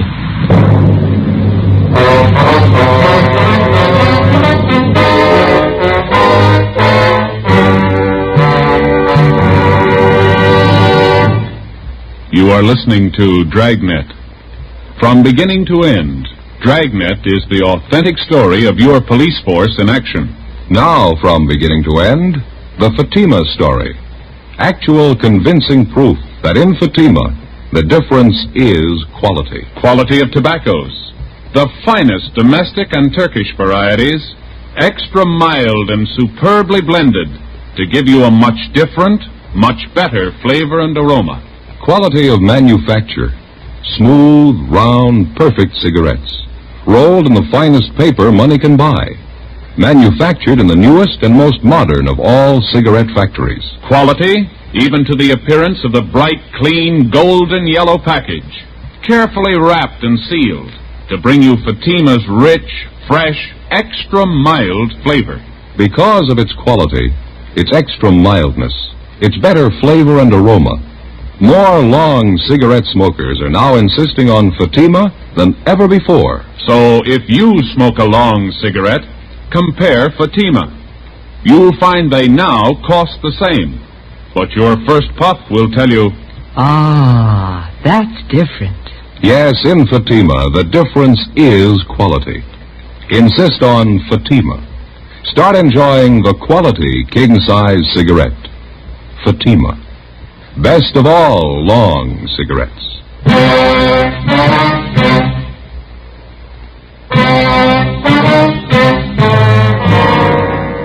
1949 Cadillac, engine number 598-77415. In checking out this automobile, Ben and I had found that the engine number corresponded with the salvage report concerning Herman Lester's place. The one big item that did not jibe was the fact that the engine was now mounted in a different body than when the car left the factory, a fact that had to be accounted for in complete detail. When we had checked this automobile on the 11th of May at Herman's salvage yard, both engine and body numbers corresponded. In taking a close look at the car, it was obvious that the body had not been repaired in any way. It was clear that this particular car had not been in any kind of collision. We went back to the rear of the lot and asked one of the salesmen not to sell the car without informing us. When we got back to the office, we started rechecking all of the auto theft reports. We found 5 stolen Cadillacs, but all the body styles and models were different with the exception of one, a 1949 Cadillac sedan, reported stolen on May 14th. It was registered in the name of William Brownell. We checked his home and found that he was at work. He was a superintendent for the North American van lines. We drove over and picked him up and took him to Jake Hughes' car lot on Vermont Avenue. This is the car, Mr. Brownell. Mm-hmm. Well, it's just like mine, but I don't think it's the one. Are you sure? For one thing, it's a different color. My car was maroon. You want to step over here, Mr. Brownell? Oh. You know, if you'll look very closely here on the door edging and on the jamb, right here, see? This is the one place sometimes they miss with a spray gun if they're going to repaint. Oh, yeah, there's a faint trace of red under the blue paint there. Looks like it could be maroon, doesn't it? Yeah, it does it there. This car's been repainted. It was maroon. Well, mine didn't have these kind of seat covers. Let's see. Same kind of upholstery I had, though, underneath here. I don't know. Mr. Brownell, there must be something other than the color and the upholstery that you'd know your own car by. Never gave it much thought. Well, there's usually some little identifying mark of some kind. I know that on my car, the lens on the right headlight got broken, and I had to replace it with one that didn't match. Something like that, sir? I see. Could I look inside there a minute? Sure. Right here under the speedometer, there was a thumbprint pressed in at the factory. It's pretty deep. No, it's not there now. And don't forget that the car's been repainted. It might have been covered up. No, this was cleared out of the metal. Apparently, when they were installing the instruments at the factory, the panel wasn't dry yet. Not there now. They couldn't have covered it up unless they made a special point of it. Well, sometimes that's done. Car thieves are kind of clever. I'm sorry, gentlemen. I don't think this is my car. Don't think I don't wish it was, but it's not. Can you think of just one other thing, maybe? Just one mark of identification is all we need. No. Even these tires aren't mine. I had white sidewalls. Could have been switched. They were pretty new. Wait a minute. I think I remember something. No, there's no rip up there. What's that, sir? I just thought of something. The boys down at the office gave me a St. Christopher medal. You know, the large metal kind you're supposed to bolt to your dashboard? Yes, sir. I didn't want to put it on, so I carried it around with me in the car. There was a rip up there in the inner lining of the top, but you see there's no rip in this. Let me see. How about it, Ben? Yeah, I can feel it. Does it feel like a metal? Let me get my pocket knife on it. Okay. What do you think? They replaced the cloth up there? I don't know. Yeah, here it is. Is this it, Mr. Brownell? That's it.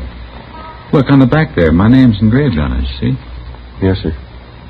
Well, I sure didn't think this was my car. I never would have known it. That's what the guys figured who stole it. The 1949 Cadillac was taken to the police garage and a complete and thorough check was made. The car, with the exception of the engine, was positively identified as the property of William Brownell. This definitely implicated Herman Lester and showed his salvage operations to be illegitimate. He had obviously been buying one particular make of salvage automobile, outbidding all his competitors to do so.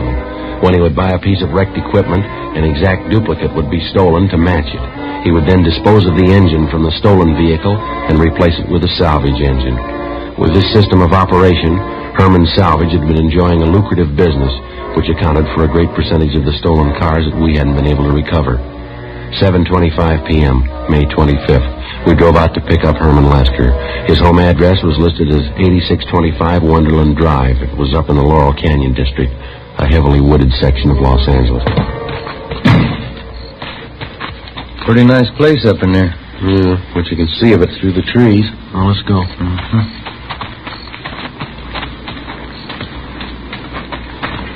Look at that, Joe. Yeah.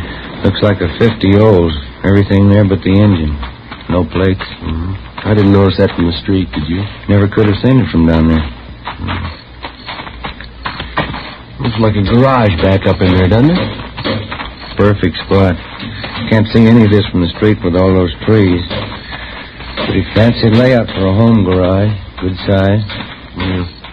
Somebody's working up in there. Yeah. Come on.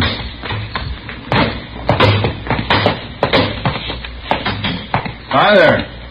Brings you fellas right up here. We want to have a little talk with you. Oh, you bet. Come on in the house. Have a cold beer, huh? No, this will be all right. Joe, you got a hot sheet? Yeah, right here. Kind of caught me by surprise here, working out in the garage. Yeah, that figures, Lester. These plates are from a stolen car. Are you sure? That's right. You remember a 49 Cadillac we looked at down at your place a couple of weeks ago? I'm not sure. 49 Cad? That's right. Whatever became of that car? Oh, now I remember. Yeah, I sold that car to Jake's over in Vermont. Thought you told us you couldn't fix it up. I don't remember. You sure you don't mean some other car now? No, it's the same one. You know the one we mean. How about it? How about what? That was a stolen car, Lester, and you know it. That's a stolen car out there in the yard, isn't it? Watch that hoist then. There he goes, Joe. All right, Lester, hold it. That's it. Stop, Joe. All right, now, come on. Stop it, Lester. Drop the hammer. Go on me.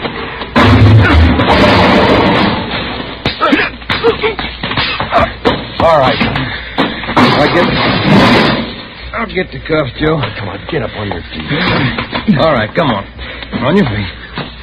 Stand still. Rough one, huh? Yeah. Come on, Lester. Let's go. How'd you find out? Who tipped you off? Say Christopher.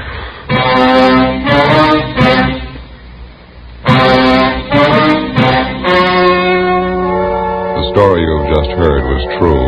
Only the names were changed to protect the innocent. On August 15th, trial was held in Superior Court, Department 82, City and County of Los Angeles, State of California. In a moment, the results of that trial. And now, here is our star, Jack Webb. Thank you. Friends, one of the first things a detective learns is that you can't rely on snap judgments or first appearances. You get all the evidence first, and then you arrive at a decision. And that's just as true when it comes to choosing a king-size cigarette. Place a Fatima alongside any other king-size cigarette. Now, side by side, they'll look identical. When you smoke them, you'll find a world of difference. You'll find, as I have, in Fatima, the difference is quality. Quality that gives you extra mildness, a much better flavor and aroma. If you haven't smoked Fatimas yet, buy a pack tomorrow and see if you don't agree. In Fatima, the difference is quality.